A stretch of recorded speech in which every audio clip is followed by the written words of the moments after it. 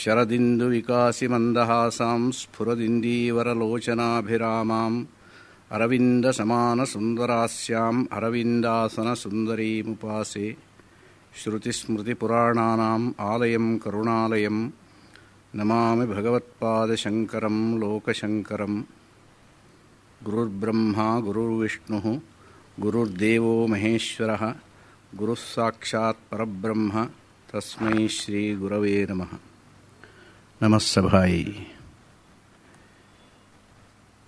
ಎಲ್ಲ ಆತ್ಮೀಯ ಜಿಜ್ಞಾಸು ಬಂಧುಗಳಿಗೆ ಅಭಿನಂದನಪೂರ್ವಕವಾಗಿ ಅಭಿವಂದಿಸಿ ಈ ದಿನದ ಉಪನ್ಯಾಸ ಮಾಲಿಕೆಯನ್ನು ಆರಂಭಿಸುವುದಕ್ಕೆ ಸಭೆಯ ಅನುಮತಿಯನ್ನು ಕೇಳ್ತಾ ಇದ್ದೇನೆ. ಕೆಲವರ ಮನಸ್ಸಿನಲ್ಲಿ ಅದೊಂದು ಸಂಶಯ ಬರಬಹುದು, ಏನು ಸ್ವಾಮಿಗಳೇ, ನೀವು ಸಭೆಯ ಅನುಮತಿ ನೀವೇನು ಕೇಳೋದು ಅಂತ ಹೇಳಿಬಿಟ್ಟು. ನಮ್ಮ ಭಾರತೀಯ ಆರ್ಷೇಯ ಪರಂಪರೆಯಲ್ಲಿ ಸಭೆ ಅಂತ ಹೇಳಿದರೆ ಏನು, ಸಭೆಯಲ್ಲಿ ಸಭ್ಯರಿರ್ತಾರೆ ಅನ್ನುವಂಥದ್ದು ಮಾತಿದೆ. ಸಭ್ಯರು ಅನ್ನುವಂಥ ಶಬ್ದ ಬಂದಿದ್ದೇ ಸಭೆಯಿಂದ. ಸಭಾಯಾಂ ಸಾಧು ಸಭ್ಯ, ಸಭೆಯಲ್ಲಿ ಯಾರು ಸಾಧುವಾಗಿರ್ತಾನೋ ಅವನಿಗೆ ಸಭ್ಯ ಅಂತ ಹೇಳ್ತಾರೆ. ಸಭ್ಯರ ಸಮೂಹ ಇದ್ದಲ್ಲಿ ಸರಸ್ವತಿ ಇರ್ತಾಳೆ ಅಂತ ಮಾತಿದೆ. ಆದ್ದರಿಂದ ಸಭಾ ಅನ್ನುವಂಥದ್ದು ಏನಿದೆ ಸಾಕ್ಷಾತ್ ಸರಸ್ವತಿ ಸ್ವರೂಪ.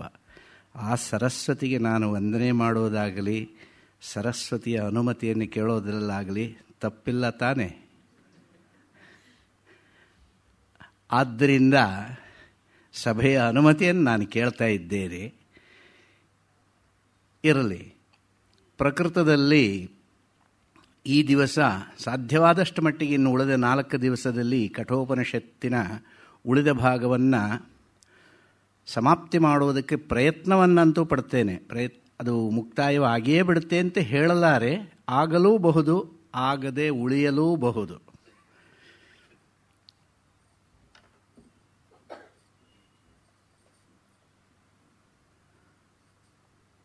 ನಮ್ಮ ದೈನಂದಿನ ಜೀವನದಲ್ಲಿ ನಾವು ಅನೇಕ ವಿಧವಾದ ಸುಖವನ್ನಾಗಲಿ ದುಃಖವನ್ನಾಗಲಿ ಅನುಭವಿಸ್ತಾ ಇರ್ತೇವೆ. ಎಲ್ಲರ ಅನುಭವದಲ್ಲೂ ಇರುವಂತಹ ಮಾತು. ವಿಶೇಷವಾಗಿ ಆ ಸುಖವಾಗಲಿ ದುಃಖವಾಗಲಿ ತ್ರಿಕರಣಪೂರ್ವಕವಾಗಿ ಇರುತ್ತೆ. ತ್ರಿಕರಣಪೂರ್ವಕ ಅಂತ ಹೇಳಿದರೆ 3 ಕರಣಗಳು. ಆ 3 ಕರಣಗಳು ಯಾವುದು ಅಂತ ಹೇಳಿದರೆ ಕಾಯಿಕ, ವಾಚಿಕ, ಮಾನಸಿಕ ಅನ್ನುವಂಥದ್ದು. ಕಾಯಿಕವಾಗಿ ಅಂತ ಹೇಳಿದರೆ, ಕಾಯ ಅಂತ ಹೇಳಿದರೆ ದೇಹ, ದೇಹ ಸಂಬಂಧವಾಗಿ ಬರುವಂತಹ ಸುಖ, ದೇಹ ಸಂಬಂಧವಾಗಿ ಬರುವಂತಹ ದುಃಖ, ಇದೆಲ್ಲವೂ ಕೂಡ ಕಾಯಿಕ ದುಃಖ, ಕಾಯಿಕ ಸುಖ. ಯಾವುದದು ಅಂತ ಕೇಳಿದರೆ, ದೇಹದಿಂದ ನಾವು ಅನುಭವಿಸುವ ಸುಖ ಅನೇಕ ವಿಧವಾಗಿದೆ. ಬಾಲ್ಯಾದಾರಭ್ಯ ವಾರ್ಧಕ್ಯದವರೆಗೆ ದೇಹ ಸುಖ ಅನ್ನುವಂಥದ್ದು ಮನುಷ್ಯನಿಗೆ ಇದ್ದೇ ಇದೆ. ಆ ಸುಖದಲ್ಲಿ ಬೇರೆ ಬೇರೆ ರೀತಿಗಳಿರಬಹುದು, ಬೇರೆ ಬೇರೆ ತಾರತಮ್ಯಗಳಿರಬಹುದು. ಬಾಲ್ಯದಲ್ಲಿ ಮಕ್ಕಳಿಗೆ ಆಟವಾಡೋದರಲ್ಲಿ ಸುಖ, ದೇಹಕ್ಕೆ ಆಟವಾಡುವಾಗ ಬಿದ್ದು ಪೆಟ್ಟಾದರೂ ಕೂಡ ಆ ಪೆಟ್ಟು ಕೂಡ ಅವನಿಗೆ ದುಃಖವನ್ನು ಕೊಡುತ್ತಿದ್ದರೂ ಕೂಡ ಆ ದುಃಖವೂ ಸುಖಕಾರಕ. ಅದು ವಿಶೇಷ.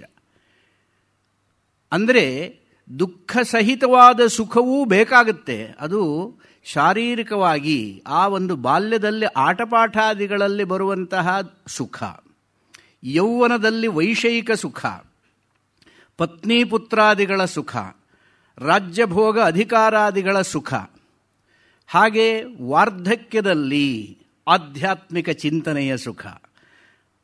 ಮನುಷ್ಯನಿಗೆ ಪ್ರಾಪಂಚಿಕ ವಿಷಯೋಪಭೋಗಗಳ ಕಡೆಗೆ ಮನಸ್ಸು ಹೊರಳಿದಾಗ ಆಧ್ಯಾತ್ಮಿಕ ಸುಖದ, ಆಧ್ಯಾತ್ಮಿಕ ಶಾಂತತೆಯ ಒಂದು ಸ್ವರೂಪದ ಅರಿವು ಆಗಿರೋದಿಲ್ಲ. ಯಾಕೆಂದರೆ ಅದನ್ನು ಮರೆಮಾಚಿ ಲೌಕಿಕ ಅಥವಾ ಪ್ರಾಪಂಚಿಕ ಭೋಗಗಳು ಮೆರಿತಾ ಇರ್ತವೆ. ಆದರೆ ಆ ಮನುಷ್ಯನಿಗೆ ಆ ಪ್ರಾಪಂಚಿಕ ಭೋಗಗಳ ನಶ್ವರತೆ ಅರಿವಾಗುವುದಕ್ಕೆ ಹೆಚ್ಚು ಸಮಯ ಬೇಕಾಗೋದಿಲ್ಲ. ಉದಾಹರಣೆಗೆ ಯೌವನದಲ್ಲಿ ಇದ್ದಂತಹ ಮನುಷ್ಯ ಆಗ ತಾನೇ ಗೃಹಸ್ಥಾಶ್ರಮವನ್ನು ಪ್ರವೇಶ ಮಾಡಿದ್ದಾನೆ. ಅವನಿಗೆ ವೇದಾಂತ ಹೇಳಿದರೆ ತಟ್ಟುತ್ತೆಯೇ? ಆವಾಗಿನ ಸುಖದ ಅನುಭೂತಿಯೇ ಬೇರೆ. ಅವನು ಪ್ರಾಪಂಚಿಕ ಸುಖದಲ್ಲಿ ಅಂತ ಹೇಳಿದರೆ ಗಾರ್ಹಸ್ಥ್ಯ ಸುಖವನ್ನು ಅನುಭವಿಸ್ತಾ ಇರ್ತಾನೆ. ಆವಾಗ ನೀವು ಕಠೋಪನಿಷತ್ತು ಹೇಳಿದರೆ ಮುಟ್ಟುತ್ತೆಯೇ? ಆವಾಗ ಬರೋದಿಲ್ಲ. ಆವಾಗ ಏನು ಹೇಳ್ತಾನೆ ಅಂತ ಕೇಳಿದರೆ, ಈ ಒಣವೇದಾಂತ ಯಾರಿಗೆ ಬೇಕಾಗಿದೆ ಎನ್ನುವಂಥ ಮಾತೇ ಬರುತ್ತೆ. ಆದರೆ ಆ ಒಣವೇದಾಂತವೇ ಹಸಿ ವೇದಾಂತ ಆಗುವ ಸಮಯ ಬರಬೇಕಾದ್ರೆ ಮನಸ್ಸು ಹಸಿಯಾಗಬೇಕು. ಆ ಮನಸ್ಸು ಹಸಿಯಾಗಬೇಕಾದರೆ ಅವನು ಜೀವನದಲ್ಲಿ ಕಷ್ಟವನ್ನು ಅನುಭವಿಸಬೇಕು. ಜೀವನದಲ್ಲಿ ಕಷ್ಟವನ್ನು ಅನುಭವಿಸಿದಾಗ ಮನಸ್ಸಿನ ಮೇಲೆ ಮತ್ತೆ ಮತ್ತೆ ಮತ್ತೆ ಮತ್ತೆ ಮತ್ತೆ ಮತ್ತೆ ಪ್ರಹಾರವಾದಾಗ ದುಃಖ ಅನ್ನುವಂಥದ್ದನ್ನು ಅನುಭವಿಸುವುದು ಅಪರಿಹಾರ್ಯವಾದಂತಹ ಸಂದರ್ಭದಲ್ಲಿ ಅನೇಕ ಪೆಟ್ಟನ್ನು ತಿಂದ ಮನಸ್ಸು ಪಕ್ವವಾಗುತ್ತಾ ಹೋಗುತ್ತೆ. ಅನೇಕ ಪೆಟ್ಟನ್ನು ತಿಂದ ನಂತರ ತಾನೇ ಶಿಲೆ ಶಂಕರನಾಗುವಂಥದ್ದು, ವಿಗ್ರಹವಾಗುವಂಥದ್ದು. ಹಾಗೆ ಮನಸ್ಸು ಪ್ರಾಪಂಚಿಕ ದುಃಖಗಳನ್ನು ಅನುಭವಿಸುತ್ತಾ ಅನುಭವಿಸುತ್ತಾ ಅನುಭವಿಸುತ್ತಾ ಈ ಪ್ರಾಪಂಚಿಕ ಸುಖ ಭೋಗಗಳ ಲಾಲಸೆಯಿಂದ ವಿಮುಖವಾಗುತ್ತೆ. ಇದೆಲ್ಲ ನಶ್ವರ, 4 ದಿವಸದ ಸೌಭಾಗ್ಯ ಇದೆಲ್ಲ. ಆವಾಗ ಅವನಿಗೆ ಆಧ್ಯಾತ್ಮಿಕದ ಕಡೆಗೆ ಮನಸ್ಸು ಹೊರಳುತ್ತೆ. ಹಾಗೆ ಕಾಯಿಕವಾದಂಥ ಸುಖ, ಕಾಯಿಕವಾದಂಥ ದುಃಖದ ಅನುಭವ. ಹಾಗೆ ವಾಚಿಕವಾದ ಸುಖ, ವಾಚಿಕವಾದ ದುಃಖ, ಇದು ಬಹಳ ಮುಖ್ಯವಾದಂಥ ವಿಷಯವಾಗುತ್ತೆ. ವಾಚಿಕವಾದ ದುಃಖ, ವಾಚಿಕವಾದ ಸುಖ ಅಂತ ಹೇಳಿದರೆ, ನಾವು ಯಾರಿಗಾದರೂ ನಿಂದೆ ಮಾಡಿದರೆ ಅದು ಸಹೇತುಕವಾಗಿರಲಿ ಅಥವಾ ನಿರ್ಹೇತುಕವಾಗಿರಲಿ, ಕಾರಣವಿಲ್ಲದೆಯೂ ನಿಂದೆ ಮಾಡಬಹುದು, ಕಾರಣವಿದ್ದೂ ನಿಂದೆ ಮಾಡಬಹುದು.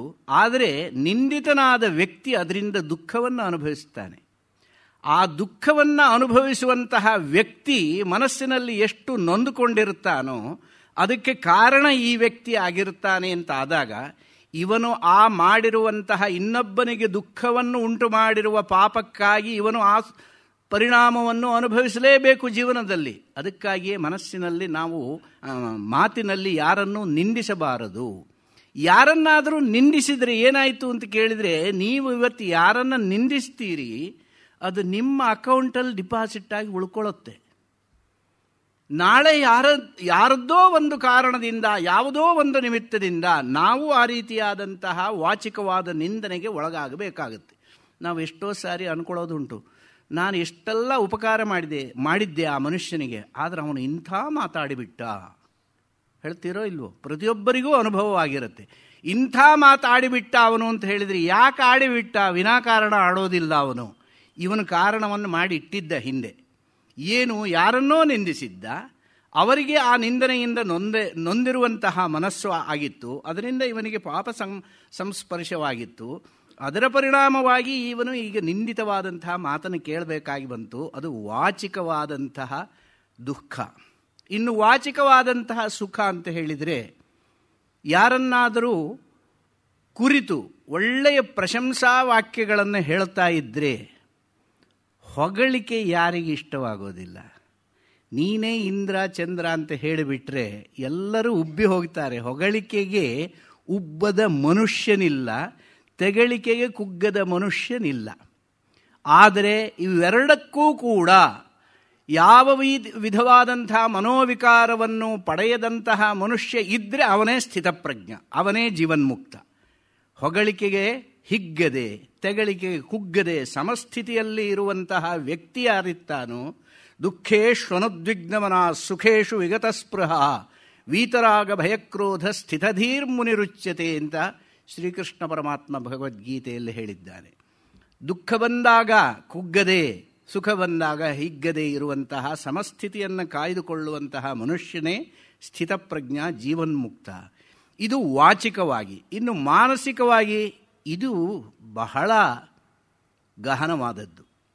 ವಾಚಿಕವಾದಂತಹ ದುಃಖವಾಗಲಿ, ಮಾನಸಿಕವಾದ ದುಃಖವಾಗಲಿ ಮತ್ತು ಸುಖವಾಗಲಿ ಹೇಗಿರುತ್ತೆ ಅಂತ ಕೇಳಿದರೆ, ಮಾನಸಿಕವಾಗಿ ಒಬ್ಬನ ಬಗ್ಗೆ ಕೇಡನ್ನು ಬಯಸೋದು ಮನಸ್ಸಿನಲ್ಲೇ. ಬಾಯಿ ಬಿಟ್ಟು ಹೇಳಿದರೆ ಇವರು ಸಮಾಜದಲ್ಲಿ ದೊಡ್ಡ ವ್ಯಕ್ತಿಗಳು ಅಂತ ಆಗಿರ್ತಾರೆ. ಬಾಯಿ ಬಿಟ್ಟು ಹೇಳಿದರೆ ಇವರ ಘನತೆಗೆ ಕುಂದು ಬರುತ್ತೆ. ಆದರೆ ಮನಸ್ಸಿನಲ್ಲಿ ಮಾತ್ರ ಅವರ ವಿರೋಧಿಯ ಬಗ್ಗೆ ಕೆಟ್ಟ ಚಿಂತನೆಯನ್ನು ಮಾಡುವಂತಹ ಒಂದು ಅಂಶ ಬಂದಿರಬಹುದು. ಮನುಷ್ಯ ಸಹಜವಾದಂತಹ ಗುಣ. ಸಾತ್ವಿಕ ರಾಜಸ ತಾಮಸ ಗುಣತ್ರಯಗಳಲ್ಲಿ ರಾಜಸ ತಾಮಸ ಗುಣಗಳ ಒಂದು ತಾಂಡವ ನೃತ್ಯ ಆಡ್ತಾ ಇರುವಂತಹ ಸಂದರ್ಭದಲ್ಲಿ, ಜೀವನದಲ್ಲಿ ಯಾವುದೋ ಒಂದು ಕ್ಷಣದಲ್ಲಿ, ದುಷ್ಟವಾದಂತಹ ಕ್ಷಣದಲ್ಲಿ ಅವನ ಮನಸ್ಸು ಈ ರೀತಿಯಾಗಿ ತಾಮಸ ಗುಣದ ಲೋಲುಪತೆಗೆ ಒಳಗಾದಾಗ ಅವನು ಯಾರನ್ನಾದರೂ ಕುರಿತು ಮನಸ್ಸಿನಲ್ಲಿ ಕೆಟ್ಟ ಯೋಚನೆಯನ್ನು ಮಾಡಬಹುದು. ಆ ಕೆಟ್ಟ ಯೋಚನೆಯನ್ನು ಮಾಡುವುದಕ್ಕೆ ಅನೇಕ ಕಾರಣಗಳಿರಬಹುದು. ಸಾಮಾಜಿಕವಾಗಿ, ಸಾಂಸ್ಕೃತಿಕವಾಗಿ ಯಾವುದೇ ರೀತಿಯಾದಂತಹ ಕಾರಣಗಳಿರಬಹುದು. ಆ ರೀತಿಯಾಗಿ ಮನಸ್ಸಿನಿಂದ ಇನ್ನೊಬ್ಬನಿಗೆ ಕೇಡನ್ನು ಬಯಸಿದರೆ, ಇನ್ನೊಬ್ಬನ ಬಗ್ಗೆ ಕೆಟ್ಟದ್ದನ್ನು ಯೋಚನೆ ಮಾಡಿರುವ ಕಾರಣದಿಂದ ಮಾನಸಿಕ ಪಾಪಕ್ಕೆ ಭಾಗಿಯಾದ. ಆ ಮಾನಸಿಕ ಪಾಪಕ್ಕೆ ಇವನು ಭಾಗಿಯಾದದ್ರಿಂದ ಇವನು ಕೂಡ ಮಾನಸಿಕವಾದಂತಹ ಕ್ಷೋಭೆಗೆ ಒಂದಲ್ಲ ಒಂದು ಸಂದರ್ಭದಲ್ಲಿ ಆಗಬೇಕಾಗತ್ತೆ. ಅದಕ್ಕೋಸ್ಕರವಾಗಿಯೇ ತ್ರಿಕರಣಪೂರ್ವಕವಾಗಿ ಒಬ್ಬರಿಗೆ, ಇದರಲ್ಲೂ ಕೂಡ ಪರಸ್ಪರ ಕಾಯಿಕವಾದಂಥ ದುಃಖ ಯಾವುದಿದೆಯೋ ಇನ್ನೊಬ್ಬರಿಗೆ ಉಂಟು ಮಾಡಿದರೆ ಅದಕ್ಕಿಂತ ವಾಚಿಕವಾದಂಥ ದುಃಖ ಹೆಚ್ಚಿನ ದುಃಖವನ್ನು ಕೊಡುವಂತಹದ್ದು, ಅದಕ್ಕಿಂತ ಮಾನಸಿಕವಾದ ದುಃಖ ಇನ್ನೂ 2 ಪಟ್ಟು. ಹಾಗೆಯೇ ಕಾಯಿಕ ಸುಖಕ್ಕಿಂತ ಮಾನಸಿಕ ಸುಖ, ವಾಚಿಕ ಸುಖ ಇನ್ನೂ 2 ಪಟ್ಟು. ಆ ವಾಚಿಕ ಸುಖಕ್ಕಿಂತಲೂ ಮಾನಸಿಕ ಸುಖ ಇನ್ನೂ ಹೆಚ್ಚಾಗಿರುವಂತಹದ್ದು. ಇದು ನಮಗೆ ಅನುಭವಕ್ಕೆ ಬರುತ್ತೆ. ಕಾಯಿಕವಾಗಿ ಒಳ್ಳೆ ಊಟ ಮಾಡಿರ್ತೀರ, ಮೃಷ್ಟಾನ್ನ ಭೋಜನ ಸುಖವಾಗುತ್ತೆ. ಆದರೆ ಅದು ಎಷ್ಟು ಹೊತ್ತಿರುತ್ತೆ? ಅದು ಹೆಚ್ಚು ಹೊತ್ತಿರುವುದಿಲ್ಲ. ಊಟ ಮಾಡಿ ಆಯಿತು, ಒಂದು 3 ಗಂಟೆ 4 ಗಂಟೆ ಕಾಲ ಇರುತ್ತೆ ಅದರ ಹೊಟ್ಟೆಯಲ್ಲಿರುವಂತಹ ಸಂದರ್ಭದಲ್ಲಿ. ಆದರೆ ಅಜೀರ್ಣವಾಗಿಬಿಟ್ರೆ ಅದರಲ್ಲೂ ದುಃಖವೇ. ಆದರೆ 4 ಗಂಟೆ ಇರಬಹುದು, 5 ಗಂಟೆ ಇರಬಹುದು ಅದರ ಮೆಲುಕು ಹಾಕುವಿಕೆ. ಆದರೆ ವಾಚಿಕವಾದಂಥ ಸುಖ ಅಂದರೆ ನಿಮ್ಮ ಬಗ್ಗೆ 10 ಜನ ಒಳ್ಳೆ ಮಾತನ್ನು ಆಡ್ತಾ ಇದ್ದರೆ ಮನಸ್ಸಿನಲ್ಲಿ ಪುನಃ ಆವತ್ತು ಅವರು ನನ್ನ ಬಗ್ಗೆ ಹೇಳಿರುವ ಮಾತು ಇವತ್ತಿಗೂ ನೆನಪಿನಲ್ಲಿದೆ. ಹೇಳ್ತೀವೋ ಇಲ್ವೋ ನಾವು? ಇದನ್ನು ನಾವು ಹೇಳಿಕೊಂಡು ನಾವು ಸುಖವನ್ನು ಅನುಭವಿಸ್ತಾ ಇರ್ತೇವೆ. ಹಾಗೆ ಮಾನಸಿಕವಾಗಿ ಬರುವಂತಹ ಸುಖ ಅನ್ನುವಂಥದ್ದು ಇವನ ಜೀವನ ಪರ್ಯಂತ ಅವನ ಜೊತೆಯಲ್ಲಿ ನೆನಪಿನಲ್ಲಿರುವಂಥದ್ದು. ಮಾನಸಿಕವಾಗಿ ಮನಸ್ಸಿಗೆ ಒಂದು ಪ್ರಶಾಂತತೆ ಬಂದು ಬಿಡುತ್ತೆ. ಯಾವುದೋ ಕಾರಣದಿಂದ ಇವನು ಮಾಡುವಂತಹ ಅನುಷ್ಠಾನದಿಂದಲಾಗಲಿ. ಎಷ್ಟೋ ಜನ ಹಾಗೆ ಇರುತ್ತಾರೆ. ಏನೇ ಭೂಕಂಪವಾಗಲಿ, ಸುನಾಮಿ ಬರಲಿ, ಅವರು ಒಂದು ರೀತಿ ಸ್ಥಿತಪ್ರಜ್ಞರಾಗಿ ಯಾವುದನ್ನು ತಲೆಗೆ ಹಚ್ಚಿಕೊಳ್ಳೋದಿಲ್ಲ. ತಲೆಗೆ ಹಚ್ಚಿಕೊಳ್ಳೋದಿಲ್ಲ ಅಂತ ಹೇಳಿದ್ರೆ ಏನು? ಮನಸ್ಸಿಗೆ ಹಚ್ಚಿಕೊಳ್ಳೋದಿಲ್ಲ ಅಂತ ಅರ್ಥ. ಮನಸ್ಸಿಗೆ ಹಚ್ಚಿಕೊಳ್ಳೋದಿಲ್ಲ ಅಂತ ಹೇಳಿದ್ರೆ ಏನು? ಅವರ ಮನಸ್ಸು ಪಕ್ವವಾಗಿದೆ ಎನ್ನುವಂಥದ್ದು ಅರ್ಥ.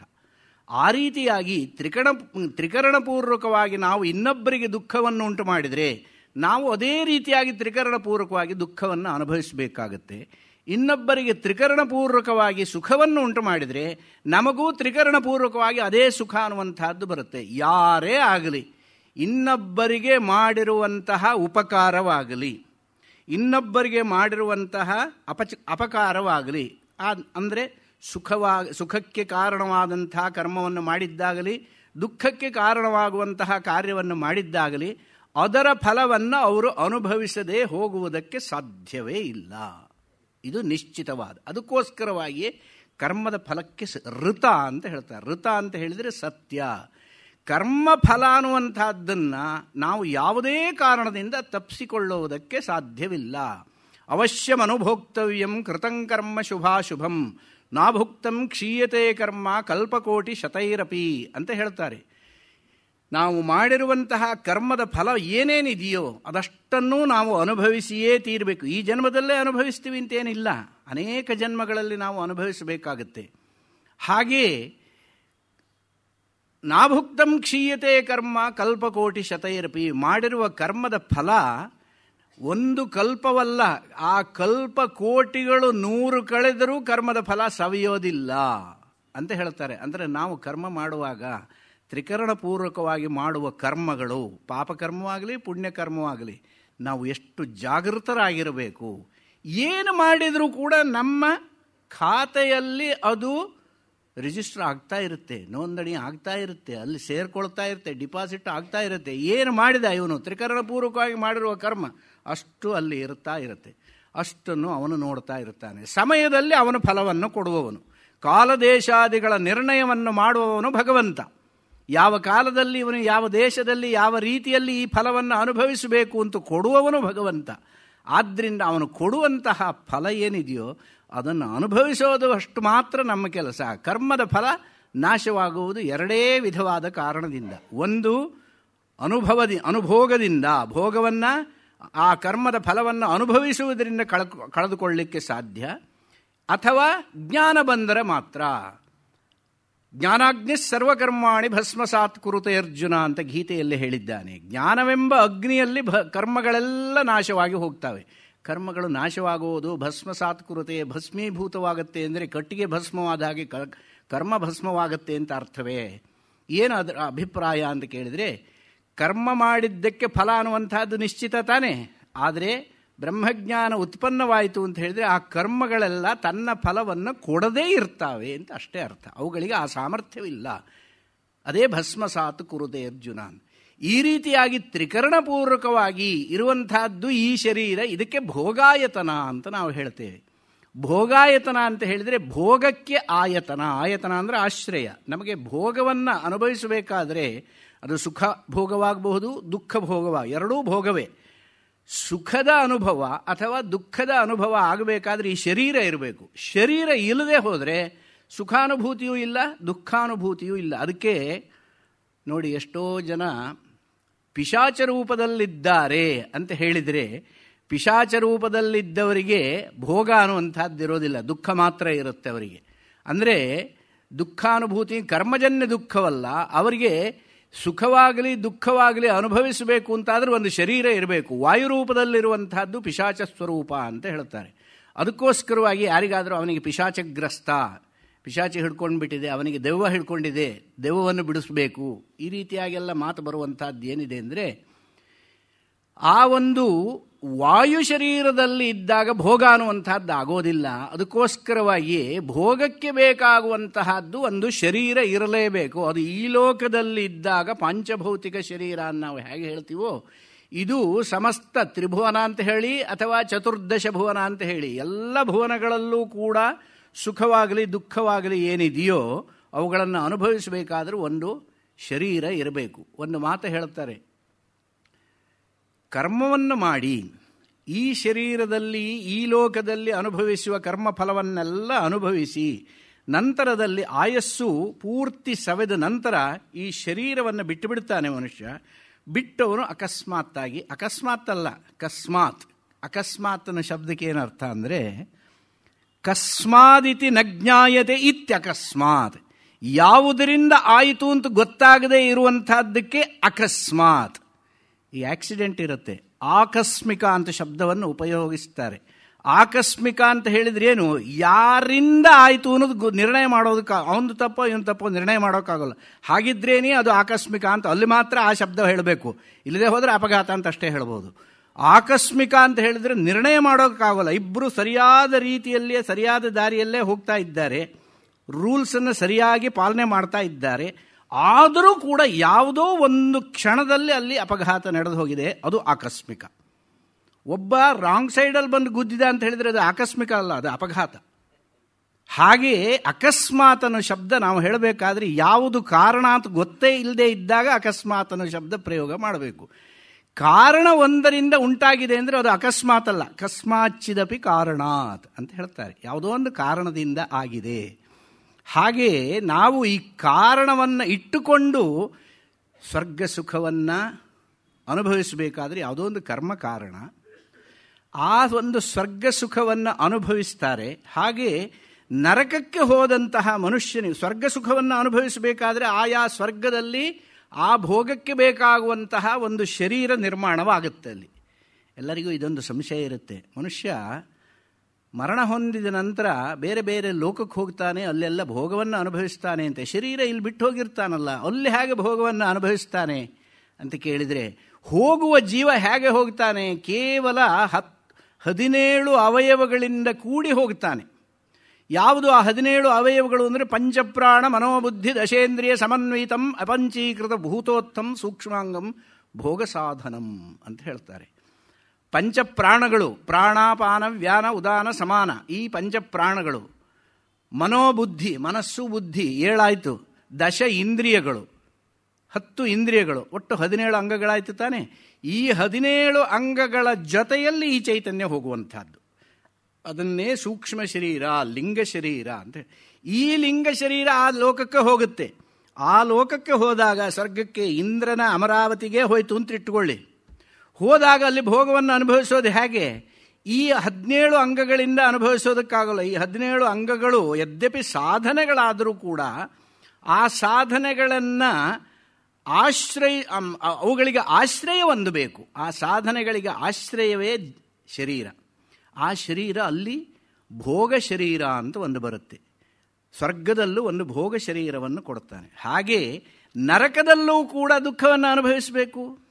ಮಾಡಿದ್ದಾನೆ, ಪಾಪದ ಮೂಟೆಯನ್ನು ಕಟ್ಟಿಕೊಂಡಿದ್ದಾನೆ. ಹೇಗೆ ಪಾಪದ ಮೂಟೆ ಅಂತ ಹೇಳಿದರೆ, ರೇಷನ್ ಶಾಪ್ ಇಟ್ಕೊಂಡಿದ್ದ, ಬಂದಿರೋ ಸಕ್ಕರೆ, ಅಕ್ಕಿ, ಧಾನ್ಯಗಳನ್ನೆಲ್ಲ ಬ್ಲಾಕ್ ಮಾರ್ಕೆಟಲ್ಲಿ ಮಾರ್ಕೊಂಡು ಹೋಗಿದ್ದಾನೆ. ಜನರಿಗೆ ಕೊಡಬೇಕಾದದ್ದನ್ನು ಕೊಡದೆ ಇವನು ತಿಂದಿದ್ದಾನೆ. ಅಂಥವನಿಗೆ ನಾರಕೀಯ ಶರೀರ ಅನ್ನುವಂಥದ್ದು ಬರುತ್ತೆ. ಇನ್ನೊಬ್ಬರ ಅನ್ನಕ್ಕೆ ಕಲ್ಲು ಹಾಕಿದಾಗ, ಇನ್ನೊಬ್ಬರ ಅನ್ನವನ್ನು ಕಿತ್ತುಕೊಂಡಾಗ ಅದಕ್ಕೆ ಬೇಕಾದಂತಹ ಮಹಾಪಾಪ, ಅದಕ್ಕೆ ಅವನಿಗೆ ರೌನವ ನರಕ, ಕುಂಭೀಪಾಕ ಇತ್ಯಾದಿಗಳಾದಾಗ ಆ ಶರೀರ ಈ ಶರೀರ ಇರೋದಿಲ್ಲ. ಅಲ್ಲಿ ಒಂದು ನಾರಕೀಯ ಶರೀರ ಅಂತ ಉತ್ಪತ್ತಿ ಆಗುತ್ತೆ. ಇನ್ನೊಂದು ಕಡೆಯಲ್ಲಿ ಒಂದು ಮಾತು ಹೇಳ್ತಾರೆ, ಸಾಲಗ್ರಾಮ ಶಿಲಾಭಗ್ನ ನಾರಕೀಯ ಶರೀರಾದವು ಅಂತ ಒಂದು ಕಡೆಯಲ್ಲಿ ವರ್ಣನೆ ಮಾಡ್ತಾರೆ. ಸಾಲಿಗ್ರಾಮ ಇದೆಯಲ್ಲ, ಸಾಲಿಗ್ರಾಮವನ್ನು ಎಷ್ಟು ಜಾಗ್ರತೆಯಾಗಿ ಇಟ್ಟುಕೊಂಡು ಪೂಜೆ ಮಾಡಬೇಕು ಅಂದರೆ, ಅಕಸ್ಮಾತ್ ಕೈ ಜಾರಿ ಬಿದ್ದು ಒಡೆದು ಹೋದರೆ ಮಹಾಪಾಪ ಅದು. ಅದಕ್ಕಿಂತ ಸಾಲಿಗ್ರಾಮ ಇಟ್ಕೊಂಡು ಪೂಜೆ ಮಾಡದೇ ಇದ್ರೂ ಅಷ್ಟು ಪಾಪ ಬರೋಲ್ಲ. ಸಾಲಿಗ್ರಾಮ ಇಟ್ಟುಕೊಂಡು ಪೂಜೆ ಮಾಡುವುದರಿಂದ ಎಷ್ಟು ಪುಣ್ಯ ಇದೆಯೋ ಅದರ 10 ಪಟ್ಟು ಪಾಪ ಬರುತ್ತೆ. ಸಾಲಿಗ್ರಾಮವನ್ನು ಭಗ್ನವಾಗುವುದಕ್ಕೆ ಇವನು ಕಾರಣೀಭೂತನಾದರೆ ಆವಾಗ ನಾರಕೀಯ ನರಕ ಅನ್ನುವಂಥದ್ದು ಕಟ್ಟಿಟ್ಟ ಬುತ್ತಿ ಅಂತ ಹೇಳ್ತಾರೆ. ಅಂದರೆ ಸಾಲಿಗ್ರಾಮ ಶಿಲೆಗೆ ಅಷ್ಟು ಒಂದು ಪಾವಿತ್ರ್ಯ, ಪ್ರಾಧಾನ್ಯವನ್ನು ಕೊಟ್ಟಿದ್ದಾರೆ. ಹಾಗೆ ಅಂತಹ ನರಕದಲ್ಲಿ ಅನುಭವವನ್ನು ಪಡೆಯಬೇಕಾದ್ರೆ ಒಂದು ಶರೀರ ಬೇಕು. ಕುಂಭಿಪಾಕಕ್ಕೆ ಹಾಕ್ತಾರೆ. ಅಂದರೆ ಕೆಲವರು ಕೇಳೋದುಂಟು, ಸ್ವಾಮಿ ಅವನು ನರಕಕ್ಕೆ ಹೋಗಿದ್ದಾನೆ, ಅವನು ಕುಂಭಿಪಾಕಕ್ಕೆ ಅಂದರೆ ಈ ಬೋಂಡ ಕರೀತಾರೆ ನೋಡಿ, ಹಾಗೆ ಎಣ್ಣೆ ಕೊಪ್ಪರಿಗೆಯಲ್ಲಿ ಆ ಜೀವವನ್ನು ಹಾಕಿ ಇವ್ರಿಗೆ ಕರೀತಾ ಇದ್ದಾಗ ಎಣ್ಣೆ ಕೊಪ್ಪರಿಗೆ ಹಾಕಿದರೆ ಅವನು ಜೀವ ಬದುಕ್ತಾನ, ಪುನಃ ಸತ್ತೋಗೋದಿಲ್ವೇ ಅಂತ ಪ್ರಶ್ನೆ ಮಾಡ್ಬೋದು. ಸತ್ತೇ ಅಲ್ಲಿಗೆ ಹೋಗಿರುವಾಗ ಪುನಃ ಸಾಯೋ ಪ್ರಶ್ನೆ ಇಲ್ಲ.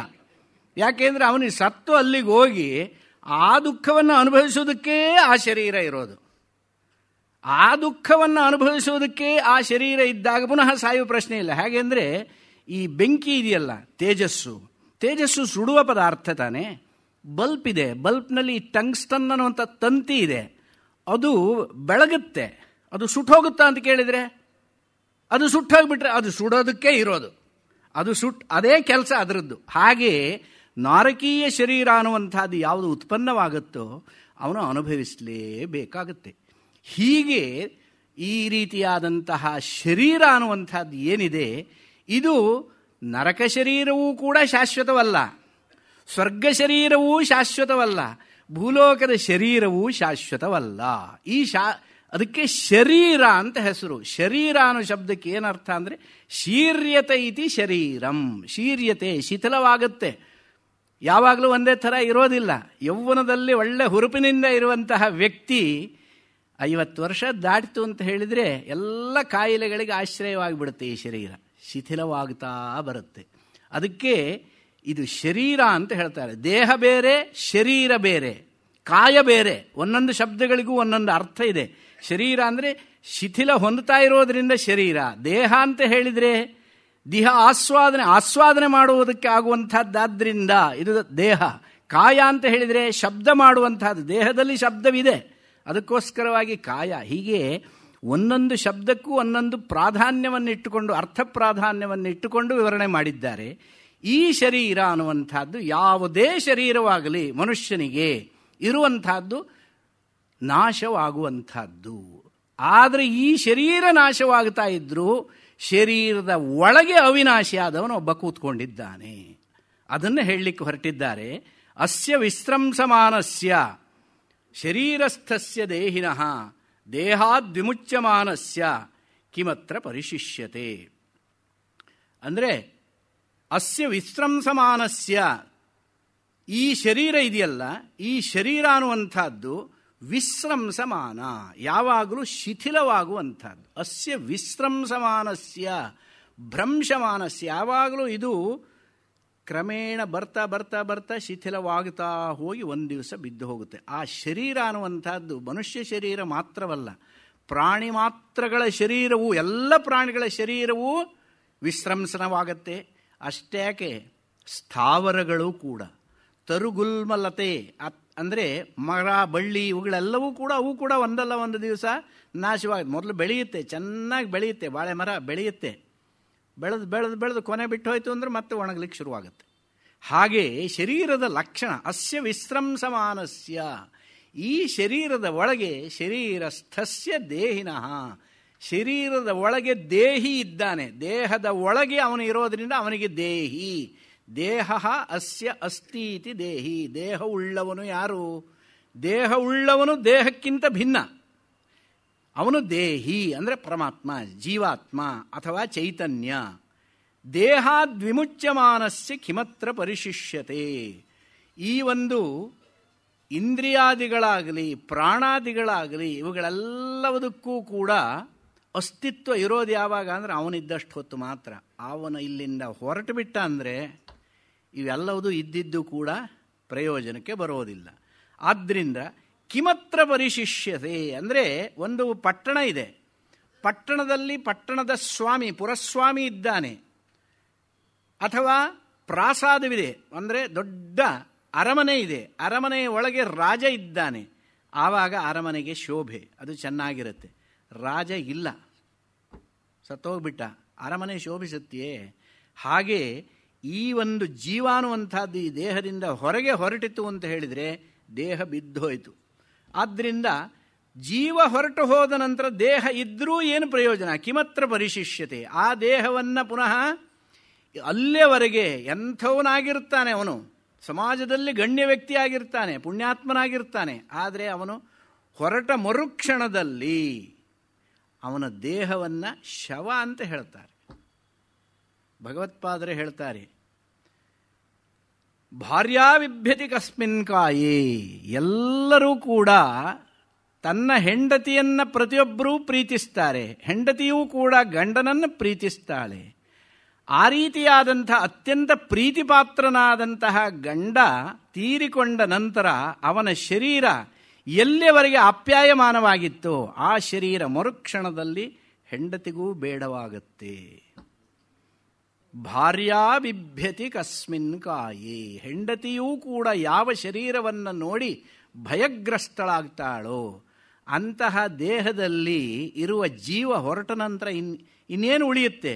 ಕಿಮತ್ರ ಪರಿಶಿಷ್ಯತೆ ಏತದ್ವೈತತ್. ಮೊದಲು ಕೇಳಿದ್ನೆಲ್ಲ ಪ್ರಶ್ನೆ, ಎತ್ತತ್ ಪಶ್ಯಸಿ ತದ್ವದ, ಇದು ಪರಮಾತ್ಮ ಸ್ವರೂಪ ಯಾವುದು ಅಂತ ಕೇಳಿದ್ನಲ್ಲ, ಆ ಪರಮಾತ್ಮ ಸ್ವರೂಪ ಇದೆ. ಏತದ್ವೈತತ್ ಯಾವುದು? ಪ್ರತಿಯೊಬ್ಬನಲ್ಲೂ ಇರುವಂತಹ ದೇಹದಲ್ಲಿ ಇರುವ ದೇಹಿ ಜೀವ ಅಥವಾ ಚೈತನ್ಯ ಅಂತ ಏನಿದೆಯೋ ಅವನೇ ಪರಮಾತ್ಮ ಅಂತ ಹೇಳಿದ ಹಾಗಾಯಿತು. ಅಂದರೆ ಏನಾಯಿತು? ನೀನು ಬೇರೆ ಅಲ್ಲ, ಪರಮಾತ್ಮ ಬೇರೆ ಅಲ್ಲ, ನೀನೇ ಪರಮಾತ್ಮ. ಇದು ಗೊತ್ತಿಲ್ಲ ನಮಗೆ. ನಾನು ಪರಮಾತ್ಮನಲ್ಲ, ಪರಮಾತ್ಮ ಬೇರೆ ಇದ್ದಾನೆ, ನಾನು ಜೀವ, ನಾನು ಜೀವಾತ್ಮ ಅಂತ ಹೇಳಿಬಿಟ್ಟು ನಮ್ಮನ್ನು ನಾವು ನಮ್ಮ ಸ್ವರೂಪವನ್ನು ತಿಳಿದುಕೊಳ್ಳದೆ ಸ್ವರೂಪವನ್ನು ಅನ್ಯಥಾ ತಿಳಿದುಕೊಂಡಿದ್ದರಿಂದ ಇಲ್ಲಿ ಶಾಸ್ತ್ರ ಬೇಕಾಗುತ್ತೆ, ಇಲ್ಲಿ ತಿಳಿಸುವವನ ಅಪೇಕ್ಷೆ ಇರುತ್ತೆ, ಅದಕ್ಕಾಗಿ ಗುರು ಬೇಕಾಗುತ್ತೆ. ಅದಕ್ಕೋಸ್ಕರವಾಗಿ ಗುರು ಬೇಕು ಮತ್ತು ಶಾಸ್ತ್ರ ಬೇಕು. ಅದಕ್ಕೋಸ್ಕರ ಭಗವತ್ಪಾದರು ಗೀತಾಭಾಷ್ಯದಲ್ಲಿ ಒಂದು ಕಡೆಯಲ್ಲಿ ಒಂದು ಮಾತು ಹೇಳ್ತಾರೆ, ಶಾಸ್ತ್ರಾಚಾರ್ಯೋಪದೇಶ ಶಬದಮಾದಿ ಸಂಸ್ಕೃತಂ ಮನಃ ಆತ್ಮದರ್ಶನೇ ಕರಣಂ. ಭಗವತ್ಪಾದರ ಪಂಕ್ತಿ, ಶಾಸ್ತ್ರ ಆಚಾರ್ಯರ ಉಪದೇಶದಿಂದ ಶಮದಮಾದಿಗಳನ್ನು ಅನುಭವಿಸಿ ಅನುಷ್ಠಾನ ಮಾಡಿ ಪರಿಪಕ್ವವಾದಂತಹ ಮನಸ್ಸೇ ಆತ್ಮನನ್ನು ನೋಡುವುದಕ್ಕೆ ಸಮರ್ಥವಾದದ್ದು, ಬೇರೆ ಯಾವುದೂ ಅಲ್ಲ. ಅಂದರೆ ಶುದ್ಧವಾದ ಕನ್ನಡಿಯಲ್ಲಿ ಪ್ರತಿಬಿಂಬವಾದಂತೆ, ಮುಖದ ಪ್ರತಿಬಿಂಬವಾದಂತೆ ಶುದ್ಧವಾದ ಅಂತಃಕರಣದಲ್ಲಿ ಆತ್ಮಚೈತನ್ಯದ ಪ್ರತಿಫಲನವಾಗುತ್ತೆ ಅಂತ ಹೇಳ್ತಾರೆ. ಈ ಒಂದು ಜೀವಸ್ವರೂಪವನ್ನು ಹೇಳಿಬಿಟ್ಟು ಆ ಜೀವ ವಸ್ತುತಃ ಜೀವ ಬೇರೆ ಅಲ್ಲ, ಪರಮಾತ್ಮ ಬೇರೆ ಅಲ್ಲ, ಅದರಿಂದಲೇ ನಮಗೆ ಅಸ್ತಿತ್ವ. ನ ಪ್ರಾಣೇನ ನಾಪಾನೇನ ಮರ್ತ್ಯೋ ಜೀವತಿ ಕಶ್ಚನ ಇತರೇಣ ತು ಜೀವಂತಿ ಯಸ್ಮಿನ್ನೇತಾವುಪಾಶ್ರಿತವು. ಹಾಗಾದರೆ ಇವನು ಜೀವಿಸಿರೋದು ಯಾವುದರಿಂದ? ಅವನು ಹೋದ ಮಾತ್ರಕ್ಕೆ ಏನಾಯಿತು? ಅವನಿಂದ ಇವನಿದ್ದಿದ್ದಲ್ಲ, ಪ್ರಾಣದಿಂದ ತಾನೇ ಇವನು ಪ್ರಾಣಿಯಾಗಿದ್ದು.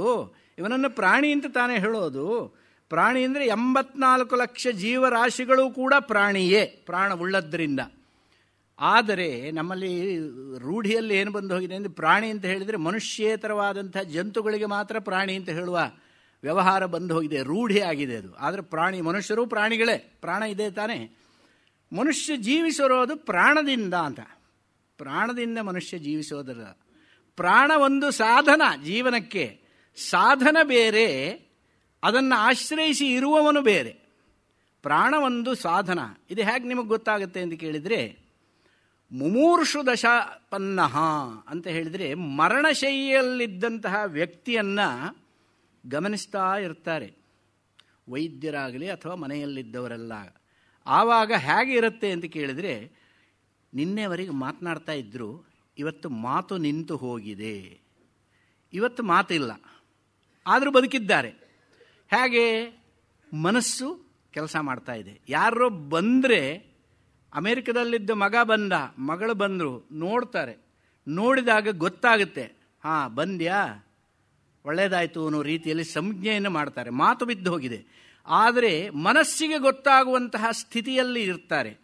ಮನಸ್ಸಿನ ಗೊತ್ತಾಗುವಂತಹ ಸ್ಥಿತಿಯಲ್ಲಿದ್ದಾಗ ಮಾತು ಎಂಬ ಇಂದ್ರಿಯ ಇದು ಹೊರಟೋಯ್ತು, ಮನಸ್ಸೆಂಬ ಅಂತರಿಂದ್ರಿಯ ಜಾಗೃತವಾಗಿದೆ. ಆದ್ದರಿಂದ ಮನಸ್ಸಿಗೆ ಗೊತ್ತಾಗುತ್ತೆ. ಮರುದಿವಸ ಹೇಳುತ್ತಾರೆ, ಮೊನ್ನೆ ಮಾತಾಡ್ತಾ ಇರಲಿಲ್ಲ, ನಿನ್ನೆ ಮಾತು ಬಿಟ್ಟು ಹೋಯಿತು, ಒಂದು ದಿವಸಕ್ಕೆ ನಿನ್ನೆಯಿಂದ ಯಾರು ಬಂದರೂ ಗೊತ್ತಾಗ್ತಾ ಇತ್ತು, ಇವತ್ತು ಯಾರು ಬಂದರೂ ಕೂಡ ಅವರನ್ನು ಗುರುತು ಹಿಡಿತಾ ಇಲ್ಲ. ಇದು ತಾನೇ ಹೇಳೋದು. ಗುರುತು ಹಿಡಿಯುತ್ತಾ ಇಲ್ಲ ಅಂತ ಹೇಳಿದರೆ ಏನರ್ಥ? ಮನಸ್ಸು ಲೀನವಾಗಿದೆ. ಮನಸ್ಸು ಇವಾಗ ಕೆಲಸ ಮಾಡ್ತಾ ಇಲ್ಲ. ಯಾರು ಬಂದರೂ ಕಣ್ಣು ಬಿಟ್ಟ ಹಾಗೇ ಇದೆ ಅಂತ ಹೇಳ್ತಾರೆ. ಬದುಕಿದ್ದಾರೋ ಇಲ್ವೋ ಅಂತ ಕೇಳಿದರೆ ಬದುಕಿದ್ದಾರೆ, ಉಸಿರಾಡ್ತಾ ಇರುವಂತಹದ್ದು ಗೊತ್ತಾಗುತ್ತೆ. ಆದ್ದರಿಂದ ಪ್ರಾಣ ಅಲ್ಲಿದೆ ಅಂತ ಹೇಳ್ತಾರೆ. ಆನಂತರದಲ್ಲಿ ಮರುದಿವಸ ಉಸಿರಾಡ್ತಾ ಇದ್ದರು, ನಿನ್ನೆ ದಿವಸ, ಇವತ್ತು ಬೆಳಗ್ಗೆಯಿಂದ ಉಸಿರಾಟ ಇದೆಯೋ ಇಲ್ವೋ ಅನ್ನುವಂಥದ್ದು ಸಂಶಯವಾಯಿತು. ಆಮೇಲೆ ಮೂಗಿನ ಹತ್ತಿರ ಬೆರಳಿಟ್ಟು ಹತ್ತಿಯನ್ನಿಟ್ಟು ನೋಡ್ತಾರೆ. ಆವಾಗ ಏನಾಯಿತು? ಪ್ರಾಣ ಇದೆಯೋ ಇಲ್ಲವೋ ಅನ್ನುವಂಥ ಸಂಶಯ ಬರುತ್ತೆ. ಸಂಶಯ ಬಂದರೆ ಆವಾಗ ಹೇಳ್ತಾರೆ, ಕುಟುಕು ಜೀವ ಉಳ್ಕೊಂಡಿದೆ. ಹೇಳ್ತಾರೋ ಇಲ್ವೋ? ಕುಟುಕು ಜೀವ ಅಂದರೆ ಯಾವುದು? ಆ ಏದುಸಿರು ಬರೋದಕ್ಕೆ ಶುರುವಾಗುತ್ತೆ ನೋಡಿ. ಆ ಏದುಸಿರು ಕುಟುಕು ಕುಟುಕು ಕುಟುಕು ಕುಟುಕು ಅಂತ ಬರುವಂತಹದ್ದು, ಅದಕ್ಕೆ ಏದುಸಿರು ಬರುವಂತಹದ್ದು ಬಿಕ್ಕಳಿಕೆ. ಆ ರೀತಿಯಾಗಿ ಅದು ಕುಟುಕು ಕುಟುಕುದು ಶಬ್ದ ಮಾಡ್ತಾ ಅವನು ಮುಮೂರ್ಷು ದಶಾಪನ್ನದಲ್ಲಿ ಇದ್ದದ್ರಿಂದ ಅವನಿಗೆ ಕುಟುಕು ಜೀವ ಅಂತ ಹೇಳ್ತಾರೆ. ಅಂದರೆ ಆ ಜೀವ ಇದ್ದಾನೋ ಇಲ್ವೋ ನೀವು ಹೇಗೆ ಗೊತ್ತಾಗುತ್ತೆ ನಿಮಗೆ ಅಂತ ಕೇಳಿದರೆ, ದೇಹದಲ್ಲಿ ಉಷ್ಣತೆ, ಬಿಸಿ ಇದೆ. ಪ್ರಾಣ ಅಸ್ತಿತ್ವ ವಿಚಾರದಲ್ಲಿ ಸಂಶಯ ಬಂದರೂ ದೇಹ ಬಿಸಿಯಾಗಿದೆಯೋ ಇಲ್ವೋ ಅನ್ನುವಂಥದ್ದನ್ನು ನೋಡ್ತಾರೆ. ದೇಹ ತಣ್ಣಗಾಗ್ತಾ ಇದೆ ಅಂದರೆ ಕೈಯನ್ನು ತಿಕ್ತಾರೆ, ಕಾಲನ್ನು ತಿಕ್ತಾರೆ. ಇದೆಲ್ಲ ಮುಮೂರ್ಷು ದಶಾಪನ್ನನಿಗೆ ಮಾಡುವಂತಹ ವೈದ್ಯೋಪಚಾರಗಳು. ಆವಾಗ ದೇಹದಲ್ಲಿ ಬಿಸಿ ಇದೆ ಅಂತ ಹೇಳಿದರೆ ಇನ್ನೂ ಜೀವ ಇದೆ ಅಂತ ಅರ್ಥ. ದೇಹ ಯಾವಾಗ ತಣ್ಣಗಾಯಿತು, ಅರಣ್ಯಾಯ ನಯಂತಿ ಅಂತ ಹೇಳ್ತಾರೆ, ಅವನು ಹೊರಟು ಬಿಟ್ಟ. ಇದು ತಾನೇ ಹೇಳುವಂಥದ್ದು. ಹಾಗೆ ಅದಕ್ಕೋಸ್ಕರವಾಗಿ ಇಲ್ಲಿ ಜೀವ ಇರೋದು ಯಾವುದರಿಂದ? ಪ್ರಾಣದಿಂದಲೋ ಚೈತನ್ಯದಿಂದಲೋ? ಚೈತನ್ಯವೇ. ಅಂದರೆ ಆ ಒಂದು ಉಷ್ಣಾಂಶ ಅಂತ ಏನಿದೆಯೋ ಅದು ತೇಜಸ್ವರೂಪ. ಆತ್ಮ ಅನ್ನುವಂಥದ್ದು, ಚೈತನ್ಯ ಅನ್ನುವಂಥದ್ದು ತೇಜೋರೂಪವಾದದ್ರಿಂದ ದೇಹದಲ್ಲಿ ಚೈತನ್ಯ ಇರೋದ್ರಿಂದಲೇ ನಮ್ಮ ದೇಹ ಬಿಸಿಯಾಗಿರೋದು. ಚೈತನ್ಯ ಒಂದಿಲ್ಲ ಅಂದರೆ ದೇಹ ಬಿಸಿಯಾಗಿರೋದಿಲ್ಲ, ತಣ್ಣಗಾಗಿ ಬಿಡುತ್ತೆ. ಅದಕ್ಕೋಸ್ಕರವಾಗಿ ಹೇಳ್ತಾ ಇದ್ದಾರೆ, ನ ಪ್ರಾಣೇನ ನಾಪಾನೇನ ಮರ್ತ್ಯೋ ಜೀವತಿ ಕಶ್ಚನ. ಪ್ರಾಣದಿಂದ ಮನುಷ್ಯ ಜೀವಿಸಿರೋದಲ್ಲ, ಅಪಾನದಿಂದ ಮರ್ತ್ಯನು ಜೀವಿಸಿರುವಂಥವನಲ್ಲ. ಇತರೇಣ ತು ಜೀವಂತಿ ಯಸ್ಮಿನ್ನೇತಾ ಉಪಾಶ್ರಿತವು. ಪ್ರಾಣಾಪಾನಗಳು ಯಾವುದನ್ನು ಅವಲಂಬಿಸಿಕೊಂಡು ಇದ್ದಾವೆಯೋ ಅದರಿಂದ ಅವನು ಇರ್ತಾನೆ. ಅದು ಯಾವುದು ಅಂತ ಹೇಳಿದ್ರೆ ಅದೇ ಚೈತನ್ಯ ಸ್ವರೂಪ. ಇತರೇಣ ತು ಜೀವಂತಿ ಯಸ್ಮಿನ್ನೇತಾ ಉಪಾಶ್ರಿತವು. ಇಷ್ಟು ಹೇಳಿಬಿಟ್ಟು ಆನಂತರದಲ್ಲಿ ಈ ಹೇಗೆ ಹೇಳ್ಕೊಂಡು ಬರ್ತಾ ಇದ್ದಾನೆ, ಬಹಳ ರಮಣೀಯವಾದಂತಹ ಉಪನಿಷತ್ತು ಅಂತ ಯಾಕೆ ಹೇಳ್ತಾನೆ ಅಂದರೆ, ಮನುಷ್ಯನ ಸಂಪೂರ್ಣ ಜೀವನದ ಮರಣದ ನಂತರದ ಸಂಪೂರ್ಣ ಚಿತ್ರಣವನ್ನು ಮುಂದೆ ಇಟ್ಟುಬಿಡ್ತಾನೆ. ಹಂತತ ಇದಂ ಪ್ರವಕ್ಷ್ಯಾಮಿ ಗುಹ್ಯಂ ಬ್ರಹ್ಮ ಸನಾತನಂ ಯಥಾಚ ಮರಣಂ ಪ್ರಾಪ್ಯ ಆತ್ಮಾ ಭವತಿ ಗೌತಮ. ಈವಾಗ ನಾನು ನಿನಗೆ ಯಮ ನಚಿಕೇತನಿಗೆ ಹೇಳುವಂತಹದ್ದು, ಹಂತತ ಇದಂ ಪ್ರವಕ್ಷ್ಯಾಮಿ, ನಿನಗೆ ನಾನು ಹೇಳ್ತೇನೆ. ಯಾವುದನ್ನ? ಗುಹ್ಯಂ ಬ್ರಹ್ಮ ಸನಾತನಂ, ಅತ್ಯಂತ ರಹಸ್ಯವಾದಂತಹ ಸನಾತನವಾದಂತಹ, ಅಂದರೆ ಯಾವ ಒಂದು ಬ್ರಹ್ಮನನ್ನು ತಿಳಿದುಕೊಂಡ ನಂತರದಲ್ಲಿ ಸಂಸಾರ ಅನ್ನುವಂಥದ್ರಿಂದ ವಿಮುಕ್ತನಾಗ್ತಾನೋ ಆ ಒಂದು ಸ್ವರೂಪವನ್ನು ನಾನು ನಿನಗೆ ಹೇಳ್ತೇನೆ. ಹೇಗಿರ್ತಾನೆ ಆ ಆತ್ಮಸ್ವರೂಪ ಅನ್ನುವಂಥದ್ದು? ಆ ಆತ್ಮ ನಿಜವಾಗಿ ಬ್ರಹ್ಮನೇ ಆಗಿದ್ದರೆ ಆ ಬ್ರಹ್ಮನೇ ಈ ಜೀವ ಯಾಕೆ ಆಗಬೇಕು? ಅವನು ಬ್ರಹ್ಮ ಅಂತ ಹೇಳಿದರೆ ಅವನು ಸ್ವತಃ ಆತ್ಮಸ್ವರೂಪ, ಮುಕ್ತಸ್ವರೂಪ, ನಿತ್ಯ ಶುದ್ಧ ಬುದ್ಧ ಮುಕ್ತ ಸ್ವಭಾವ ಅಂತ ಹೇಳಿಬಿಟ್ಟು ಹೇಳ್ತಾರೆ. ಅವನ ಜೀವನ ಆಗೋದು ಯಾಕೆ? ಆಮೇಲೆ ಅದರಿಂದ ಮುಕ್ತನಾಗಬೇಕು ಅಂತ ಹಂಬಲಿಸೋದು ಯಾಕೆ? ಪ್ರಕ್ಷಾಲನಾಧಿಪಂಕಸ್ಯ ದೂರಾದ ಸ್ಪರ್ಶನಂ ವರಂ. ಅದನ್ನು ಮುಟ್ಕೊಳ್ಳೋದು ಯಾತಕ್ಕೆ, ಸುಟ್ಕೊಳ್ಳೋದು ಯಾತಕ್ಕೆ? ಅದಕ್ಕಿಂತ ಮುಟ್ಟದೇ ಇದ್ರೆ ಸುಲಭ ಅಲ್ಲ. ಅಂದರೆ ಕೆಸರನ್ನು ಮುಟ್ಟೋದು ಯಾತಕ್ಕೆ, ಆಮೇಲೆ ಕೈ ತೊಳೆಯೋದು ಯಾತಕ್ಕೆ? ಮುಟ್ಟದೇ ಇದ್ರೆ ಆಗುತ್ತೆ ತಾನೆ. ಹಾಗೆ ಇವನು ಹುಟ್ಟೋದು ಯಾಕೆ ಈ ಶರೀರದಲ್ಲಿ, ಆಮೇಲೆ ಅದರಿಂದ ಬೇರೆ ಆಗಬೇಕು ಅಂತ ಬಯಸೋದು ಯಾಕೆ ಅಂತ ಕೇಳಿದರೆ ಅದಕ್ಕೆ ಹೇಳ್ತಾರೆ, ಯೋನಿಮನ್ಯೇ ಪ್ರಪದ್ಯಂತೆ ಶರೀರತ್ವಾಯ ದೇಹಿನಃ ಸ್ಥಾಣುಮನ್ಯೇನು ಸಂಯಂತಿ ಯಥಾ ಕರ್ಮ ಯಥಾ ಶ್ರುತಂ. ಇದು ಒಂದು ಮಂತ್ರಕ್ಕೆ ವ್ಯಾಖ್ಯಾನ ಮಾಡೋದಾದರೆ ಒಂದು ದಿವಸ ಹೇಳ್ಬೋದು, ಅಷ್ಟು ವಿಚಾರ ಇದರಲ್ಲಿದೆ. ಯೋನಿಮನ್ಯೇ ಪ್ರಪದ್ಯಂತೆ ಶರೀರತ್ವಾಯ ದೇಹಿನಃ. ಈ ದೇಹಿ ಅಂತ ಆಗಬೇಕಾದ್ರೆ ದೇಹ ಸಂಬಂಧವನ್ನು ಹೊಂದಿದಂತಹ ಚೈತನ್ಯಕ್ಕೆ ದೇಹಿ ಅಂತ ಹೇಳೋದು. ಆ ದೇಹ ಸಂಬಂಧ ಯಾಕೆ ಆಗುತ್ತೆ? ನಿರ್ನಿಮಿತ್ತವಾಗಿ ಯಾವುದು ಲೋಕದಲ್ಲಿ ಆಗೋದಿಲ್ಲ. ಎಲ್ಲದಕ್ಕೂ ಒಂದು ನಿಮಿತ್ತ ಅಂದರೆ ಕಾರಣ ಇದ್ದೇ ಇರುತ್ತೆ. ಕಾಸ್ ಆ್ಯಂಡ್ ಎಫೆಕ್ಟ್ ಥಿಯರಿ ಅಂತ ಹೇಳ್ತಾರೆ, ಕಾರ್ಯಕಾರಣ ಸಿದ್ಧಾಂತ. ಒಂದು ಕಾರ್ಯವಾಯಿತು ಅಂದರೆ ಅದಕ್ಕೊಂದು ಕಾರಣ ಇರಲೇಬೇಕು. ಕಾರಣವಿಲ್ಲದೆ ಯಾವುದಾದ್ರೂ ಕಾರ್ಯವಾಗುತ್ತೋ? ಆಗೋದಿಲ್ಲ. ಸುಮ್ಮನೆ ನೀವು ಹಾಲು ಇಟ್ಟಿದ್ರೂ ಕೂಡ ಸೆಕೆಗಾಲದಲ್ಲಿ ನೀವು ಅದಕ್ಕೆ ಹೆಪ್ಪ ಹಾಕದೇ ಇದ್ದರೂ ಮರುದಿವಸಕ್ಕೆ ಅದು ಹೆಪ್ಪಾಗಿರುತ್ತೆ ಬೇಸಿಗೆಯಲ್ಲಿ, ಹೌದಾ? ಅದಕ್ಕೆ ಕಾರಣ ಏನು? ಏನಾಯಿತು ಅಂತ ಕೇಳಿದರೆ ಸೆಕೆ ಉಷ್ಣ ಜಾಸ್ತಿ ಆಗಿದ್ದೇ ಕಾರಣ. ಅದಕ್ಕೆ ನೀವು ಹೆಪ್ಪ ಹಾಕಿದರೆ ಆಗುವಂತಹದ್ದೇನು? ಆ ಉಷ್ಣದಿಂದ ಆಗುವ ಕೆಲಸವನ್ನು ಹೆಪ್ಪ ಹಾಕಿದ ಆ ಮೊಸರು ಇದೆಯಲ್ಲ ಅಥವಾ ಮಜ್ಜಿಗೆ, ಅದು ಮಾಡಿಬಿಡುತ್ತೆ. ಸ್ವಲ್ಪ ಅದರಲ್ಲಿ ಶೀಘ್ರತೆಯನ್ನು ತಂದುಕೊಡುವಂತಹದ್ದು ಅದರ ಕೆಲಸವಾಗುತ್ತೆ. ಹಾಗೆ ನಿರ್ನಿಮಿತ್ತವಾಗಿ ಯಾವ ಕೆಲಸವೂ ಆಗೋದಿಲ್ಲ. ನಿರ್ನಿಮಿತ್ತವಾಗಿ ಆಗಬೇಕು ಅಂತಾಗಿದ್ದರೆ ಮೋದಿಯವರು ಬರಬೇಕಾಗಿರಲಿಲ್ಲ, ಎಲ್ಲ ಒಳ್ಳೇದಾಗ್ತಾ ಇತ್ತೇನೋ. ಆದರೆ ಮೋದಿಯವರೇ ಬಂದು ಆ ಕೆಲಸ ಮಾಡಬೇಕು ಅಂತ ಯಾಕೆ ಅಂತ ಕೇಳಿದರೆ, ಹಿಂದಿನವರೆಲ್ಲ ಯಾಕೆ ಹಾಗೆ ಮಾಡಿದರು ಅಂತ ಕೇಳಿದರೆ ಆ ಕ್ರೆಡಿಟ್ ಎಲ್ಲ ಮೋದಿಯವರಿಗೆ ಹೋಗಲಿ ಅಂತ ಹಿಂದಿನವರು ಆ ರೀತಿ ಮಾಡಿದರು, ಇವರು ಈ ರೀತಿ ಮಾಡಿದರು.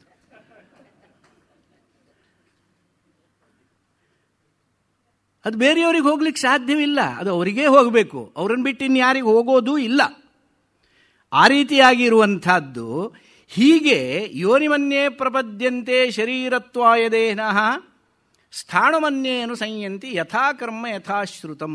ಈ ಸಂಸಾರ ಅನ್ನುವಂಥದ್ದು ಇದೆಯಲ್ಲ, ಇದು ಯಾವಾಗ ಆಯಿತು, ಯಾರು ಮಾಡಿದರು, ಯಾಕೆ ಮಾಡಿದರು, ಈ ಒಂದು ಪ್ರಶ್ನೆಗಳನ್ನು ನಾವು ದೊಡ್ಡದಾಗಿ ಹಾಕ್ಕೊಂಡಾಗ ಇದಕ್ಕೆ ಉತ್ತರ ಹುಡುಕೋದು ಬಹಳ ಕಷ್ಟ. ಉತ್ತರ ಹೇಳೋದು ಅಷ್ಟೇ ಕಷ್ಟ, ವಿಸ್ತಾರವಾಗಿ ಹೇಳಬೇಕಾಗತ್ತೆ. ಹೇಗೆ ಅಂತ ಕೇಳಿದರೆ, ಈ ಶರೀರಕ್ಕೆ ಬಂದಿದ್ದಕ್ಕೆ ಕಾರಣ ಏನು, ಅಥವಾ ಈ ಶರೀರ ನಮಗೆ ಯಾಕೆ ಬಂತು ಅಂತ ಪ್ರಶ್ನೆ, ಮೂಲಭೂತ ಪ್ರಶ್ನೆ ಇದು. ನಾವು ಯಾಕೆ ಇಲ್ಲಿ ಬಂದ್ವಿ ಅಂತ ಕೇಳಿದರೆ ಇದಕ್ಕೊಂದು ಕಾರಣ ಇದ್ದೇ ಇರುತ್ತೆ ಅಂತ ಅರ್ಥ. ಇದು ಒಂದು ಕಾರ್ಯ, ಆದ್ದರಿಂದ ಇದಕ್ಕೊಂದು ಕಾರಣ ಇರಲೇಬೇಕು. ಏನದು ಕಾರಣ? ನಾವು ಹಿಂದೆ ಮಾಡಿದ ಕರ್ಮ. ಹಿಂದೆ ಮಾಡಿದ ಕರ್ಮದಿಂದ ನಮಗೆ ಈ ಶರೀರ ಬಂತು. ನೋಡಿ, ಪರಮಾತ್ಮನ ಸೃಷ್ಟಿ ವೈಚಿತ್ರ್ಯ ಎಂಥದ್ದು ಅಂದರೆ, ಎಲ್ಲರಿಗೂ ಅದೇ ಕಣ್ಣು, ಅದೇ ಮೂಗು, ಅದೇ ಕಿವಿ, ಅದೇ ಕೈ ಕಾಲು, ಅದೇ ದೇಹ, ಮನುಷ್ಯ ದೇಹ ಅಂತ ಎಲ್ಲರಿಗೂ ಒಂದೇ ರೀತಿಯಾಗಿದೆ ತಾನೆ.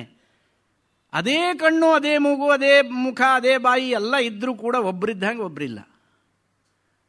ಏನು ಸ್ವಲ್ಪ ಬೆಳ್ಳಗೆ ಕಪ್ಪಗೆ ಅಂತೇನಾದರೂ ಹೆಚ್ಚು ಕಮ್ಮಿ ಕಾಣಬಹುದೇನೋ, ಆದರೆ ಅಷ್ಟು ಅದೇ ಅಂಗಾಂಗಗಳು ಇರ್ತಾವೆ ಮನುಷ್ಯ ಅಂತ ಹೇಳಬೇಕಾದ್ರೆ. ಅದು ಅವನ ಸೃಷ್ಟಿ ವೈಚಿತ್ರ್ಯ. ಯಾಕೆ ಆಯಿತು ಆ ವೈಚಿತ್ರ್ಯ? ವೈಚಿತ್ರ್ಯಕ್ಕೆ ಒಂದು ನಿಮಿತ್ತ ಬೇಕಲ್ವೇ ಅಂತ ಕೇಳಿದರೆ ಅದು ಕರ್ಮವನ್ನೇ ನಾವು ಒಪ್ಪಬೇಕು. ಕರ್ಮವನ್ನು ಬಿಟ್ಟು, ಕರ್ಮ ಸಿದ್ಧಾಂತವನ್ನು ಬಿಟ್ಟು ಇದಕ್ಕೆ ಇನ್ನು ಯಾವ ಕಾರಣವನ್ನು ಹೇಳಲಿಕ್ಕೆ ಸಾಧ್ಯವಿಲ್ಲ. ಈ ಶರೀರಕ್ಕೆ ಇದರ ಹಿಂದೆ ಮಾಡಿರುವಂತಹ ಕರ್ಮ ಕಾರಣವಾದರೆ ಆ ಕರ್ಮ ಯಾವುದರಿಂದ ಮಾಡಿದ? ಆ ಕರ್ಮಕ್ಕೊಂದು ಶರೀರ ಇದ್ದಿರಲೇಬೇಕು ತಾನೆ. ಆ ಶರೀರ ಬರಬೇಕಾದ್ರೆ ಯಾವುದು ಕಾರಣ? ಅದ್ರ ಹಿಂದೆ ಕರ್ಮ ಮಾಡಿರಬೇಕು. ಅದರ ಹಿಂದೆ ಕರ್ಮ ಮಾಡಬೇಕಾದ್ರೆ ಯಾವ ಶರೀರದಿಂದ ಮಾಡಿದ? ಅದರ ಹಿಂದೆ ಶರೀರ ಇರಬೇಕು. ಹೀಗೆ ನೀವು ಹಿಂದಕ್ಕೆ ಹೋಗ್ತಾ ಹೋಗ್ತಾ ಹೋಗ್ತಾ ಕೊನೆ ನಿಮಗೆ ಸಿಗುತ್ತೆಯೇ? ಎಲ್ಲಿಗೆ ಹೋಗಿ ನಿಲ್ತೀರಾ? ಹೋಗಿ ನಿಲ್ಲುವಂತಹದ್ದು ಎಲ್ಲೂ ಇಲ್ಲ, ಹೋಗ್ತಾನೇ ಇರೋದು. ಅದಕ್ಕೆ ಅನಾದಿ ಅಂತ ಹೇಳ್ತಾರೆ. ಸಂಸಾರವನ್ನು ಅನಾದಿ. ಅನಾದಿ ಅಂತ ಹೇಳಿದರೆ ಸಂಸಾರಕ್ಕೆ ಆದಿ ಇಲ್ಲ ಅಂತ ಅರ್ಥವಲ್ಲ. ಅದಕ್ಕೆ ಆದಿ ಇದ್ದಿರಬಹುದು, ನಮಗೆ ತಿಳಿಯೋದಕ್ಕಾಗೋದಿಲ್ಲ. ಅದು ಪರಮಾತ್ಮ ಒಬ್ಬನಿಗೆ ಗೊತ್ತಾಗುತ್ತೆ. ಈಗ ಒಂದು ಕಲ್ಪ ಅಂತ ಹೇಳ್ತಾರೆ. ಆ ಕಲ್ಪದ ಆದಿಯಲ್ಲಿ ಸೃಷ್ಟಿಯಾಯಿತು ಅಂತ ಹೇಳ್ತಾರೆ. ಕಲ್ಪದ ಆದಿ, ಕಲ್ಪ ಅಂತ ಹೇಳಿದರೆ ಯಾವುದು ಅಂತ ಕೇಳಿದರೆ ಚತುರ್ಯುಗ ಸಹಸ್ರಾಣಿ ಬ್ರಹ್ಮಣೋ ದಿನಮುಚ್ಯತೆ ಅಂತ ಹೇಳ್ತಾರೆ. ಈ 4 ಯುಗಗಳು, ಕೃತಯುಗ, ತ್ರೇತಾಯುಗ, ದ್ವಾಪರಯುಗ, ಕಲಿಯುಗ, ಇವುಗಳ 4 ಯುಗಗಳ ಒಂದು ಸಮೂಹ ಏನಿದೆಯೋ ಅಂಥದ್ದು 1,000 ಯುಗಗಳಾದರೆ ಬ್ರಹ್ಮನ ಒಂದು ಹಗಲು, ಇನ್ನಷ್ಟೇ ರಾತ್ರಿ. ಅಲ್ಲಿಗೆ ಎಷ್ಟಾಯಿತು? 1 ದಿವಸ ಆಯಿತು ಅಂತ. ಅಂಥದ್ದು 1 ದಿವಸಗಳ 100 ವರ್ಷ ಬ್ರಹ್ಮನ ಕಾಲ ಏನಿದೆಯೋ ಅದಕ್ಕೆ ಕಲ್ಪ ಅಂತ ಹೇಳ್ತಾರೆ. ನೀವು ಯೋಚನೆ ಮಾಡಿ, ನಮಗೆ ಎಷ್ಟು ಜನ್ಮ ಬರಬೇಕು ಅಲ್ಲಿಗೆ? ಲೆಕ್ಕ ಇಟ್ಕೊಳ್ಳಿಕ್ಕೆ ಆಗದೇ ಇರುವ ಯಾವ ಕಂಪ್ಯೂಟರ್ನಿಂದ ಲೆಕ್ಕ ಇಟ್ಕೊಳ್ಳಿಕ್ಕೆ ಸಾಧ್ಯವಿಲ್ಲ, ಅಷ್ಟು ದೊಡ್ಡ ಲೆಕ್ಕ. ಅಂತಹ ಒಂದು ಕಾಲ ಪರಿಮಾಣಕ್ಕೆ ಕಲ್ಪ ಅಂತ ಹೇಳ್ತಾರೆ. ಅಂತಹ ಕಲ್ಪದಲ್ಲಿ ಪರಮಾತ್ಮ ಸೃಷ್ಟಿಯನ್ನು ಮಾಡ್ತಾನೆ. ಧಾತ ಯಥಾ ಪೂರ್ವಮಕಲ್ಪಯತ್ ಋಗ್ವೇದದಲ್ಲಿ ಹೇಳ್ತಾರೆ. ಆ ಬ್ರಹ್ಮ ಹಿಂದಿನ ಕಲ್ಪದಲ್ಲಿ ಯಾವ ರೀತಿಯಾಗಿತ್ತೋ ಅದೇ ರೀತಿಯಾಗಿ ಈ ಒಂದು ಕಲ್ಪದಲ್ಲೂ ಸೃಷ್ಟಿಯನ್ನು ಮಾಡಿದ. ಹಿಂದಿನ ಕಲ್ಪದಲ್ಲಿದ್ದಂಥ ಹೆಂಗಸರಿಗೆಲ್ಲ ಮೀಸೆಗಡ್ಡ ಎಲ್ಲ ಇತ್ತು, ಈಗಿನ ಕಲ್ಪದಲ್ಲಿ ಅದು ಇಲ್ಲ. ಹಿಂದಿನ ಕಲ್ಪದಲ್ಲಿ ಗಂಡಸರೆಲ್ಲ ಬಲಿಷ್ಠರಾಗಿರಲಿಲ್ಲ, ಹೆಂಗಸರೇ ಬಲಿಷ್ಠ, ಹೀಗೆ ಹೇಳ್ತಾರೋ? ಇಲ್ಲ. ಹಿಂದಿನ ಕಲ್ಪಗಳು 1000 ಕಲ್ಪಗಳಲ್ಲೂ ಇವೆಲ್ಲ ಹಾಗೇ ಇತ್ತು. ಯಥಾ ಪೂರ್ವಮಕಲ್ಪಯತು, ಹಿಂದೆ ಹೇಗಿತ್ತೋ ಹಾಗೆ ಇಂದೂ ಕೂಡ ಆಯಿತು. ಆ ರೀತಿಯಾಗಿ ಮಾಡ್ತಾನೆ. ಅವನು ಯಾಕೆ ಹಾಗೆ ಮಾಡ್ತಾನೆ? ಹಿಂದಿನ ಕಲ್ಪದಲ್ಲಿ ಇದ್ದಂತೆ ಈ ಕಲ್ಪದಲ್ಲಿ ಸೃಷ್ಟಿ ಮಾಡಿದ ಪರಮಾತ್ಮ ಅಂತ ಹೇಳಿದರೆ, ಅವನು ಆ ಸೃಷ್ಟಿ ಮಾಡುವ ಪರಮಾತ್ಮನಿಗೆ ಯಾವುದೇ ಒಂದು ರಾಗದ್ವೇಷಾದಿಗಳು ಪಕ್ಷಪಾತಾದಿಗಳು ಇಲ್ಲದೇ ಇದ್ದಿದ್ದರೆ ಅವನು ಈ ರೀತಿಯಾಗಿ ವಿಭಿನ್ನವಾದಂತಹ ಸೃಷ್ಟಿಯನ್ನೇ ಯಾಕೆ ಮಾಡ್ತಾ ಇದ್ದ? ಕೆಲವರು ದೊಡ್ಡ ಧನಿಕರಾಗಿರ್ತಾರೆ, ಇನ್ನು ಕೆಲವರು ದಟ್ಟ ದರಿದ್ರರು, ಕೆಲವರು ಸುರೂಪಿಗಳು, ಕೆಲವರು ಕುರೂಪಿಗಳು, ಕೆಲವರು ಬುದ್ಧಿವಂತರು, ಕೆಲವರು ದಡ್ಡರು, ಕೆಲವರು ಬೆಳ್ಳಗಿರ್ತಾರೆ, ಕೆಲವರು ಕಪ್ಪಗಿರ್ತಾರೆ, ಇನ್ನು ಕೆಲವರು ಬೇರೆ ಬೇರೆ ರೀತಿಯಾಗಿರ್ತಾರೆ, ಉನ್ಮತ್ತರಾಗಿರ್ತಾರೆ. ಈ ಒಂದು ವೈಚಿತ್ರ್ಯಕ್ಕೆ ಕಾರಣವೇನು? ಯಾವುದು ಕಾರಣವೂ ಇಲ್ಲದೆ ಪರಮಾತ್ಮ ಹಾಗೆ ಸೃಷ್ಟಿ ಮಾಡಿದ ಅಂದರೆ ಪರಮಾತ್ಮನಿಗೂ ನಮ್ಮ ಹಾಗೆ ರಾಗದ್ವೇಷ ಇದೆ ಅಂತ ಆಗುತ್ತೆ ತಾನೆ. ಪರಮಾತ್ಮನಿಗೆ ರಾಗದ್ವೇಷ ಇದೆ ಅಂತ ಆದರೆ ಅವನು ಪರಮಾತ್ಮ ಹೆಂಗಾಗ್ತಾನೆ? ಈಶ್ವರನಿಗೆ ಈ ಒಂದು ರಾಗದ್ವೇಷಾದಿಗಳಿಗಿಂತ ಅತೀತನಾದವನೇ ಈಶ್ವರ. ಈಶ್ವರ ಅಂತ ಹೇಳಿದ್ರಿ ಯಾರು ಅಂತ ಕೇಳಿದರೆ, ಉತ್ಪತ್ತಿಂ ನಿಧನಂಚೈವ ಭೂತಾನಾಂ ಆಗತಿಂ ಗತಿಂ ವೆತ್ತಿ ವಿದ್ಯಾಂ ಅವಿದ್ಯಾಂಚ ಸವಾಚ್ಯೋ ಭಗವಾನಿತಿ. ಭಗವಾನ್ ಅಂತ ಹೇಳಿದರೆ ಉತ್ಪತ್ತಿಯನ್ನು, ನಾಶವನ್ನು, ಪ್ರಾಣಿಗಳ ಉತ್ಪತ್ತಿ ಮತ್ತು ನಾಶವಲ್ಲದೆ ಭೂತಾನಾಂ ಆಗತಿಂ ಗತಿಂ, ಪ್ರಾಣಿಗಳ ಒಂದು ಭವಿಷ್ಯವನ್ನು ಗಮನವನ್ನು ತಿಳಿದವನು, ವಿದ್ಯೆಯನ್ನು ಅವಿದ್ಯೆಯನ್ನು ತಿಳಿದವನು, ಅವನಿಗೆ ಭಗವಾನ್ ಅಂತ ಹೇಳ್ತಾರೆ. ಐಶ್ವರ್ಯಸ್ಯ ಸಮಗ್ರಸ್ಯ ಧರ್ಮಸ್ಯ ಯಶಸ್ಶ್ರಿಯ ಜ್ಞಾನವೈರಾಗ್ಯಯೋಶ್ಚಾಪಿ ಷಣ್ಣಾಂ ಭಗ ಇತೀರಣ ಅಂತ ಹೇಳ್ತಾರೆ. ಅಂದರೆ ಸಮಗ್ರವಾದ ಐಶ್ವರ್ಯ, ಐಶ್ವರ್ಯಸ್ಯ ಸಮಗ್ರಸ್ಯ, ಧರ್ಮಸ್ಯ ಧರ್ಮದ, ಯಶಸ್ಸಃ ಕೀರ್ತಿಯ, ಶ್ರಿಯ ಸಂಪತ್ತಿನ, ಜ್ಞಾನ ಮತ್ತು ವೈರಾಗ್ಯ, ಈ 6ಕ್ಕೆ ಭಗ ಅನ್ನುವಂಥ ಶಬ್ದ ಇದೆ. ಅದು ಯಾರಲ್ಲಿ ಇದೆಯೋ ಅವನ ಭಗವಾನ್. ಭಗವಂತನಲ್ಲಿ ಇದಿಷ್ಟು ಇರೋದರಿಂದ ಅವನಿಗೆ ಭಗವಾನ್. ನಮ್ಮ ಹತ್ರ ಆ ಒಂದು ಗುಣ ಇದ್ದಿದ್ರೆ ನಾವು ಭಗವಾನ್ ಆಗಿಬಿಡ್ತೇವೆ. ಈಗ ಎಷ್ಟೋ ಜನ ಭಗವಾನರಿದ್ದಾರೆ ಲೋಕದಲ್ಲಿ, ಆದರೆ ಈ ಯಾವ ಗುಣಗಳು ಇರೋದಿಲ್ಲ. ಭಗವಾನ್ ಅಂತ ಹೆಸರು ಟಿ ವಿನಲ್ಲಿ ನೋಡಿದರೆ ಭಗವಾನ್ ಅಂತ ಹೆಸರು ಬಂದುಬಿಡುತ್ತೆ, ಮಹರ್ಷಿಗಳು ಅಂತ ಹೆಸರು ಬಂದುಬಿಡುತ್ತೆ, ಏನೇನೋ ಹೆಸರುಗಳನ್ನು ಇಟ್ಕೊಂಡು ಬಿಡ್ತಾರೆ ಇವತ್ತಿನ ಕಾಲದಲ್ಲಿ. ಹೆಸರು ಯಾವತ್ತೂ ಅನ್ವರ್ಥವಾಗಿರಬೇಕು. ಕ್ಷೀರಸಾಗರ ಭಟ್ಟ ಅಂತ ಹೆಸರು ಇಟ್ಕೊಂಡಿದ್ದಂತೆ, ಬೆಳಗ್ಗೆ ಎದ್ದು ಕೂಡಲೇ ಸಿಕ್ಕಿದ್ರಿಂದ ಏನು ಕ್ಷೀರಸಾಗರ ಭಟ್ರೆ ಯಾವ ಕಡೆ ಹೊರಟ್ರಿ? ಡೈರಿಗೆ ಹೋಗ್ತಾ ಇದ್ದೀನಿ ಹಾಲು ತರಲಿಕ್ಕೆ. ಕ್ಷೀರಸಾಗರ ಭಟ್ರು ಡೈರಿಗೆ ಹೋಗೋದೇನು, ಹಾಲು ತಗೊಂಬ. ವಿದ್ಯಾಸಾಗರ ಅಂತ ನನ್ನ ಫ್ರೆಂಡ್ ಒಬ್ಬ ಇದ್ದ, ವಿದ್ಯಾಸಾಗರ 10th ಫೇಲು. ಹಾಗೆಯೇ ಅದು ಹೆಸರು ಅನ್ನುವಂಥದ್ದು ಅನ್ವರ್ಥವಾಗಿರಬೇಕು. ಅನ್ವರ್ಥವಾಗಿ ಭಗವಾನ್ ಅಂತ ಹೇಳಿಬಿಟ್ಟು ಈ ಯಾವ ಗುಣಗಳೂ ಇಲ್ಲದೆ ಹೋದರೆ ಅವನು ಭಗವಾನ್ ಆಗೋದು ಹೇಗೆ? ಆ ಪರಮಾತ್ಮನಿಗೆ ರಾಗದ್ವೇಷಾದಿಗಳು ಇದ್ದರೆ, ರಾಗದ್ವೇಷ ವಶೀಕೃತ ಅಂತಃಕರಣ ಪರಮಾತ್ಮ ಯದಿ ವಿಚಿತ್ರಾಂ ಸೃಷ್ಟಿಂ ವಿದಧಾತಿ ಸ ನೈವ ವಾಚ್ಯೋ ಭಗವಾನಿತಿ ಅಂತ ಹೇಳ್ತಾರೆ. ಆ ರೀತಿಯಾದಂತಹ ಗುಣಗಳಿಂದ ಕೂಡಿದಂತಹ ಪರಮಾತ್ಮ ಪಕ್ಷಪಾತದಿಂದ ಈ ಸೃಷ್ಟಿಯನ್ನು ಮಾಡಿದ ಅಂತ ಹೇಳಿದರೆ ಅವನು ಭಗವಂತನ ಆಗೋದಿಲ್ಲ. ಅಂದರೆ ಅವನು ಯಾವುದೋ ಒಂದು ಕಾರಣನೇ, ನೀನು ಏನು ಮಾಡಿದ್ಯೋ ಅದಕ್ಕೆ ಸರಿಯಾದ ಫಲ ಕೊಡೋದಷ್ಟೇ ಅವನ ಕೆಲಸ. ಬ್ಯಾಂಕ್ ಕ್ಯಾಶಿಯರ್ ತರಹ ಅವನು ಅಲ್ಲಿ ಕೂತಿದ್ದಾನೆ, ನೀನು ಏನು ಡಿಪಾಸಿಟ್ ಮಾಡಿದ್ಯೋ ಅದನ್ನು ನಿನಗೆ ಕೊಡ್ತಾನೆ. ಅದಕ್ಕೋಸ್ಕರವಾಗಿ ಗೌತಮ ಧರ್ಮಸೂತ್ರದಲ್ಲಿ ವಿಚಾರವನ್ನು ಹೇಳ್ತಾರೆ. ಈ ಶರೀರದಲ್ಲಿ ಮಾಡಿರುವಂತಹ ಕರ್ಮ ಫಲವನ್ನು ಅನುಭವಿಸಿ ಬೇರೆ ಮತ್ತೊಂದು ಲೋಕಕ್ಕೆ ಹೋಗಿ ಸುಖವನ್ನೋ ದುಃಖವನ್ನೋ ಅನುಭವಿಸಿ ಪುನಃ ಇದೇ ಸಂಸಾರಕ್ಕೆ ಬರಬೇಕು, ಈ ಪ್ರಪಂಚಕ್ಕೆ ಬರಬೇಕು. ಕ್ಷೀಣೇ ಪುಣ್ಯೇ ಮರ್ತ್ಯಲೋಕಂ ವಿಶಂತಿ ಅಂತ ಹೇಳ್ತಾರೆ ಗೀತೆಯಲ್ಲೇ. ಆ ರೀತಿಯಾದಂಥ ಕ್ಷೀಣೇ ಪುಣ್ಯದ ಕ್ಷಯವಾದ ನಂತರ ಈ ಲೋಕಕ್ಕೆ ಬರಬೇಕು. ಬರುವವನು ಹೆಂಗೆ ಬರ್ತಾನೆ? ಆಕಾಶದಿಂದ ದಪ್ಪಂತ ಬೀಳ್ತಾನೆಯೇ? ಬರೋದಕ್ಕೂ ಒಂದು ಕ್ರಮ ಇದೆ. ತತಶೇಷೇಣ ಗೌತಮ ಧರ್ಮಸೂತ್ರದಲ್ಲಿ ಹೇಳಿರುವಂತಹ ಮಾತು, ತತಶೇಷೇಣ ವಿಶಿಷ್ಟ ಜಾತಿ ಕುಲ ವೃತ್ತ ವಿತ್ತ ಆಯು ಸುಖ ಮೇಧಸೋ ಜನ್ಮ ಪ್ರತಿಪದ್ಯಂತೆ. ವಿಶಿಷ್ಟವಾದ ದೇಶದಲ್ಲಿ ಜನ್ಮವನ್ನು ತಾಳ್ತಾನೆ. ಯಾಕೆಲ್ಲರೂ ಬೆಂಗಳೂರಿನಲ್ಲೇ ಬಂದು ಜನ್ಮವನ್ನು ತಾಳಿದ್ದಾರೆ? ಬೆಂಗಳೂರಿಗರು ಬೇರೆ ಬೇರೆ ಕಡೆಯಲ್ಲಿ ಜನ್ಮ ತಾಳಿದವರು ಈಗ ಬೆಂಗಳೂರಿನಲ್ಲಿ ಬಂದು ಇದ್ದಾರೆ. ಅವರ ಮಕ್ಕಳಿಗೆ ಬೆಂಗಳೂರಿನಲ್ಲೇ ಜನ್ಮ. ಎಲ್ಲೆಲ್ಲಿದ್ದವರು? ಪ್ರಪಂಚದ ನಾನಾ ಭಾಗಗಳಲ್ಲಿದ್ದವರು, ಅಲ್ಲಿ ಹುಟ್ಟಿ ಬೆಳೆದವರು. ವಿಶಿಷ್ಟ ದೇಶ, ವಿಶಿಷ್ಟ ಜಾತಿ, ವಿಶಿಷ್ಟವಾದ ಜನ್ಮ, ವಿಶಿಷ್ಟವಾದಂಥ ಸುಖ. ಎಲ್ಲರಿಗೂ ಒಂದೇ ರೀತಿ ಸುಖ ಇದೆಯೋ? ವಿಶಿಷ್ಟವಾದ ಜಾತಿ ಅಂತ ಹೇಳಿದರೆ, ಜಾತಿ ಅನ್ನೋದಕ್ಕೆ ಎರಡು ಅರ್ಥ. ಈಗಿನ ಜಾತಿಯೂ ಒಂದು ಜಾತಿ, ಇನ್ನೊಂದು ಜಾತಿ ಶಬ್ದಕ್ಕೆ ಜನ್ಮ ಅಂತ. ಆದರೆ ಜಾತಿ ಜನ್ಮ ಅಂತ ಹೇಳಿದರೆ ಬೇರೆ ಬೇರೆ ರೀತಿ. ಒಬ್ಬೊಬ್ಬ ಮನುಷ್ಯ, ಒಬ್ಬ ಬ್ರಾಹ್ಮಣನಾಗಿರ್ತಾನೆ, ಇನ್ನೊಬ್ಬ ಕ್ಷತ್ರಿಯನಾಗಿರ್ತಾನೆ, ಇನ್ನೊಬ್ಬ ವೈಶ್ಯನಾಗಿರ್ತಾನೆ, ಇನ್ನೊಬ್ಬ ಶೂದ್ರನಾಗಿರ್ತಾನೆ. ಚತುರ್ವಿಧವಾದಂಥ ವರ್ಣದಲ್ಲಿ ಹುಟ್ಟಿರ್ತಾನೆ. ಅದಕ್ಕೂ ನಿಮಿತ್ತವೇ ಕಾರಣ. ವಿಶಿಷ್ಟ ಜಾತಿ ಕುಲ ಅನ್ನುವಂಥದ್ದು ನಿಜವಾಗಿ ಈಗ ಬರುವಂಥದ್ದು. ವರ್ಣ ಬೇರೆ, ಕುಲ ಬೇರೆ. ಆ ಒಂದು ಕುಲದಲ್ಲಿ ಹುಟ್ಟುವಂಥದ್ದು ವಿಶಿಷ್ಟ ಜಾತಿ, ದೇಶ, ಕುಲ, ಆಯಸ್ಸು ಒಂದೇ ರೀತಿಯಾಗಿರೋದಿಲ್ಲ. ಶ್ರುತ ವಿದ್ಯೆಯೂ ಒಂದೇ ರೀತಿಯಾಗಿರೋದಿಲ್ಲ. ವೃತ್ತ ಉದ್ಯೋಗ ಒಂದೇ ರೀತಿಯಾಗಿರೋದಿಲ್ಲ. ಸುಖ ಒಂದೇ ರೀತಿಯಾಗಿರೋದಿಲ್ಲ.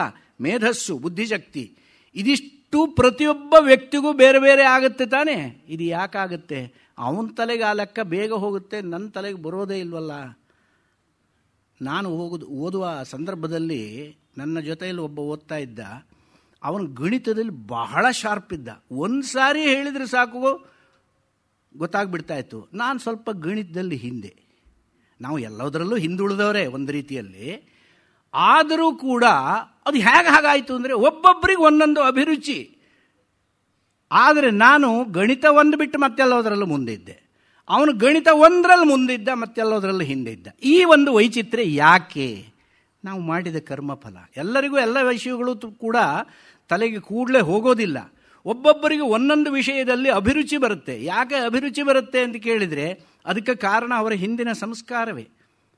ಅದಕ್ಕೋಸ್ಕರವಾಗಿ ಅವರು ಆರಿಸಿಕೊಳ್ಳುವ ವೃತ್ತಿಯೂ ಕೂಡ ಆ ಕರ್ಮಾನುಸಾರವಾಗಿಯೇ ಬರುತ್ತೆ. ಆ ವೃತ್ತಿ ಎನ್ನುವಂಥದ್ದು ಏನು ಅಂದರೆ ಉದ್ಯೋಗವನ್ನು ಹೇಗೆ ಆಯುಃಕರ್ಮಚ ವಿತ್ತಂಚ ವಿದ್ಯಾ ನಿಧನಮೇವಚ ಪಂಚೈತಾನ್ಯಪಿ ಸೃಜ್ಯಂತೆ ಗರ್ಭಸ್ಥಸ್ಯೈವ ದೇಹಿನಃ. ಆಯಸ್ಸು ಕರ್ಮ ಅಂದರೆ ಅವನು ಮಾಡುವ ವೃತ್ತಿ, ಆಯುಃಕರ್ಮಚ ವಿತ್ತಂಚ ಸಂಪತ್ತು, ವಿದ್ಯೆಗಳು, ಹಾಗೂ ನಿಧನಮೇವಚ ಮರಣ. ಇದಿಷ್ಟು ಕೂಡ ತಾಯಿಯ ಗರ್ಭವನ್ನು ಪ್ರವೇಶಿಸುವ ಸಂದರ್ಭದಲ್ಲೇ ಆ ಜೀವನಿಗೆ ಪರಮಾತ್ಮ ನಿಶ್ಚಯ ಮಾಡಿಟ್ಟಿರ್ತಾನೆ. ಆದ್ದರಿಂದ ಅದು ಆಚೆ ಈಚೆ ಹೋಗಲಿಕ್ಕೆ ಸಾಧ್ಯವೇ ಇಲ್ಲ. ಇದಕ್ಕೆ ಮಹಾಭಾರತದಲ್ಲಿ ಅನೇಕ ಉದಾಹರಣೆಗಳನ್ನು ನೋಡಬಹುದು. ಆ ರೀತಿಯಾಗಿ ಇರುವಾಗ ಇಲ್ಲಿ ಬಂದ ನಂತರ ಯಾರು ಡಾಕ್ಟ್ರು ಯಾರ ಆಯಸ್ಸನ್ನು ಜಾಸ್ತಿ ಮಾಡೋದಕ್ಕೆ ಸಾಧ್ಯವಿಲ್ಲ, ಹಾಗಂತ ಕಮ್ಮಿ ಮಾಡೋದಕ್ಕೂ ಸಾಧ್ಯವಿಲ್ಲ. ಅವರು ಡಾಕ್ಟ್ರು ಆಪರೇಷನ್ ಮಾಡಿದ್ರಿಂದ ಅವನು ಹೋಗ್ಬಿಟ್ಟ. Operation success but the patient is dead ಅಂತ ಹೇಳ್ತಾರೆ. ಹಾಗಾಗ್ಲಿಕ್ಕೆ ಸಾಧ್ಯವಿಲ್ಲ. ಅವನಿಗೆ ಆಯಸ್ಸು ಕಳೆದಿದ್ರಿಂದಲೇ ಆಪರೇಷನ್ ಮಾಡಲಿಕ್ಕೆ ಹೋಗುವಂತಹ ಮನಸ್ಸನ್ನು ಕೊಟ್ಟ. ಇವ್ರು ಕರ್ಕೊಂಡು ಹೋಗಿದ್ರಿಂದ ತಾನೇ ಡಾಕ್ಟರ್ ಬಂದು ಆಪರೇಷನ್ ಮಾಡಿದ್ದು. ಅವರೇನು ಮನೆಗೆ ಬಂದು ಆಪರೇಷನ್ ಮಾಡ್ತಾರೆಯೇ? ಇವರಿಗೆ ಆ ಬುದ್ಧಿ ಪ್ರಚೋದನೆ ಮಾಡ್ತಾನೆ ಭಗವಂತ. ಯಾರ ಆಯಸ್ಸು ಕ್ಷೀಣವಾಗಿರುತ್ತೋ, ಯಾವ ರೀತಿಯಲ್ಲಿ ಹೋದರೆ ಅವನಿಗೆ ಆಯಸ್ಸು ಅಲ್ಲಿಗೆ ಮುಗಿಯುತ್ತೋ ಆ ರೀತಿಯಾದಂತಹ ಸನ್ನಿವೇಶವನ್ನು ಕಲ್ಪನೆ ಮಾಡುವಂಥದ್ದು. ಆ ರೀತಿಯಾಗಿ ಇರೋದ್ರಿಂದಲೇನಿಗೆ ಈ ಒಂದು ಸೃಷ್ಟಿಯಲ್ಲಿ ಜೀವನಿಗೆ ನಮಗೆ ಬರುವಂತಹ ಎಲ್ಲವೂ ಕೂಡ ಭೋಗಭಾಗ್ಯಗಳಾಗಬಹುದು, ದುಃಖಗಳಾಗಬಹುದು, ನಮ್ಮ ಹಿಂದಿನ ಕರ್ಮದ ಫಲವಾಗಿ ಇರೋದರಿಂದ ಆ ಕರ್ಮದ ಫಲವನ್ನು ನಾವು ಅನುಭವಿಸದೆ ತಪ್ಪಿಸಿಕೊಳ್ಳುವುದಕ್ಕೆ ಸಾಧ್ಯವಿಲ್ಲ. ಯೋನಿಮನ್ಯೇ ಪ್ರಪದ್ಯಂತೆ ಶರೀರತ್ವಾಯ ದೇಹಿನಃ. ಬೇರೆ ಬೇರೆ ಯೋನಿಯಲ್ಲಿ ಹುಟ್ಟುತ್ತಾರೆ. ಮನುಷ್ಯ ಹೇಗೆ ಹುಟ್ಟುತ್ತಾನೆ? ಮನುಷ್ಯ ಅಂದರೆ ಜೀವ. ಮನುಷ್ಯ ಹುಟ್ಟೋದಲ್ಲ, ಜೀವ ಹುಟ್ಟೋದು. ಜೀವ ಹೇಗೆ ಹುಟ್ಟುತ್ತಾನೆ ಅಂದರೆ ಬೇರೆ ಬೇರೆ ಯೋನಿಯಲ್ಲಿ ಹುಟ್ಟುತ್ತಾನೆ. ಮನುಷ್ಯ ಯೋನಿಯಲ್ಲಿ ಹುಟ್ಟಬಹುದು, ಬೇರೆ ಹಸುವಿನ ರೂಪದಲ್ಲಿ, ಆನೆಯ ರೂಪದಲ್ಲಿ, ಹುಲಿಯ ರೂಪದಲ್ಲಿ, ಸಿಂಹ ರೂಪದಲ್ಲಿ ಯಾವುದೇ ಜನ್ಮವೂ ಬರಬಹುದು. ಮನುಷ್ಯನಾಗಿ ಹುಟ್ಟಿದವನಿಗೆ ಮುಂದಿನ ಜನ್ಮ ಮನುಷ್ಯ ಜನ್ಮ ಬರುತ್ತೆ ಅಂತ ನಿಮಗೆ ಗ್ಯಾರಂಟಿ ಯಾರಿಗಾದರೂ ಇದೆಯೋ? ಯಾರೂ ಗ್ಯಾರಂಟಿ ಕೊಡಲಿಕ್ಕೆ ಸಾಧ್ಯವಿಲ್ಲ. ಅದನ್ನು ಕೊಡೋದಿದ್ರೆ ಅವನೊಬ್ಬ ಕೊಡಬಹುದು. ಅದನ್ನೇ ಅವನು ಭಗವಂತ ಗೀತೆಯಲ್ಲಿ ಒಂದು ಮಾತು ಹೇಳಿದ್ದಾನೆ. ಬಹೂನಿ ಮೇ ವ್ಯತೀತಾನಿ ಜನ್ಮಾನಿ ತವಚಾರ್ಜುನ ತಾನ್ಯಹಂ ವೇದ ಸರ್ವಾಣಿ ನತ್ತಂ ವೇತ್ಥ ಪರಂತಪ. ಅರ್ಜುನ, ನನಗೂ ನಿನಗೂ ಅನೇಕ ಜನ್ಮಗಳು ಕಳೆದು ಹೋಗಿದ್ದಾವೆ. ಆದರೆ ಆ ಎಲ್ಲ ಜನ್ಮಗಳು ನನಗೆ ಗೊತ್ತು, ನಿನಗೆ ಗೊತ್ತಿಲ್ಲ. ಯಾರಿಗಾದರೂ ಹಿಂದಿನ ಜನ್ಮದ ಸ್ಮರಣೆ ಇದೆಯಾ? ಪರಮಾತ್ಮ ನಮಗೆ ಎಷ್ಟು ಅನುಗ್ರಹ ಮಾಡಿದ್ದಾನೆ ನೋಡಿ. ಅವನು ಹಿಂದಿನ ಜನ್ಮದ ಸ್ಮರಣೆಯನ್ನು ಒಂದೊಮ್ಮೆ ಕೊಟ್ಟು ಬಿಟ್ಟರೆ ಏನಾಗಬಹುದು ನೀವೇ ಯೋಚನೆ ಮಾಡಿ. ನಮಗೆ ಮರವು ಅನ್ನುವಂಥದ್ದು ಒಂದು ವರ. ಎಷ್ಟೋ ಜನ ಹೇಳೋದು ಕೇಳಿದ್ದೇನೆ, ವಯಸ್ಸಾದ ನಂತರ ಮರವು ಬರುತ್ತೆ, 60ಕ್ಕೆ ಅರಳು ಮರಳು. ಆ ಮರವು ಕೊಟ್ಟಿದ್ದು ಯಾಕೆ ಪರಮಾತ್ಮ ಅಂದರೆ ಒಂದು ವರವಾಗಿಯೇ ಕೊಟ್ಟಿದ್ದಾನೆ ಆ ಸಮಯದಲ್ಲಿ. ಯಾಕೆಂದರೆ ಈ ಮುದುಕಪ್ಪ ಸುಮ್ಮನೆ ಮನೇಲಿ ವಟ ವಟ ವಟ ಅಂತ ಇರ್ತಾರೆ ಅಂತ ಅವರೆಲ್ಲ ಬೈಕೊತ್ತಾ ಇರ್ತಾರೆ, ಅದು ಕೇಳದೇ ಇರಲಿ ಅಂತ ಅವನಿಗೆ ಮರವು. ಈ ಶರೀರ ಅನ್ನುವಂಥದ್ದು ಇದೆಯಲ್ಲ, ಇದು ಹೇಗೆ ಅಂತ ಕೇಳಿದರೆ ಬಾಡಿಗೆ ಮನೆ ಇದ್ದ ಹಾಗೆ.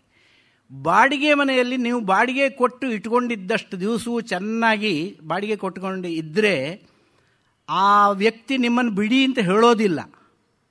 ಸರಿಯಾಗಿ ಬಾಡಿಗೆ ಕೊಡಲಿಲ್ಲ ಅಂತ ಇಟ್ಕೊಳ್ಳಿ, ಏನು ಮಾಡ್ತಾನೆ? ಮೊದಲನೇದಾಗಿ ಕರೆಂಟ್ ಕಟ್ ಮಾಡ್ತಾನೆ, ಆಮೇಲೆ ಡ್ರೈನೇಜ್ ಕಟ್ಕೊಳ್ಳೋ ಹಾಗೆ ಮಾಡ್ತಾನೆ, ಆಮೇಲೆ ನೀರನ್ನು ಕಟ್ ಮಾಡ್ತಾನೆ. ಒಂದೊಂದಾಗಿ ಕಟ್ ಮಾಡ್ತಾ ಇವ್ರಿಗೆ ಏನಾಗುತ್ತೆ? ಬೇಡಪ್ಪ ಈ ಮನೆ ಬೇರೆ ಎಲ್ಲರೂ ನೋಡೋಣ ಅಂತ ಹೇಳಿ ತಾನಾಗೇ ಬಿಟ್ಟು ಹೋಗಬೇಕು. ಆ ಸ್ಥಿತಿಯನ್ನು ಕಲ್ಪನೆ ಮಾಡ್ತಾನೆ ತಾನೆ. ಹಾಗೆ ಈ ದೇಹ ಅನ್ನುವಂಥದ್ದು ಒಂದು ಬಾಡಿಗೆ ಮನೆ ನಮ್ಮದು. ಈ ಬಾಡಿಗೆ ಮನೆಯಲ್ಲಿ ನಾವು ಬಂದ ನಂತರ ಪರಮಾತ್ಮ ನಮಗೆ ಈ ಶರೀರವನ್ನು ಕೊಟ್ಟಿದ್ದಾನೆ.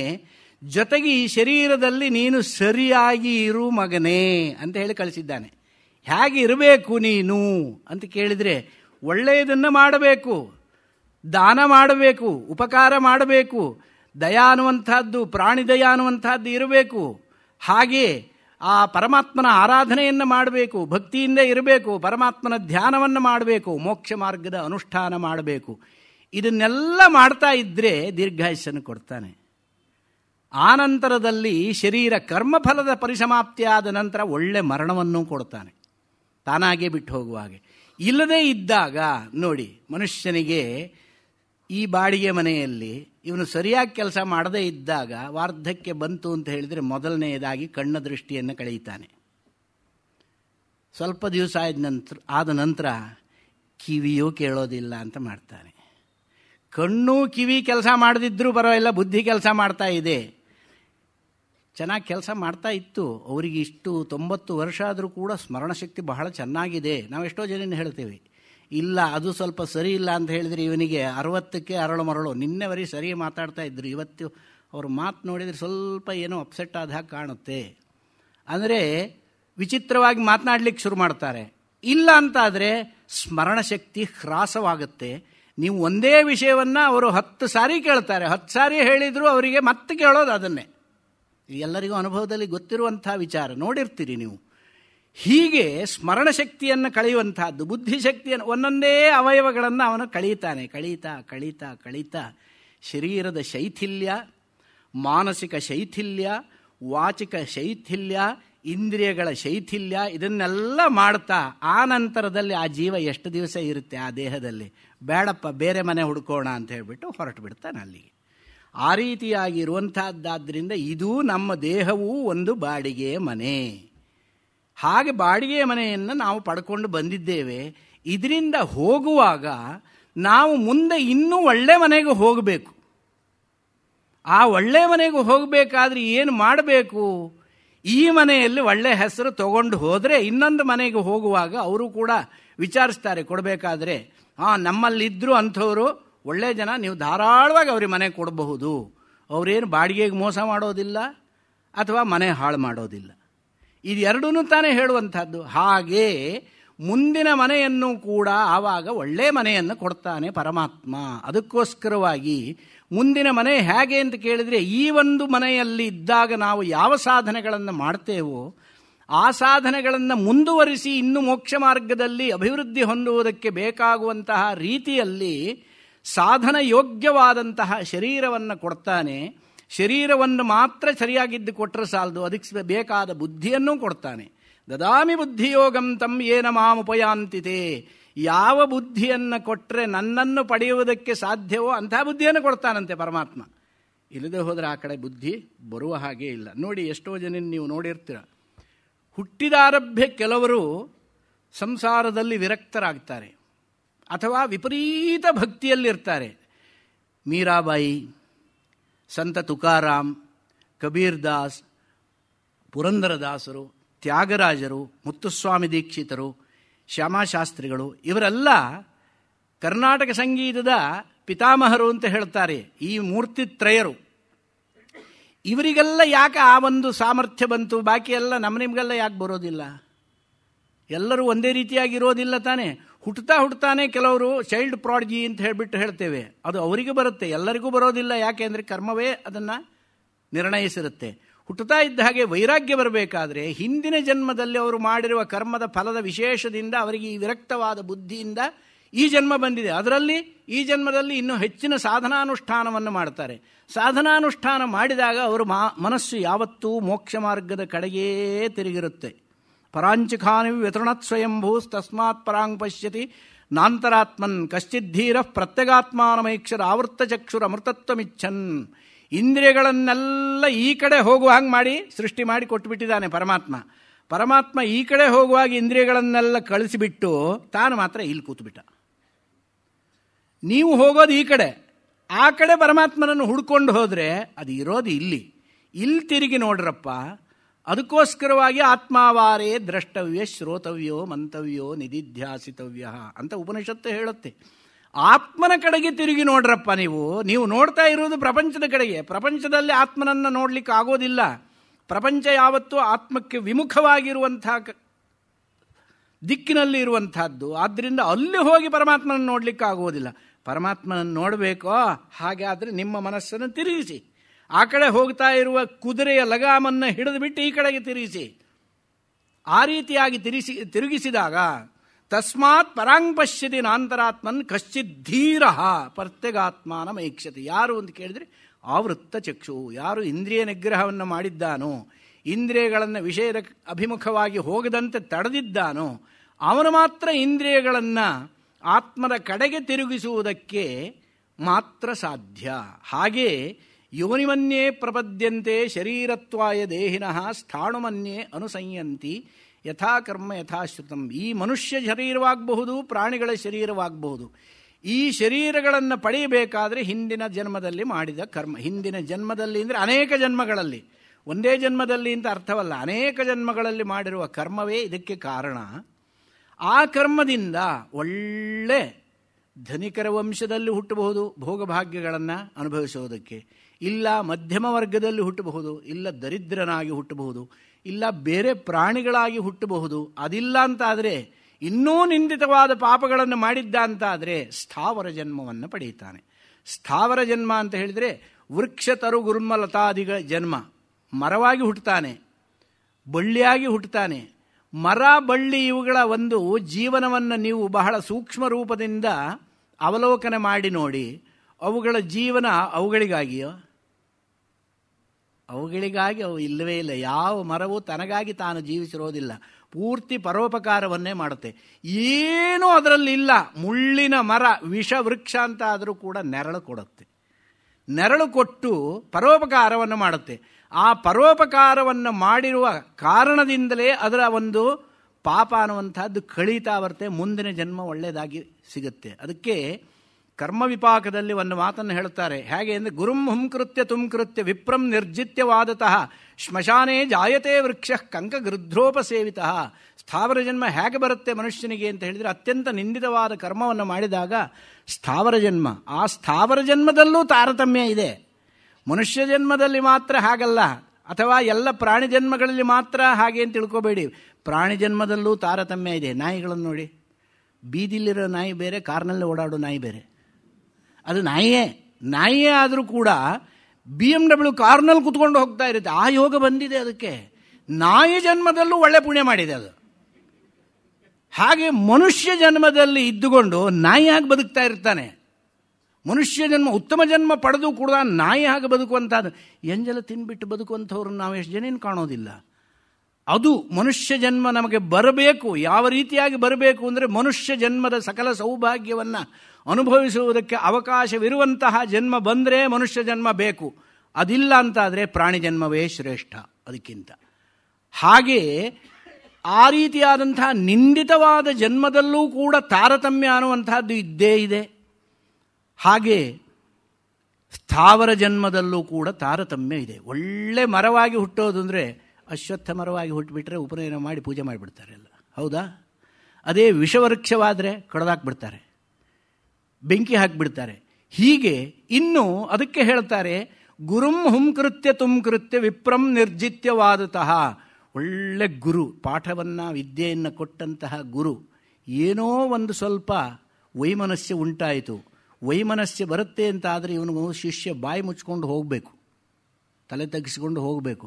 ಅದು ಬಿಟ್ಟು ನೀನೇನು ನಿನ್ನ ಇದೇನು ಅಂತ ಹೇಳಿಬಿಟ್ಟು ಅವನಿಗೆ ತಿರುಗಿ ನಿಂತು ಗುರುವಿಗೆ ನಿಂದನೆ ಮಾಡಿದ್ದೇ ಆದರೆ, ವಿಪ್ರಂ ನಿರ್ಜಿತ್ಯವಾದತಃ, ಒಳ್ಳೆ ಅನುಷ್ಠಾನ ಸಂಪನ್ನದಾದಂತಹ ಬ್ರಾಹ್ಮಣನನ್ನು ವಾದದಲ್ಲಿ ನಾನು ಸೋಲಿಸಿಬಿಟ್ಟೆ ಅಂತ ಹೇಳಿಬಿಟ್ಟು ಬೆನ್ನು ತಟ್ಟಿಕೊಂಡು ಆ ರೀತಿಯಾಗ ಸಭೆಯಲ್ಲಿ ಅವಮರ್ಯಾದೆಯನ್ನು ಮಾಡಿದರೆ ಅಂಥವರಿಗೆ ಯಾವ ಜನ್ಮ ಬರುತ್ತೆ ಅಂದರೆ, ಶ್ಮಶಾನೇ ಜಾಯತೆ ವೃಕ್ಷ ಕಂಕಗೃಧ್ರೋಪಸೇವಿತ. ಶ್ಮಶಾನದಲ್ಲಿ ವೃಕ್ಷವಾಗಿ ಹುಟ್ಟುತ್ತಾನಂತೆ. ಬೇರೆ ಕಡೆಯಲ್ಲಿ ದೇವಸ್ಥಾನದ ಹತ್ತಿರ ವೃಕ್ಷವಾಗಿ ಹುಟ್ಟಿದರೆ ಅಥವಾ ಅಶ್ವತ್ಥ ವೃಕ್ಷವಾದರೆ ಪೂಜೆ ಮಾಡ್ತಾರೆ. ಶ್ಮಶಾನದಲ್ಲಿ ವೃಕ್ಷವಾದರೆ ಯಾರು ಆ ವೃಕ್ಷವನ್ನು ನೋಡ್ತಾರೆ? ಅದು ಎಂತಹ ವೃಕ್ಷ? ಕಂಕಗೃಧ್ರೋಪಸೇವಿತ.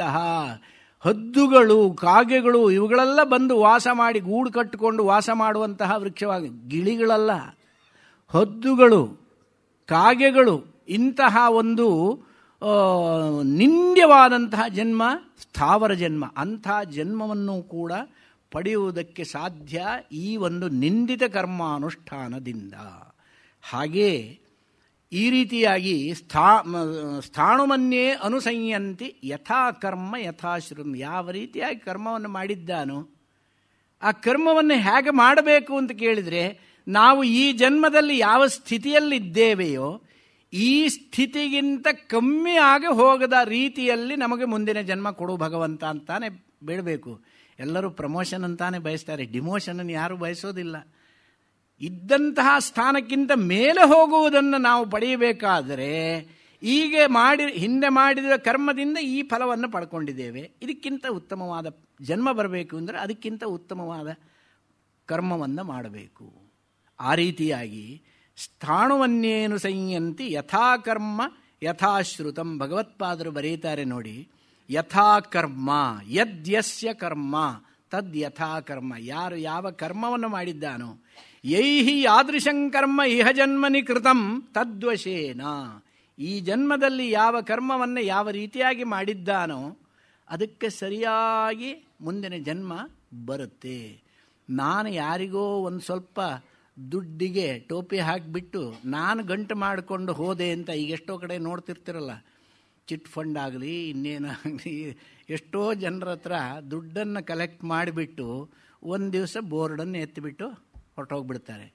ಅವರಿಗದು ಬರುತ್ತೆ, ಗಂಟು ಸಿಗುತ್ತೆ ಅಂತ ಅಂದ್ಕೊಂಡಿದ್ದೀರೋ? ಇದೆಲ್ಲ ಭ್ರಾಂತಿ. ಮನುಷ್ಯನಿಗೆ ಅವನು ಹುಟ್ಟುವ ಸಂದರ್ಭದಲ್ಲೇ ಅವನಿಗೆ ಎಷ್ಟು ಸಂಪತ್ತು ಅಂತ ನಿರ್ಣಯ ಮಾಡಿದ್ದಾನೆ. ಆ ನಿರ್ಣಯ ಮಾಡಿದ ಸಂಪತ್ತಿಗಿಂತ ಕವಡೆ ಕಾಸು ಅವನಿಗೆ ಹೆಚ್ಚಿಗೆ ಸಿಗೋದಿಲ್ಲ, ಕವಡೆ ಕಾಸು ಕಮ್ಮಿ ಆಗೋದಿಲ್ಲ. ಅದಕ್ಕಿಂತ ಜಾಸ್ತಿ ನಾನು ಮಾಡ್ಕೊಳ್ತೇನೆ ಅಂತ ಹೇಳಿಬಿಟ್ಟು ಒಂದೊಮ್ಮೆ ಮನುಷ್ಯನ ಒಂದು ದುರ್ಬುದ್ಧಿಯಿಂದ ಪ್ರಯತ್ನಪಟ್ಟು ಸಂಪಾದನೆ ಮಾಡಿದರೆ ಆ ಸಂಪಾದನೆ ಮಾಡಿದ್ದು ದುಡ್ಡು ಅನ್ಯಾಯಾರ್ಜಿತಂ ವಿತ್ತಂ ಹಾಗೆ ಹೊರಟೋಗುತ್ತೆ. ಇನ್ಕಮ್ ಟ್ಯಾಕ್ಸ್ ರೈಡ್ ಆಗುತ್ತೆ, ಯಾರೋ ಬಂದು ತೊಗೊಂಡೋಗ್ತಾರೆ, ಕಳ್ಳರು ತೊಗೊಂಡೋಗ್ತಾರೆ ಎಲ್ಲ. ಆ ರೀತಿ ಇಲ್ಲ, ಇವನಿಗೆ ಇನ್ಯಾವುದೂ ಇಲ್ಲ ಅಂತ ಹೇಳಿದ್ರೆ ಇಷ್ಟು ಗಂಟು ಮಾಡಿದ್ನಲ್ಲ ಅವನಿಗೆ ಬರಬಾರದ ರೋಗ ಬರುತ್ತೆ, ಹೋಗಿ ಆಸ್ಪತ್ರೆ ಪಾಲಾಗ್ತಾನೆ, ಆಸ್ಪತ್ರೆ ಬಿಲ್ ಕಟ್ಟಬೇಕಾಗುತ್ತೆ. ಎಷ್ಟೋ ಜನ ನಾವು ನೋಡ್ತೇವೆ ಇಂಥದ್ದು. ಹಾಗೆ ಇದು ಜೀವನದ ಮೌಲ್ಯ, ಜೀವನದ ರಹಸ್ಯ. ಇದನ್ನು ನಾವು ತಿಳ್ಕೊಂಡ್ರೆ ಇದ್ದಿದ್ದರಲ್ಲಿ ತೃಪ್ತಿ ಪಡುವಂತಹ ಒಂದು ಸ್ಥಿತಿಯನ್ನು, ಮಾನಸಿಕ ಸ್ಥಿತಿಯನ್ನು ನಾವು ಬೆಳೆಸಿಕೊಂಡ್ರೆ ನಮಗಿಂತ ಸುಖಿಗಳು ಇರಲಿಕ್ಕೆ ಸಾಧ್ಯವಿಲ್ಲ. ಮನಸ್ಸಿಚ ಪರಿತುಷ್ಟೇ ಕೋರ್ಥವಾನ್ ಕೋ ದರಿದ್ರ ಅಂತ ಒಂದು ಮಾತು ಹೇಳ್ತಾರೆ. ಮನಸ್ಸು ತೃಪ್ತವಾಯಿತು ಅಂತ ಹೇಳಿದರೆ ಯಾರು ದರಿದ್ರ, ಯಾರು ಶ್ರೀಮಂತ. ಮನಸ್ಸು ಪರಿತುಷ್ಟವಾಯಿತು ಅಂತ ಹೇಳಿದರೂ ಕೂಡ ಆವಾಗ ಧನವಿಲ್ಲದೆ ಇರುವ ದರಿದ್ರನೂ ಶ್ರೀಮಂತನೇ. ಮನಸ್ಸಿಗೆ ತೃಪ್ತಿ ಇಲ್ಲ ಅಂತ ಹೇಳಿದರೆ ಶ್ರೀಮಂತನೂ ದರಿದ್ರನೇ. ಅದಕ್ಕೋಸ್ಕರವಾಗಿ ಇದ್ದಿದ್ದರಲ್ಲಿ ಯದೃಚ್ಛಾ, ಅದನ್ನೇ ಗೀತೆಯಲ್ಲಿ ಕೃಷ್ಣ ಹೇಳಿದ್ದಾನೆ, ಯದೃಚ್ಛಾ ಲಾಭ ಸಂತುಷ್ಟೋ ದ್ವಂದ್ವಾತೀತೋ ವಿಮತ್ಸರಃ ಸಮಸ್ಸಿದ್ಧಾವಸಿದ್ಧೌ ಚ ಕೃತ್ವಾಪಿ ನ ನಿಬದ್ಧತೆ. ಯದೃಚ್ಛಾ ಲಾಭ ಸಂತುಷ್ಟ, ನನಗೇನೋ ಯಾದೃಚ್ಛಿಕವಾಗಿ ಬಂದಿದ್ದು ಏನೋ ಇಷ್ಟು ಸಿಕ್ಕಿದೆ, ಪೂರ್ವಾರ್ಜಿತವಾದ ಆಸ್ತಿ ಇಷ್ಟಿದೆ, ನಾನು ಸಂಪಾದನೆ ಮಾಡೋದು ಇಷ್ಟಿದೆ, ಮಾಡಿದ್ದು ಇಷ್ಟಿದೆ, ಸಾಕು, ನನಗೆ ತೃಪ್ತವಾದ ಜೀವನ ಕೊಟ್ಟಿದ್ದಾನೆ, ನನಗೇನು ಅಷ್ಟು ದೊಡ್ಡ ಹರ್ಮ್ಯದಲ್ಲಿ ವಾಸ ಮಾಡಬೇಕು ಅನ್ನೋ ಆಸೆ ಇಲ್ಲ. ಎಲ್ಲಿದ್ದರೂ ಕೂಡ ಮನುಷ್ಯನಿಗೆ 3 ಅಡಿ 6 ಅಡಿಯೇ ತಾನೇ, ಅವು ಮಲಗೋದಷ್ಟರಲ್ಲೇ ತಾನೇ ಹಂಸತೂಲಿಕಾ ತಲ್ಪದಲ್ಲಿ. ಹಾಗಿರುವಾಗ ನಾನು ಯಾಕೆ ಅಷ್ಟೊಂದಕ್ಕೆ ಬಯಸಬೇಕು? ಕೊಡುವವನು ಕೊಡ್ತಾನೆ. ಕುಚೇಲನ ವೃತ್ತ ಅಂತ ನಿಮಗೆ ಗೊತ್ತಿದೆ ಮಹಾಭಾರತದಲ್ಲಿ. ಕುಚೇಲ ಎಂಥವನು? ಶ್ರೀಕೃಷ್ಣನ ಸಹಾಧ್ಯಾಯಿ. ಶ್ರೀಕೃಷ್ಣನ ಸಹಾಧ್ಯಾಯಿಯಾಗಿದ್ದಂತಹ ಬುದ್ಧಿವಂತನಾದಂತಹ ಕುಚೇಲ ಯಾವುದೋ ಸಂದರ್ಭದಲ್ಲಿ ದಟ್ಟ ದಾರಿದ್ರ್ಯದಲ್ಲಿ ಇರ್ತಾನೆ, ಆದರೂ ಕೂಡ ಸ್ವಾಭಿಮಾನಿ. ಈ ದಾರಿದ್ರ್ಯ ಜಾಸ್ತಿ ಇದ್ದವರಿಗೆ ಸ್ವಾಭಿಮಾನ ಜಾಸ್ತಿ ಅಂತ ಒಂದು ಮಾತಿದೆ. ಆ ರೀತಿಯಾದಂತಹ ಸ್ವಾಭಿಮಾನಿಯಾಗಿದ್ದಂತಹ ಕುಚೇಲ, ಅವನ ಮನೆಯಲ್ಲಿ ಏನೂ ತಿನ್ನೋದಕ್ಕೆ ಇಲ್ಲದೇ ಇರುವಂತಹ ಸಂದರ್ಭದಲ್ಲಿ ಹೆಂಡತಿ ಅವನನ್ನು ಪ್ರೇರೇಪಣೆ ಮಾಡ್ತಾಳೆ, ಹೋಗಿ ನಿಮ್ಮ ಸ್ನೇಹಿತ ತಾನೇ, ಬಾಲ್ಯ ಸ್ನೇಹಿತ, ಸಹಾಧ್ಯಾಯಿ ಶ್ರೀಕೃಷ್ಣ, ಅವನು ಸಾಕ್ಷಾತ್ ಪರಮಾತ್ಮನೇ ಎನ್ನುವಂಥದ್ದು ನಿಮಗೂ ಗೊತ್ತಿದೆ, ಅವನ ಹತ್ರ ಹೋಗಿ ಯಾಕೆ ಸಹಾಯ ಕೇಳಬಾರದು ಅಂತ. ಸಹಾಯ ಕೇಳೋದು ಅಂದರೆ ಇವನು ಸ್ವಾಭಿಮಾನಕ್ಕೆ ಧಕ್ಕೆ. ನಾನು ಅದನ್ನು ಮಾಡೋದಿಲ್ಲ, ನನಗೆ ನನ್ನ ಜನ್ಮದಲ್ಲಿ ನಾನು ಅಥವಾ ಹಿಂದಿನ ಜನ್ಮದಲ್ಲಿ ಮಾಡಿರುವಂತಹ ಕರ್ಮದಿಂದ ಪ್ರಾಪ್ತವಾದ ದಾರಿದ್ರ್ಯ ನಾನು ಅನುಭವಿಸಲೇಬೇಕು, ಆದ್ದರಿಂದ ನಾನು ಕೇಳೋದಕ್ಕೆ ಹೋಗೋದಿಲ್ಲ. ನಾನು ಇಂಥ ದಟ್ಟ ದರಿದ್ರನಾಗಿದ್ದೇನೆ ಅಂತ ಭಗವಂತನಾದವನಿಗೆ ಅವನಿಗೆ ಗೊತ್ತಿಲ್ವೋ? ಅವನಿಗೆಲ್ಲವೂ ಗೊತ್ತಿದೆ. ಗೊತ್ತಿದ್ದಾಗ ನನಗಿನ್ನೂ ಅವನು ಏನೂ ಕೊಟ್ಟಿಲ್ಲ ಅಂತ ಹೇಳಿದರೆ ನನಗೆ ಅನುಭವಿಸಬೇಕಾದ ಕರ್ಮ ಇನ್ನೂ ಸವದಿಲ್ಲ ಅಂತ ಅರ್ಥ. ಭಾರತನ ತೆಗೆದು ನೋಡಿ. ಆದ್ದರಿಂದ ನನ್ನ ಹಣೆಯಲ್ಲಿ ಅದು ಬರೆಯದೇ ಇದ್ದಾಗ ನಾನೇಕೆ ಹೋಗಲಿ? ಆದರೂ ಇವಳು ಮತ್ತು ಹೋಗಿ ಪ್ರೇರಣೆ ಮಾಡಿದ್ಲು, ಹೋಗಿ ಹೋಗಿ ಹೋಗಿ ಅಂತ. ಹೆಂಡತಿ ಜಾಸ್ತಿಯಾಗಿ ಒತ್ತಾಯ ಮಾಡಿದ ಕೂಡಲೇ ಯಾವ ಗಂಡಂದರೂ ಇಲ್ಲ ಅಂತ ಹೇಳ್ತಾರೆ. ಆ ಧೈರ್ಯ ಯಾರಿಗಾದರೂ ಇದೆಯೋ? ಮತ್ತೆ ಪ್ರೇರೇಪಣೆ ಮಾಡಿದಾಗ ಮನೆಯಲ್ಲಿ ಇರಲಿಕ್ಕಾಗೋದಿಲ್ಲ. ಆಮೇಲೆ ಒಂದು ದಿವಸ ಹೇಳ್ತಾಳೆ, 2 ದಿವಸ ಹೇಳ್ತಾರೆ, ಮರುದಿವಸ ಮಾಡಿಕೊಡೋ ದೋಸೆ ಬೇರೆ ಥರ ಆಗುತ್ತೆ, ಇಡ್ಲಿ ಬೇರೆ ಥರ ಆಗುತ್ತೆ. ಉಪ್ಪು ಹಾಕಿದರೆ ಖಾರ ಇಲ್ಲ, ಖಾರ ಹಾಕಿದರೆ ಉಪ್ಪು ಇಲ್ಲ, ಇಲ್ಲದೇ ಇದ್ರೂ ಹುಳಿ ಇಲ್ಲ, ಎಲ್ಲ ಇದ್ದರೆ ಸರಿಯಾದ ಟೈಮಿಗೆ ಬರೋಲ್ಲ. ಇವೆಲ್ಲ ಆಗುತ್ತೆ. ಅದಕ್ಕೋಸ್ಕರವಾಗಿ ಆ ಒಂದು ಹೆಂಡತಿಯ ಒಂದು ಒತ್ತಾಯವನ್ನು ತಾಳಲಾರದೆ ಹೊರಟಾಗ, ಸ್ನೇಹಿತನನ್ನು ನೋಡಲಿಕ್ಕೆ ಹೊರಟಾಗ, ಮನೆಯಲ್ಲಿದ್ದು ಏನನ್ನಾದರೂ ತಗೊಂಡು ಹೋಗಬೇಕು ಅಂತ ಹೇಳಿಬಿಟ್ಟು ತಗೊಂಡು ಹೋಗಲಿಕ್ಕೆ ನೋಡ್ತಾನೆ, ಏನೂ ಇಲ್ಲ. ಒಂದು ಮುಷ್ಟಿ ಅವಲಕ್ಕಿ ಇರುತ್ತೆ, ಆ ಅವಲಕ್ಕಿಯನ್ನು ಹಿಡ್ಕೊಂಡು ಹೋಗ್ತಾನೆ. ಅದು ಚಿಂದಿಯಾದ ಬಟ್ಟೆ, ಅದರಲ್ಲಿ ಗಂಟು ಕಟ್ಟಿಕೊಂಡು ಹೋಗ್ತಾನೆ. ಬಟ್ಟೆ ಹೇಗಿದ್ದು ಅತ್ಯಂತ ಮಲಿನವಾಗಿದೆ, ಹರಿದು ಹೋಗಿದೆ, ಅದರಲ್ಲಿ ಗಂಟು ಕಟ್ಟಿಕೊಂಡು ಹೋಗ್ತಾನೆ. ಹೋದಾಗ ಕೃಷ್ಣ ಅವನನ್ನು ಬಾಲ್ಯ ಸ್ನೇಹಿತ ಅಂತ ಅತ್ಯಂತ ಪ್ರೀತ್ಯಾದರಗಳಿಂದ ಅವನನ್ನು ಸ್ವಾಗತ ಮಾಡ್ತಾನೆ. ಸ್ವಾಗತ ಮಾಡಿಬಿಟ್ಟು, ಬಂದೆಯಾ ನನ್ನ ಸ್ನೇಹಿತನೇ, ಎಷ್ಟು ಸಮಯ ಆಗಿತ್ತು ನಿನ್ನನ್ನು ನೋಡಿ ಅಂತ ಹೇಳಿಬಿಟ್ಟು ತಬ್ಬಿಕೊಂಡು ಅವನನ್ನು ಕರೆದುಕೊಂಡು ಹೋಗಿ ಅಂತಃಪುರದಲ್ಲಿ ತನ್ನ ಹಂಸತೂಲಿಕಾ ತಲ್ಪದ ಮೇಲೆ ಕೂರಿಸಿಕೊಳ್ತಾನೆ. ಶ್ರೀಕೃಷ್ಣ ತನ್ನ ಅಂತಃಪುರಕ್ಕೆ ತನ್ನ ಬಾಲ್ಯಮಿತ್ರನನ್ನು, ಅದರಲ್ಲೂ ದಟ್ಟ ದರಿದ್ರನನ್ನು ಕರ್ಕೊಂಡು ಹೋಗಿ ಕೂರಿಸಿಕೊಂಡಿದ್ದಾನೆ. ಅವನ ಅಂತಃಕರಣ ಎಂಥದ್ದಾಗಿತ್ತು! ದಟ್ಟ ದರಿದ್ರನಾದೆ ಅಧಿಕಾರದಲ್ಲಿರುವವನಿಗೆ ಎಂತಹ ಒಂದು ಮದ ಬರುತ್ತೆ ಅನ್ನುವಂಥದ್ದಕ್ಕೆ ಆ ಒಂದು ದೃಪದನಿಗೂ ಮತ್ತು ದ್ರೋಣಾಚಾರ್ಯರ ವಿಚಾರವನ್ನು ನೀವು ತಿಳಿದವರೇ, ನಿಮಗೆಲ್ಲ ಗೊತ್ತಿರುವಂಥದ್ದು. ಯಾವ ರೀತಿಯಾಗಿ ದ್ರೋಣರನ್ನು ಅವಮಾನ ಮಾಡಿರುತ್ತಾನೆ ಆ ಒಂದು ಅಧಿಕಾರ ಮದದಲ್ಲಿದ್ದವನು. ಹಾಗೆ ಇವನು ಹಾಗೆ ಮಾಡಲಿಲ್ಲ. ಅತ್ಯಂತ ಪ್ರೀತ್ಯಾದರದಿಂದ ಅವನನ್ನು ಕರ್ಕೊಂಡು ಹೋಗಿ ಹಂಸತೂಲಿಕಾ ತಲ್ಪದಲ್ಲಿ ಕೂರಿಸಿಕೊಂಡು ಅವನ ಸುಖ ದುಃಖಾದಿ ಕ್ಷೇಮ ಸಮಾಚಾರ ಯೋಗಕ್ಷೇಮಗಳನ್ನೆಲ್ಲ ವಿಚಾರಿಸ್ತಾನೆ. ವಿಚಾರಿಸಿದಾಗಲೂ ಕೂಡ ಇವನು ತನ್ನ ದಾರಿದ್ರ್ಯವನ್ನು ಹೇಳಿಕೊಳ್ಳದೆ, ನಾನು ಹೀಗೆ ನಿನ್ನಲ್ಲಿ ಏನನ್ನೋ ಕೇಳೋಕೆ ಬಂದಿದ್ದೇನೆ, ಏನು ಕೊಡ್ತೀಯಪ್ಪ ನನಗೆ ಅಂತ ಏನನ್ನೂ ಹೇಳೋದಿಲ್ಲ. ಚೆನ್ನಾಗೇ ಇದ್ದೇವೆ, ನಾವು ಚೆನ್ನಾಗೇ ಇದ್ದೇವೆ. ಅವನಿಗೇನು ಗೊತ್ತಿಲ್ವ ಪರಮಾತ್ಮನಿಗೆ? ಸರಿ, ನೀನು ಬರ್ತಾ ಇರಬೇಕಾದ್ರೆ ನಾನು ನಿನ್ನ ಬಾಲ್ಯ ಸ್ನೇಹಿತ, ಅತ್ಯಂತ ಪ್ರಾಣ ಸ್ನೇಹಿತನಾಗಿದ್ದಾಗ ನನಗೆ ನೀನು ಏನು ತಂದಿದ್ದೀಯ ಕೊಡಲಿಕ್ಕೆ? ಆವಾಗ ಇವನು ಬಹಳ ಸಂಕೋಚದಿಂದ ಆ ಒಂದು ಗಂಟನ್ನು ತೆಗಿಲೋ ಬೇಡವೋ ಹೀಗೆ ಯೋಚನೆ ಮಾಡಿ ಮಾಡಿ ತಂದಿದ್ದು ಅವಲಕ್ಕಿ, ಕಟ್ಟಿದ್ದು ಹರಕು ಬಟ್ಟೆ. ಅವಲಕ್ಕಿ ತಂದಿದೆ ಅಂತ ಗೊತ್ತಾದರೆ ಕೃಷ್ಣ ಏನು ಅಂದ್ಕೊಳ್ತಾನೋ ನೊಂದ್ಕೊಳ್ತಾನೋ ಅಂತ ಇವನಿಗೆ ಸಂಕೋಚ.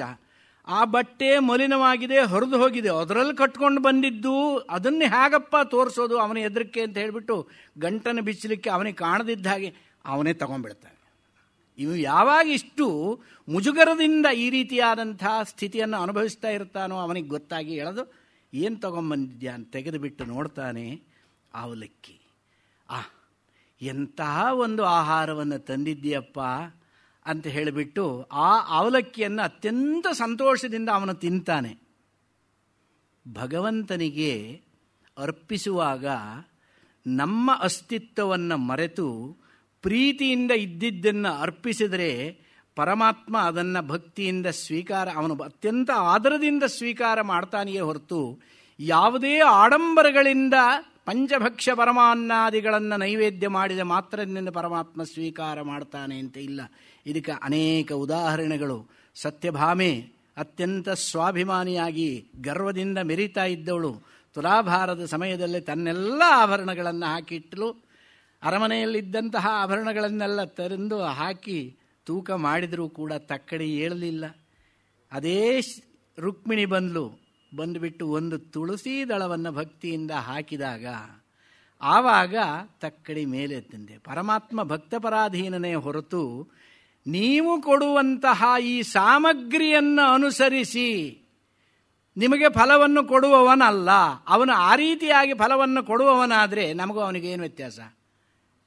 ಯಾರಾದರೂ ಎತ್ತು ಪ್ರತ್ಯುಪಕಾರಾರ್ಥಂ ಫಲಮುದ್ದೇಶ್ಯವಾ ಪುನಃ ದೀಯತೇಜ ಪರಿಕ್ಲಿಷ್ಟಂ ತದ್ರಾಜ ಸಮುದಾಹೃತಂ ಭಗವದ್ಗೀತೆಯಲ್ಲಿ ಹೇಳ್ತಾನೆ. ಪ್ರತ್ಯುಪಕಾರ ಮಾಡಲಿ ಅನ್ನೋ ದೃಷ್ಟಿಯಿಂದ ನಾವೊಬ್ಬರಿಗೆ ಉಪಕಾರ ಮಾಡಿದರೆ, ಇವತ್ತು ಅವನಿಗೆ ಉಪಕಾರ ಮಾಡಿ ನಂಗೆ ಕಷ್ಟ ಬಂದಾಗ ಅವನು ಉಪಕಾರ ಮಾಡ್ತಾನೆ ಅನ್ನೋ ದೃಷ್ಟಿಯಿಂದ ಮಾಡಿದರೆ ಅದು ರಾಜಸ ಉಪಕಾರ. ಹಾಗೆ ಮಾಡಬಾರ್ದು. ಯಾವ ಒಂದು ಫಲಾಪೇಕ್ಷೆ ಇಲ್ಲದೆ ಮಾಡುವ ಉಪಕಾರ ಸಾತ್ವಿಕವಾದಂತಹದ್ದು ಅಂತ ಹೇಳ್ತಾನೆ. ಹಾಗೆ ಪರಮಾತ್ಮನಿಗೆ ಕೊಡುವಾಗ ಪತ್ರಂ ಪುಷ್ಪಂ ಫಲಂ ತೋಯಂ ಯೋಮೇ ಭಕ್ತ್ಯಾ ಪ್ರಯಚ್ಛತಿ ತದಹಂ ಭಕ್ತ್ಯುಪಹೃತಂ ಅಶ್ನಾಮಿ ಪ್ರಯತಾತ್ಮನಃ. ಪತ್ರವಾಗಲಿ, ಪುಷ್ಪವಾಗಲಿ, ಫಲವಾಗಲಿ, ನೀರಾಗಲಿ, ಇದಿಷ್ಟನ್ನು ಕೊಡುವಾಗ ಈ ಏನೂ ಇಲ್ಲ, ನೀರನ್ನು ಕೊಡ್ತೇನೆ, ನನ್ನ ಹತ್ರ ಇನ್ನೇನೂ ಇಲ್ಲ, ದಟ್ಟ ದರಿದ್ರ, ಒಂದು ಲೋಟ ನೀರನ್ನು ನೈವೇದ್ಯ ಮಾಡ್ತಾನೆ. ಅಷ್ಟೇ ಭಕ್ತಿಯಿಂದ ಮಾಡ್ತಾನೆ ಅಂದರೆ ಪರಮಾತ್ಮ ಅಷ್ಟೇ ಸಂತುಷ್ಟನಾಗ್ತಾನೆ. ಪಂಚಭಕ್ಷ್ಯ ಪರಮಾನ್ನವನ್ನು ತಂದು ಅಲ್ಲಿ ಇಟ್ಟುಕೊಂಡಿರ್ತಾನೆ. ಇವನ ದೃಷ್ಟಿ ಬೇರೆ ಎಲ್ಲೋ ಇರುತ್ತೆ, ಪರಮಾತ್ಮನ ಮೇಲೆ ಇರೋದಿಲ್ಲ, ಅವನು ಅದನ್ನು ಮುಟ್ಟೋದಿಲ್ಲ. ಗಭೀರೇ ಕಾಸಾರೇ ವಿಶತಿ ವಿಜನೆ ಘೋರ ವಿಪಿನೆ ವಿಶಾಲೇ ಶೈಲೇ ಚ ಭ್ರಮತಿ ಕುಸುಮಾರ್ಥಂ ಜಡಮತಿ ಸಮರ್ಪ್ಯೈಕಂ ಚೇತಃ ಸರಸಿ ಜಮುಮಾನಾಥ ಭವತೆ ಸುಖೇನಾವಸ್ಥಾತುಂ ಜನ ಇಹ ನ ಜಾನಾತಿ ಕಿಮಹೋ. ಪರಮಾತ್ಮನ ಪೂಜೆ ಮಾಡ್ತೀರೋ? ಹೇಗೆ ಮಾಡ್ತೀರಿ ನೀವು? ಹೂ ತರ್ತೀರಾ? ಮಾರ್ಕೆಟಿಂದ ತರ್ತೀರೋ? ಮಾರ್ಕೆಟಿಂದ ತರೋ ನಗರವಾಸಿಗಳಿಗೆ, ನಗರವಾಸಿಗಳ ಒಂದು ದೌರ್ಭಾಗ್ಯ ಅದು, ಮಾರ್ಕೆಟಿಂದ ಹೂ ತಂದು ಪೂಜೆ ಮಾಡುವಂತಹದ್ದು. ಮನೆಯಲ್ಲಿ ಹೂದೋಟವನ್ನು ಬೆಳೆಸಿ ಒಂದು ಗಿಡದಲ್ಲಿರುವ 4 ಹೂವು ಆ 4 ಹೂ ಸಾಕು, ಭಕ್ತಿಯಿಂದ ಅರ್ಪಣೆ ಮಾಡಿದರೆ ಭಗವಂತ ಒಲಿತಾನೆ. ಗಭೀರೆ ಕಾಸಾರೆ, ಕೆರೆಗಳಿಗೆ ಹೋಗಿಬಿಟ್ಟು, ಅದು ಆಳವಾದ ಕೆರೆ, ಹೋದಾಗ ಜೀವಕ್ಕೆ ಅಪಾಯವಾಗುವಂತಹ ಸ್ಥಿತಿಯಲ್ಲಿರುವಂತಹ ಕೆರೆ, ಆದರೂ ಅಲ್ಲಿ ಕಮಲ ಅರಳಿದೆ, ಅದನ್ನು ತಗೊಂಬರ್ತಾನೆ. ಗಭೀರೆ ಕಾಸಾರೆ, ಅಲ್ಲಿ ಹೋಗಿ ಹೂವನ್ನು ತರ್ತಾನೆ. ವಿಶತಿ ವಿಚನೆ ಘೋರ ವಿಪಿನೆ, ಯಾರೂ ಇಲ್ಲದೆ ಇರುವಂತಹ ಘೋರವಾದಂಥ ಗೊಂಡಾರಣ್ಯಕ್ಕೆ ಹೋಗಿ ಕಾಡಿನಲ್ಲಿ ಬೆಳೆದಂತಹ ಪುಷ್ಪಗಳನ್ನು, ಕಾಡು ಮಲ್ಲಿಗೆ ಇತ್ಯಾದಿಗಳನ್ನು ತೆಗೆದುಕೊಂಡು ಬರ್ತಾನೆ. ವಿಶಾಲೇ ಶೈಲೇ ಚ ಭ್ರಮತಿ ಕುಸುಮಾರ್ಥಂ ಜಡಮತಿ, ವಿಶಾಲವಾದ ಪರ್ವತದ ಮೇಲೆಲ್ಲ ಹೋಗಿ ಹೂವನ್ನೆಲ್ಲ ಹುಡುಕಿ ತಗೊಂಬರ್ತಾನೆ. ಈ ಜಡಮತಿ ಅಂದರೆ ಮಂದಮತಿ ಆದವನು ಈ ಹೂಗಳನ್ನೆಲ್ಲ ತಂದುಬಿಟ್ಟು ಯಾತಕ್ಕೆ ತರ್ತಾ ಇದ್ದೀಯಾ ಅಂತ ಕೇಳಿದರೆ ಪರಮಾತ್ಮನ ಪೂಜೆಗಾಗಿ. ಆ ಪರಮಾತ್ಮನ ಪೂಜೆ ಮಾಡಿದರೆ ನನಗೇನೋ ಒಂದು ಕೈವಲ್ಯವಾಗತ್ತೆ ಅನ್ನುವ ದೃಷ್ಟಿಯಿಂದ ಭಗವತ್ಪಾದರು ಹೇಳ್ತಾರೆ, ಸಮರ್ಪೈಕಂ ಚೇತಃ ಸರಸಿಜಮುಮಾನಾಥ ಭವತೆ.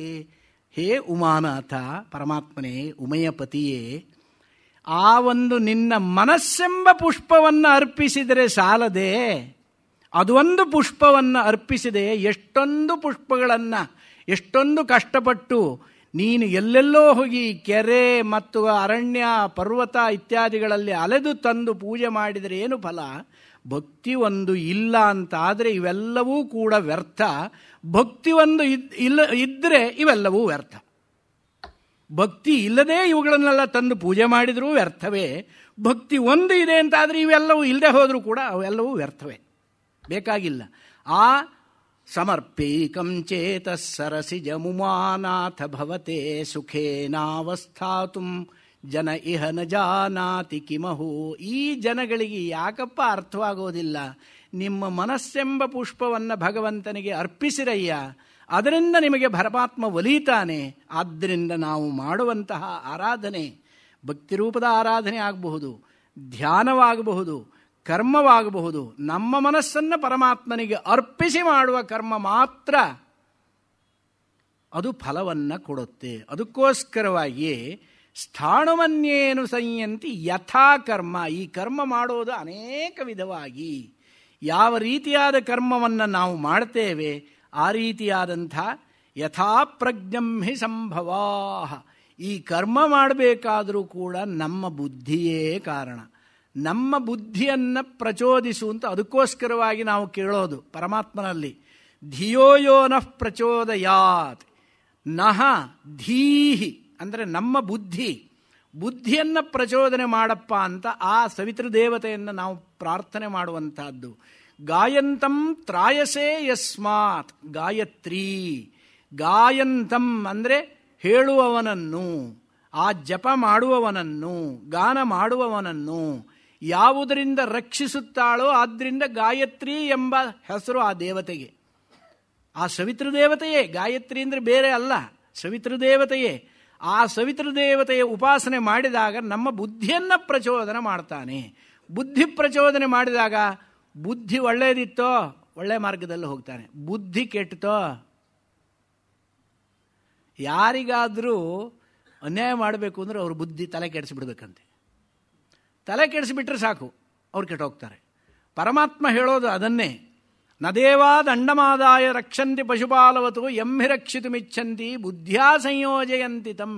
ಯಾರಿಗಾದರೂ ಕೆಟ್ಟ ಫಲವನ್ನು ಪರಮಾತ್ಮ ಕೊಡಬೇಕಾದ್ರೆ ಅವನೇನು ಕೆಟ್ಟ ಫಲವನ್ನು ತಂದು ಕೊಡೋದಿಲ್ಲ. ಅಲ್ಲಿ ಅವನ ಬುದ್ಧಿಯನ್ನು ಆ ರೀತಿ ಪ್ರಚೋದನೆ ಮಾಡಿಬಿಡ್ತಾನೆ. ಯಾವುದು ಮಾಡಬಾರ್ದೋ ಅದನ್ನು ಮಾಡುವ ರೀತಿಯಲ್ಲಿ ಪ್ರಚೋದನೆ ಮಾಡಿಬಿಡ್ತಾನೆ. ಅವನು ಮಾಡ್ತಾನೆ ಅಂಥ ಕೆಲಸವನ್ನು ಹಳ್ಳಕ್ಕೆ ಬೀಳ್ತಾನೆ.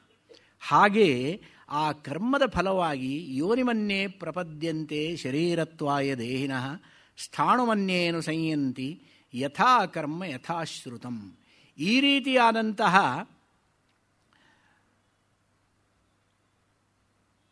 ಪರಮಾತ್ಮ ಸ್ವರೂಪವನ್ನು ನಾವು ತಿಳಿಯುವವರೆಗೆ ಈ ಒಂದು ಶರೀರ ಅನ್ನುವಂಥದ್ದು ನಮಗೆ ಏನಿದೆಯೋ ಈ ಶರೀರವನ್ನು ನಾವು ಕಾಪಾಡಿಕೊಳ್ಬೇಕು. ಎಲ್ಲಿಯವರೆಗೆ? ಈ ಶರೀರವನ್ನು ಯಾಕೆ ಕಾಪಾಡಿಕೊಳ್ಬೇಕು? ಭೋಗಕ್ಕಾಗಿ ಕಾಪಾಡುವುದಲ್ಲ, ಮೋಕ್ಷಕ್ಕಾಗಿ ಕಾಪಾಡಿಕೊಳ್ಬೇಕು. ಮೋಕ್ಷಕ್ಕಾಗಿ ನಮ್ಮ ಈ ಶರೀರವನ್ನು ನಾವು ಕಾಪಾಡಿಕೊಳ್ಬೇಕೇ ಹೊರತು ಭೋಗಕ್ಕಾಗಿ ನಾನು ಮಾಡಿಕೊಳ್ತೇನೆ ಅಂತ ಹೇಳಿದರೆ ಆ ಭೋಗ ಎಷ್ಟು ದಿವಸ ಇರುತ್ತೆ? ಭೋಗ ಇದ್ದಿದ್ದು ಒಂದಲ್ಲ ಒಂದು ದಿವಸ ಹೋಗುತ್ತೆ. ಅದಕ್ಕೋಸ್ಕರವಾಗಿ ನಮಗೆ ಸಿಕ್ಕಿದ ಅವಕಾಶದಲ್ಲಿ ಮೋಕ್ಷ ಮಾರ್ಗದಲ್ಲಿ ಹೋಗುವುದಕ್ಕೆ ಬೇಕಾಗುವ ಹಾಗೆ ನಾವು ಈ ಒಂದು ಸಾಧನಗಳೇನನ್ನು ನಮಗೆ ಕೊಟ್ಟಿದ್ದಾನೋ ಪರಮಾತ್ಮ, ಆ ಮಾರ್ಗದಲ್ಲಿ ಹೋಗ್ತಾ ಬಂದರೆ ಒಂದಲ್ಲ ಒಂದು ದಿವಸ ನಮಗೆ ಆ ಮೋಕ್ಷ ಮಾರ್ಗದ ಕಡೆಗೆ ಹೋಗುವಂತಹ ಅಥವಾ ಆ ಸಾಧನೆಗಳ ಅನುಷ್ಠಾನದ ಕಡೆಗೆ ಹೋಗುವಂತಹ ಬುದ್ಧಿಯನ್ನು ಕೊಡ್ತಾನೆ ಪರಮಾತ್ಮ. ಸ್ಥಾಣುಮನ್ಯೇನ ಸಂಯಂತಿ ಯಥಾಕರ್ಮ ಯಥಾಶ್ರುತಂ. ಯಥಾಕರ್ಮ ಕರ್ಮಾನುಸಾರವಾಗಿ, ಯಥಾಶ್ರುತಂ ಅಂದರೆ ಶ್ರುತಿಯಲ್ಲಿ ಹೇಳಿದ ರೀತಿಯಲ್ಲಿ. ಇಲ್ಲೆಲ್ಲ ಕಡೆಯಲ್ಲೂ ಕೂಡ ಇದನ್ನು ನೀವು ಹೇಳ್ತಾ ಇದ್ದೀರಲ್ಲ, ಇದಕ್ಕೆ ಏನು ಪ್ರಮಾಣ? ನೀವು ಹೇಳಿದ್ದನ್ನೆಲ್ಲ ನಾವು ಒಪ್ಪಬೇಕೇ ಅಂತ ಕೇಳಿದರೆ, ಯಾವುದನ್ನು ನಾನು ಹೇಳಿದೆ ಅಂತಾಗಲಿ ಅಥವಾ ಇನ್ನೊಬ್ಬರು ಯಾರೋ ವಿದ್ವಾಂಸರು ಹೇಳಿದರು ಅಂತಾಗಲಿ ಯಾರೂ ಒಪ್ಪಬೇಕಾಗಿಲ್ಲ. ಎಲ್ಲರಿಗೂ ಕೂಡ ಅದನ್ನು ಪ್ರಶ್ನಿಸುವ ಅಧಿಕಾರ ಇದ್ದೇ ಇದೆ. ಪ್ರಶ್ನಿಸುವ ಅಧಿಕಾರ ತಿಳಿದುಕೊಳ್ಳೋದಕ್ಕಾಗಬೇಕೇ ಹೊರತು ಬೇರೆ ರೀತಿಯಾಗಿ ಆಗಬಾರದು. ಪ್ರಶ್ನಿಸುವ ಅಧಿಕಾರ ಇದ್ದಾಗ ಹೇಳುವವನು ಯಾವ ರೀತಿ ಹೇಳಬೇಕು, ನನ್ನ ಮಾತು ನಾನು ಹೇಳ್ತಾ ಇದ್ದೇನೆ ನೀವು ಕೇಳಿ ಅಂತಲ್ಲ. ಹಾಗೆ ಹೇಳಿದರೆ ಆ ಮಾತಿಗೆ ಬೆಲೆ ಬರುವುದಿಲ್ಲ. ಪ್ರಮಾಣವನ್ನು ಹೇಳಬೇಕು. ಅದು ಯಾವುದು ಪ್ರಮಾಣ? ಯಥಾ ಕರ್ಮ ಯಥಾಶ್ರುತಂ. ಶ್ರುತಿಯಲ್ಲಿ ಹೇಳಿರುವಂತಹದ್ದು ಪ್ರಮಾಣ. ಶ್ರುತಿ ನಮಗೆ ಏನು ಹೇಳುತ್ತೆ? ಶ್ರುತಿಯೇ ಸರ್ವಕ್ಕೂ ಮೂಲ. ಈ ಮಾತನ್ನು ಹೇಳುವಾಗ ಎಲ್ಲ ಪ್ರಪಂಚದಲ್ಲಿ ಇರುವಂತಹ ಎಲ್ಲ ಜ್ಞಾನಗಳಿಗೂ ಮೂಲ ಶ್ರುತಿಯೇ. ಶ್ರುತಿಯಲ್ಲಿ ಇಲ್ಲದ ವಿಚಾರ ಪ್ರಪಂಚದಲ್ಲಿ ಇಲ್ಲ. ಏನು ಸ್ವಾಮಿ ಹಿಂಗೆ ಹೇಳ್ಬಿಟ್ರಿ? ನ್ಯೂಕ್ಲಿಯರ್ ಸೈನ್ಸ್ ಬಗ್ಗೆ ಶ್ರುತಿಯಲ್ಲಿ ಎಲ್ಲಿದೆ? ಕೇಳಿಬಿಡ್ಬೋದು. ಎಷ್ಟೋ ಜನ ಈ ಮಾತನ್ನು ಕೇಳ್ತಾರೆ. ಪ್ರಪಂಚದಲ್ಲಿ ಇರುವ ಜ್ಞಾನಗಳೆಲ್ಲ ಭಗವಂತನಿಂದಲೇ ಭೂಮಿಗೆ ಬಂದಿರುವಂತಹದ್ದು. ಅದು ರಹಸ್ಯವಾಗಿ ಕೆಲವು ಕಡೆಯಲ್ಲಿ ಅಡಗಿಸಿಟ್ಟಿರುವಂತಹದ್ದು ಇದೆ. ನಾವು ಅದನ್ನು ತಿಳಿದುಕೊಳ್ಳುವ ಪ್ರಯತ್ನ ಮಾಡಿಲ್ಲ ಅಷ್ಟೇ. ಉದಾಹರಣೆಗೆ ಹೇಳ್ತೇನೆ. ಶ್ರುತಿ ಅಂತ ಹೇಳಿದರೆ ಯಾವುದು? ವೇದ ತಾನೇ. ವೇದ ಎಷ್ಟಿದೆ? ವೇದ ಇರುವಂತಹದ್ದು 4 ತಾನೇ. ಆ 4 ವೇದಗಳ ಸ್ವರೂಪವನ್ನು ಯಾರಾದರೂ ಸ್ವಲ್ಪ ಗಮನಿಸಿದರೆ ನಾವು ಎಷ್ಟು ಒಂದು ದೌರ್ಭಾಗ್ಯವಂತರು ಅಂತ ಗೊತ್ತಾಗುತ್ತೆ. ಇವತ್ತು ಶ್ರುತಿಯಲ್ಲಿ ವಿಭಾಗ ಮಾಡಿರುವ ವ್ಯಾಸ ಮಹರ್ಷಿಗಳು ಆ ಶ್ರುತಿಯನ್ನು 4 ವಿಧವಾಗಿ ವಿವ್ಯಾಸ ವೇದಾನ್ಯಸ್ಮಾತ್ ತಸ್ಮಾದ್ ವ್ಯಾಸ ಇತಿ ಸ್ಮೃತಃ. ವೇದ ರಾಶಿ, ಭಗವಂತನ ಮುಖದಿಂದ ಬಂದಂತಹ ವೇದ ರಾಶಿ ಸಮಗ್ರವಾಗಿ ರಾಶಿ ರೂಪದಲ್ಲಿತ್ತು. ಅದನ್ನು 4 ವಿಧಾನವಾಗಿ ಮಾಡಿಬಿಟ್ರು ಋಗ್ಯಜು ಸಾಮಾಥರ್ವ ಭೇದೇನ ವ್ಯಾಸ ಮಹರ್ಷಿಗಳು. ಆ ವ್ಯಾಸ ಮಹರ್ಷಿಗಳು ವಿಭಾಗ ಮಾಡಿರುವಂತಹ ವೇದ ಅನ್ನುವಂತಹದ್ದು ಎಷ್ಟು ಇತ್ತು ಅಂತ ಕೇಳಿದರೆ 1130 ಶಾಖೆಗಳಾಗಿತ್ತು. ಸಹಸ್ರವರ್ತ್ಮ ಸಾಮವೇದ. ಸಾಮವೇದ 1000 ಶಾಖೆ ಉಳ್ಳದ್ದಾಗಿತ್ತು. ಹಾಗೆ ಋಗ್ವೇದ ಅನ್ನುವಂತಹದ್ದು 21 ಶಾಖೆ, ಯಜುರ್ವೇದ ಅನ್ನುವಂತಹದ್ದು 101 ಶಾಖೆ, ಅಥರ್ವಣ ವೇದ ಅನ್ನುವಂತಹದ್ದು 9 ಶಾಖೆ. ಈ ರೀತಿಯಾಗಿ 1130 ಶಾಖೆಯಲ್ಲಿದ್ದಂತಹ ಸಮಗ್ರ ವೇದ ರಾಶಿ ಲುಪ್ತವಾಗ್ತಾ ಆಗ್ತಾ ಆಗ್ತಾ ಆಗ್ತಾ ಇವತ್ತು ಉಳಿದಿರೋದು ಕೇವಲ 12 ಶಾಖೆ. ನಾವು ಕಳ್ಕೊಂಡಿರೋದೆಷ್ಟು, ಉಳ್ಕೊಂಡಿರೋದೆಷ್ಟು? ಆ ಕೇವಲ 12 ಶಾಖೆ ಇವತ್ತು ಏನು ಉಳಿದಿದೆಯೋ ಅದನ್ನು ಪೂರ್ತಿ ತಿಳ್ಕೊಳ್ಳೋ ಯೋಗ್ಯತೆ ನಮಗಿಲ್ಲ. ತಿಳ್ಕೊಳ್ಳೋದಕ್ಕೆ ಸಾಧ್ಯವಿಲ್ಲ ಅಷ್ಟು ಸುಲಭವಾಗಿ. ಭಾರದ್ವಾಜ ಮಹರ್ಷಿಗಳು ಒಂದು ಸಾರಿ ತಪಸ್ಸಿಗೆ ಕುಳಿತಾಗ ಇಂದ್ರ ಪ್ರತ್ಯಕ್ಷನಾಗಿ ಕೇಳ್ತಾನೆ ಅವರ ತಪಸ್ಸಿಗೆ ಮೆಚ್ಚಿ, ನೀನು ಏನು ಮಾಡಬೇಕು ಅಂತಿದ್ದೀಯಾ ಅಂತ. ನನಗೆ ಇನ್ನೂ ಒಂದು 100 ಜನ್ಮವನ್ನು ಕೊಡು ಅಂತ ಕೇಳ್ತಾರೆ. ಯಾಕಪ್ಪ ನಿನಗಷ್ಟೊಂದು ಜನ್ಮ ಅಂತ ಕೇಳಿದಾಗ ಅವರು ಹೇಳಿದ, ನಾನು ಇನ್ನೂ ವೇದಾಧ್ಯಯನ ಮಾಡಬೇಕು. ಈಗಾಗಲೇ ಒಂದು 3 ಜನ್ಮದಲ್ಲಿ ವೇದಾಧ್ಯಯನ ಮಾಡಿದ್ದೇನೆ, ಆದರೂ ನನಗೆ ತೃಪ್ತಿ ಇಲ್ಲ. ಇನ್ನೂ ಒಂದು 100 ಜನ್ಮವನ್ನು ಕೊಡು, ಸಂಪೂರ್ಣ ವೇದಾಧ್ಯಯನ ಮಾಡ್ತೇನೆ ಅಂತ. ಆವಾಗ ಇಂದ್ರ ತೋರಿಸ್ತಾನೆ, ಒಂದು ಹಿಮಾಲಯದಂತಹ ಪರ್ವತವನ್ನು ತೋರಿಸಿಬಿಟ್ಟು, ನೀನು ಇಷ್ಟೊತ್ತಿನವರೆಗೆ ಅಧ್ಯಯನ ಮಾಡಿದ ವೇದರಾಶಿ ಏನಿದೆಯೋ ಅದು ಇಷ್ಟು ಅಂತ, ಒಂದು ಮುಷ್ಟಿ ಮಣ್ಣಿನಷ್ಟು. ಒಂದು ಪರ್ವತದಲ್ಲಿ 1 ಮುಷ್ಟಿ ಮಣ್ಣಿನ ಪರಿಮಾಣ ಎಷ್ಟಾಗುತ್ತೋ ವೇದರಾಶಿಯಲ್ಲಿ ಇವನ 3 ಜನ್ಮದಲ್ಲಿ ಅವನು ಕಂಠಸ್ಥೀಕರಣ ಮಾಡಿರುವಂತಹ ವೇದರಾಶಿ ಒಂದು ಹಿಡಿಮಣ್ಣಿನ ರಾಶಿ ಅಂತ ಹೇಳಿದರೆ ವೇದದ ಒಂದು ಅಗಾಧತೆ ಎಷ್ಟು ಅನ್ನುವಂತಹದ್ದು ಅರ್ಥವಾಗುತ್ತೆ. ಆ ವೇದರಾಶಿಯನ್ನು ಕೆಲವೊಂದಷ್ಟು ಋಷಿಗಳು ಕಂಡುಕೊಂಡು ನಮಗಿಷ್ಟು ಕೊಟ್ಟಿದ್ದಾರೆ, ಅದು ಅಷ್ಟೇ ಅಂತ ತಿಳಿಲಿಕ್ಕೆ ಸಾಧ್ಯವಿಲ್ಲ, ಅದು ಇನ್ನೂ ಇದೆ. ಹಾಗೆ ಇರುವಂತಹ ವೇದರಾಶಿಯಲ್ಲಿ ಇವತ್ತು 12 ಶಾಖೆ ಉಳ್ಕೊಂಡಿದೆ. 12 ಶಾಖೆಯಲ್ಲಿ ಋಗ್ವೇದದಲ್ಲಿ ಶಾಕಲ ಭಾಷ್ಕಲ ಶಾಖೆ ಇದೆ. ಹಾಗೆ ತೈತ್ರೀಯದಲ್ಲೂ ಶುಕ್ಲ ಯಜುರ್ವೇದ, ಕೃಷ್ಣ ಯಜುರ್ವೇದ ಅನ್ನುವಂಥದ್ದು ಇದೆ. ಕಾಣ್ವ ಮತ್ತು ಮಾಧ್ಯಂದಿನ ಅಂತ ಶುಕ್ಲ ಯಜುರ್ವೇದದಲ್ಲಿ 2 ಶಾಖೆ ಉಳ್ಕೊಂಡಿದೆ. ಹಾಗೆ ಸಾಮವೇದದಲ್ಲಿ ಇವತ್ತು 1000 ಶಾಖೆ ಇದ್ದಂಥ ಸಾಮವೇದದಲ್ಲಿ 3 ಶಾಖೆ, ಕೌತುಮ ಶಾಖೆ, ರಾಣಾಯನೇ ಶಾಖೆ, ಹಾಗೆ ಜೈಮಿನಿಯ ಶಾಖೆ, ಈ 3 ಶಾಖೆ ಮಾತ್ರ ಉಳ್ಕೊಂಡಿದೆ. ಅಥರ್ವಣ ಅನ್ನುವಂಥದ್ದು 1 ಶಾಖೆ ಉಳ್ಕೊಂಡ್ಬಿಟ್ಟಿದೆ. 9 ವಿಧವಾದಂತಹ ಶಾಖೆ. ನಾವು ಕಳ್ಕೊಂಡಿರೋದೆಷ್ಟು, ಉಳ್ಕೊಂಡಿರೋದೆಷ್ಟು? ಈ ಉಳಿದುಕೊಂಡಿರುವಂತಹ ವೇದದಲ್ಲೇ ಇರುವ ವಿಚಾರಗಳನ್ನು ಸಂಪೂರ್ಣ ನಾವು ಇವತ್ತು ತಿಳಿದುಕೊಳ್ಳಲಿಕ್ಕೆ ನಮಗಾಗಿಲ್ಲ. ಇನ್ನು ಕಳ್ಕೊಂಡಿದ್ರಲ್ಲಿ ಯಾವ ವಿಚಾರ ಇತ್ತು ಅಂತ ನಮಗೆ ಗೊತ್ತಿದೆಯೇ? ಗೊತ್ತಿಲ್ಲದೆ ಯಾವ ಒಂದು ಭಂಡ ಧೈರ್ಯದಿಂದ ವೇದದಲ್ಲಿ ಎಲ್ಲ ಇದೆ ಅಂತ ನೀವು ಹೆಂಗೆ ಹೇಳ್ತೀರಿ ಅಂತ ಕೇಳಿದರೆ, ವೇದದಲ್ಲಿ ಇಲ್ಲದದ್ದು ಪ್ರಪಂಚದಲ್ಲಿ ಯಾವುದು ಪರಮಾತ್ಮನಿಂದ ಅಲ್ಲದೆ ಬರಲಿಕ್ಕೆ ಸಾಧ್ಯವೇ ಇಲ್ಲ. ಎಲ್ಲವನ್ನು ತಂದಿಟ್ಟಿದ್ದಾನೆ ಪರಮಾತ್ಮ. ಪರಮಾತ್ಮನಿಂದಲೇ ನಮಗೆ ಬಂದಿರುವಂತಹದ್ದು. ಅದನ್ನು ಕಂಡುಹಿಡಿಯುವಂತಹ ಒಂದು ಬುದ್ಧಿ ನಮಗೆ ಬೇಕು. ಸಂಸ್ಕೃತ ವಾಂಗ್ಮಯದಲ್ಲಿ ಏನಿದೆ ಏನಿಲ್ಲ ಅಂತ ಕೇಳಿದರೆ, ಇವತ್ತಿನ ಅರ್ವಾಚೀನ ವಿಜ್ಞಾನ ಅಂತ ಏನಿದೆ, ಪ್ರಾಸಂಗಿಕವಾಗಿ ನಾನು ಇದನ್ನು ಹೇಳಬೇಕಾಗಿ ಬಂತು. ಅರ್ವಾಚೀನ ವಿಜ್ಞಾನದಲ್ಲಿ ಏನಿದೆ ಅನ್ನುವಂಥದ್ದು ನೀವು ಹೇಳ್ತಿರೋ, ಇದರಲ್ಲಿ ಕೆಲವೊಂದಷ್ಟು ಅಂಶ ನಮ್ಮ ಸಾಹಿತ್ಯದಲ್ಲಿ ಇದ್ದೇ ಇದೆ. ನಾವು ಅದನ್ನು ತೋಡಿ ತೆಗೀಬೇಕು, ಕಂಡು ಹಿಡಿಯಬೇಕು. ಉದಾಹರಣೆಗೆ ಹೇಳ್ತೇನೆ, ಇವತ್ತು ನಾಸಾದಲ್ಲಿ ವಿಜ್ಞಾನಿಗಳು 60,000 ಹಸ್ತಪ್ರತಿಗಳನ್ನು, ಅಂದರೆ ಮ್ಯಾನುಸ್ಕ್ರಿಪ್ಟ್ಸ್, ಸಂಸ್ಕೃತದಲ್ಲಿರುವ ಹಸ್ತಪ್ರತಿಗಳನ್ನು ಅವರು ಅಧ್ಯಯನ ಮಾಡ್ತಾ ಇದ್ದಾರೆ. 60,000, ಒಂದೆರಡಲ್ಲ ನಾನು ಹೇಳ್ತಾ ಇರೋದು. ಆ ಒಂದು 60,000 ಮ್ಯಾನುಸ್ಕ್ರಿಪ್ಟ್ಗಳಲ್ಲಿ ಅನೇಕ ವಿಷಯಗಳು, ವೈದ್ಯಕ್ಕೆ ಬೇಕಾದಂತಹ ವಿಷಯಗಳಿದ್ದಾವೆ, ತಾಂತ್ರಿಕತೆಗೆ ಬೇಕಾಗಿರುವಂತಹ ವಿಷಯಗಳಿದ್ದಾವೆ, ಔಷಧಕ್ಕೆ ಫಾರ್ಮಸಿ ಅದಕ್ಕೆ ಸಂಬಂಧಪಟ್ಟಂತಹ ವಿಷಯಗಳಿದ್ದಾವೆ. ಅಥರ್ವಣವೇದದಲ್ಲಿರುವಂತಹದ್ದೆಲ್ಲ ಅದರಲ್ಲಿದೆ. ಹಾಗೆ ಲೋಹಶಾಸ್ತ್ರಕ್ಕೆ ಸಂಬಂಧಪಟ್ಟ ಮೆಟಲರ್ಜಿ ಅದಕ್ಕೆ ಸಂಬಂಧಪಟ್ಟ ವಿಚಾರಗಳು.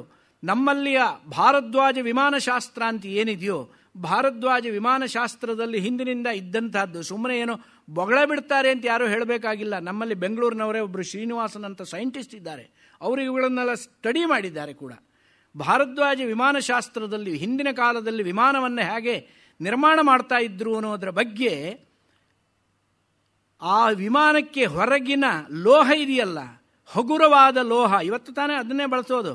ಒಂದು ರೀತಿ ಇಂಡಾಲಿಯಂ ಟೈಪ್ ಏನೋ ಒಂದು ರೀತಿಯ ಲೋಹ, ಅದು ಹಗುರವಾಗಿರಬೇಕು, ಗಟ್ಟಿಯಾಗಿರಬೇಕು. ಅಂತಹ ಲೋಹವನ್ನೇ ವಿಮಾನಕ್ಕೆ ಬಳಸಬೇಕು ಅಂತ. ಆ ಲೋಹಶಾಸ್ತ್ರಕ್ಕೆ ಸಂಬಂಧಪಟ್ಟಂಥ ವಿಮಾನಶಾಸ್ತ್ರ ಅನ್ನುವಂಥದ್ದು ನಮ್ಮಲ್ಲಿ ಇದೆ. ಆದರೆ ಅದರಲ್ಲಿ ಹೆಚ್ಚು ಅಭಿವೃದ್ಧಿ ಹೊಂದಿರಬಹುದು, ಇಲ್ಲ ಅಂತ ಹೇಳಲಿಕ್ಕಾಗೋದಿಲ್ಲ. ಅಭಿವೃದ್ಧಿ ಇಲ್ಲ ಅಂತ ನಾನು ಹೇಳ್ತಾ ಇಲ್ಲ. ಈ ಹೆಚ್ಚಿನ ಒಂದು ಬೆಳವಣಿಗೆ ಆಗುತ್ತೆ, ಹೆಚ್ಚಿನ ಸಂಶೋಧನೆಯಿಂದ ಆಗಿರಬಹುದು. ಮೂಲಭೂತ ತತ್ವಗಳು ಮಾತ್ರ ಅಲ್ಲಿದ್ದಾವೆ. ಹಾಗೆ ಈ ಒಂದು ಶಸ್ತ್ರಚಿಕಿತ್ಸಾ ಶಾಸ್ತ್ರ ಅಂದರೆ ಸರ್ಜರಿಗೆ ಸಂಬಂಧಪಟ್ಟಂತಹದ್ದು. ಸರ್ಜರಿಯ ಪಿತಾಮಹ ನಮ್ಮಲ್ಲಿ ಸುಶ್ರುತ ಅಂತ ಇದ್ದರು ಹಿಂದೆ. ಸುಶ್ರುತ ಅನ್ನುವಂಥವರು ಎಷ್ಟು ಚೆನ್ನಾಗಿ ಬರೀತಾರೆ. ಇದನ್ನೆಲ್ಲ ನಾವು ಒಳಗೆ ಹೋಗಿ ನೋಡಿದಾಗ ಗೊತ್ತಾಗುತ್ತೆ. ಆ ರೀತಿಯಾಗಿ ಹೋಗಿ ನೋಡಿದಾಗ ಮಾತ್ರ ನಾವು ಇನ್ನೊಬ್ಬರು ಹೇಳಿದ್ದನ್ನು ಸರಿಯೋ ತಪ್ಪೋ ವಿಮರ್ಶೆ ಮಾಡುವಂತಹ ನೈತಿಕತೆ ನಮಗೆ ಬರುತ್ತೆ. ಅಲ್ಲಿ ನೋಡದೆ ನಾವು ಏನನ್ನಾದರೂ ತಿರಸ್ಕಾರ ಮಾಡುವುದು ಸರಿಯಲ್ಲ. ಸುಶ್ರುತ ತನ್ನ ಶಸ್ತ್ರಚಿಕಿತ್ಸೆಯನ್ನು ಮಾಡಿದ ನಂತರ ಹೊಲಿಗೆ ಹಾಕ್ತಾರೆ ನೋಡಿ. ಒಂದು ಉದಾಹರಣೆ ನಾನು ನಿಮಗೆ ಹೇಳೋದು. ಆ ಶಸ್ತ್ರಚಿಕಿತ್ಸೆ ಮಾಡಿದ ನಂತರ ಹೊಲಿಗೆ ಹಾಕಲಿಕ್ಕೆ ಒಂದು ದಾರವನ್ನು ಉಪಯೋಗಿಸ್ತಾರೆ. ಆ ದಾರ ಸುಮ್ಮನೆ ಯಾವುದೋ ದಾರ ಆಗೋದಿಲ್ಲ, ಅದಕ್ಕಾಗಿಯೇ ಒಂದು ದಾರ ಅಂತ ಇರುತ್ತೆ. ಇಲ್ಲಿ ಯಾರಾದರೂ ಡಾಕ್ಟರ್ಗಳಿರ್ಬೋದು. ಡಾಕ್ಟರ್ ಯಾರಿದ್ದಾರೆ? ಮೇಡಮ್ ಎಲ್ಲ ಡಾಕ್ಟರ್ ನೋಡಿ. ನಾನೇನಾದರೂ ಬೊಗಳೆ ಬಿಡ್ತಿದ್ದೀನಿ ಅಂತ ತಿಳ್ಕೊಳ್ತಿದ್ದೀರಾ ಹೇಗೆ? ನಾನೇನು ಬೊಗಳೆ ಬಿಡ್ತೀನಿ, ನನ್ನ ಮಗನೂ ಡಾಕ್ಟ್ರೇ. ಶಸ್ತ್ರಚಿಕಿತ್ಸೆ ಮಾಡಿದಾಗ ಹೊಲಿಗೆ ಹಾಕುವುದಕ್ಕೆ ವಿಶಿಷ್ಟವಾದ ದಾರವನ್ನು ಉಪಯೋಗಿಸ್ತಾರೆ. ಆ ದಾರ ಕೆಲವು ದಿವಸಗಳ ನಂತರ ಅದು ಬಿದ್ದು ಹೋಗುತ್ತೆ, ಇಲ್ಲ ಶರೀರಕ್ಕೆ ಸೇರಿ ಹೋಗುವ ರೀತಿಯಲ್ಲಿರುವಂತಹ ದಾರವನ್ನೇ ಉಪಯೋಗಿಸ್ತಾರೆ. ಇದು ಸಾಮಾನ್ಯವಾಗಿ ಎಲ್ಲರಿಗೂ ಇರುವಂತಹ ಸಾಮಾನ್ಯ ಜ್ಞಾನ. ಇದರಲ್ಲಿ ಸುಶ್ರುತ ಹಿಂದೆ ಅವನು ಮಾಡಿರುವಂತಹ ಶಸ್ತ್ರಚಿಕಿತ್ಸೆಗೆ ಬಳಸುವ ಶಸ್ತ್ರಗಳನ್ನು ಕೂಡ ವಿವರಣೆ ಕೊಟ್ಟಿದ್ದಾನೆ. ಯಾವ್ಯಾವ ರೀತಿ ಶಸ್ತ್ರಗಳನ್ನು ಯಾವ್ಯಾವ ರೀತಿ ಉಪಯೋಗಿಸಬೇಕು, ಯಾವ ಲೋಹವನ್ನು ಅದಕ್ಕೆ ಉಪಯೋಗಿಸಬೇಕು, ಅದನ್ನೆಲ್ಲ ಬರೆದಿದ್ದಲ್ಲಿ ಆ ಒಂದು ಹೊಲಿಗೆಗೆ ಬೇಕಾಗುವ ದಾರದ ಬದಲಿಗೆ ನಿಮಗೆ ಹೇಳಿದರೆ ಆಶ್ಚರ್ಯವಾಗೋದು, ಒಂದು ವಿಧವಾದ ಇರುವೆ, ಆ ಇರುವೆಯನ್ನು ಉಪಯೋಗಿಸ್ತಾ ಇದ್ದ. ಏನು ಆ ಇರುವೆಯನ್ನು ಯಾರಾದರೂ ಉಪಯೋಗಿಸ್ತಾರೆ ಅಂದರೆ, ಆ ಒಂದು ವಿಧವಾದ ಇರುವೆ, ಕಪ್ಪು ಇರುವೆ ಒಂದು ಇರುತ್ತೆ. ನಮ್ಮ ಶೃಂಗೇರಿ ಕಡೆಯಲ್ಲಿ ಅದು ಗೊದ್ದ ಅಂತ ಹೇಳ್ತೇವೆ. ಗೊದ್ದ ಅಂತ ಇರುತ್ತೆ. ಆ ಇರುವೆ ಟೈಪ್ನಲ್ಲಿ ಅದಲ್ಲ, ಆ ಇರುವೆಗಿಂತಲೂ ಇನ್ನೂ ಶಾರ್ಪ್ ಆಗಿರುವಂಥ ಇನ್ನೊಂದು ಇರುವೆ, ಅದನ್ನು ಸಾಕ್ತಾ ಇದ್ರಂತೆ. ಸಾಕಿಬಿಟ್ಟು ಯಾತಕ್ಕೆ ಅಂದರೆ, ಆ ಒಂದು ಶಸ್ತ್ರಚಿಕಿತ್ಸೆ ಆದ ನಂತರ ಶಸ್ತ್ರಚಿಕಿತ್ಸೆ ಆದ ಕತ್ತರಿಸಿದ ಭಾಗವನ್ನು ಹೀಗೆ ಹಿಡಿದುಬಿಟ್ಟು ಆ ಇರುವೆಯನ್ನು ತಂದು ಇಲ್ಲಿಗೆ ಬಿಡೋದಂತೆ. ಅವಕ್ಕೆ ಆಹಾರ ಹಾಕಿದೆ, ಹಿಂದಿನ ದಿವಸ ಆಹಾರ ಸಿಕ್ಕದಿದ್ದಾಗ ಮಾಡಿರ್ತಾರೆ. ಆಹಾರ ಹಾಕದೇ ಇದ್ದಾಗ ಅವಕ್ಕೆ ಬಹಳ ರೋಷ ಬಂದಿರುತ್ತೆ. ಪ್ರಾಣಿಗಳಿಗೆ ಬರೋದು ಸಹಜ ತಾನೆ. ಮನುಷ್ಯರಿಗೆ ಹಸುವಾದಗಳ ರೋಷ ಬರುತ್ತೆ, ಪ್ರಾಣಿಗಳಿಗೆ ಬರೋಲ್ವೇ? ಹಸುವಾದವ್ರನ್ನ ಮಾತಾಡಿಸಿ ಹೊಡಿಲಿಕ್ಕೆ ಬರ್ತಾರೆ. ಹಾಗೆ ಪ್ರಾಣಿಗಳಿಗೆ ಆ ಇರುವೆಗೆ ಹಿಂದಿನ ದಿವಸ ಶಸ್ತ್ರಚಿಕಿತ್ಸೆ ನಾಳೆ ಆಗಬೇಕು ಅಂದರೆ ಹಿಂದಿನ ದಿವಸ ಆಹಾರ ಕೊಡೋದಿಲ್ಲ.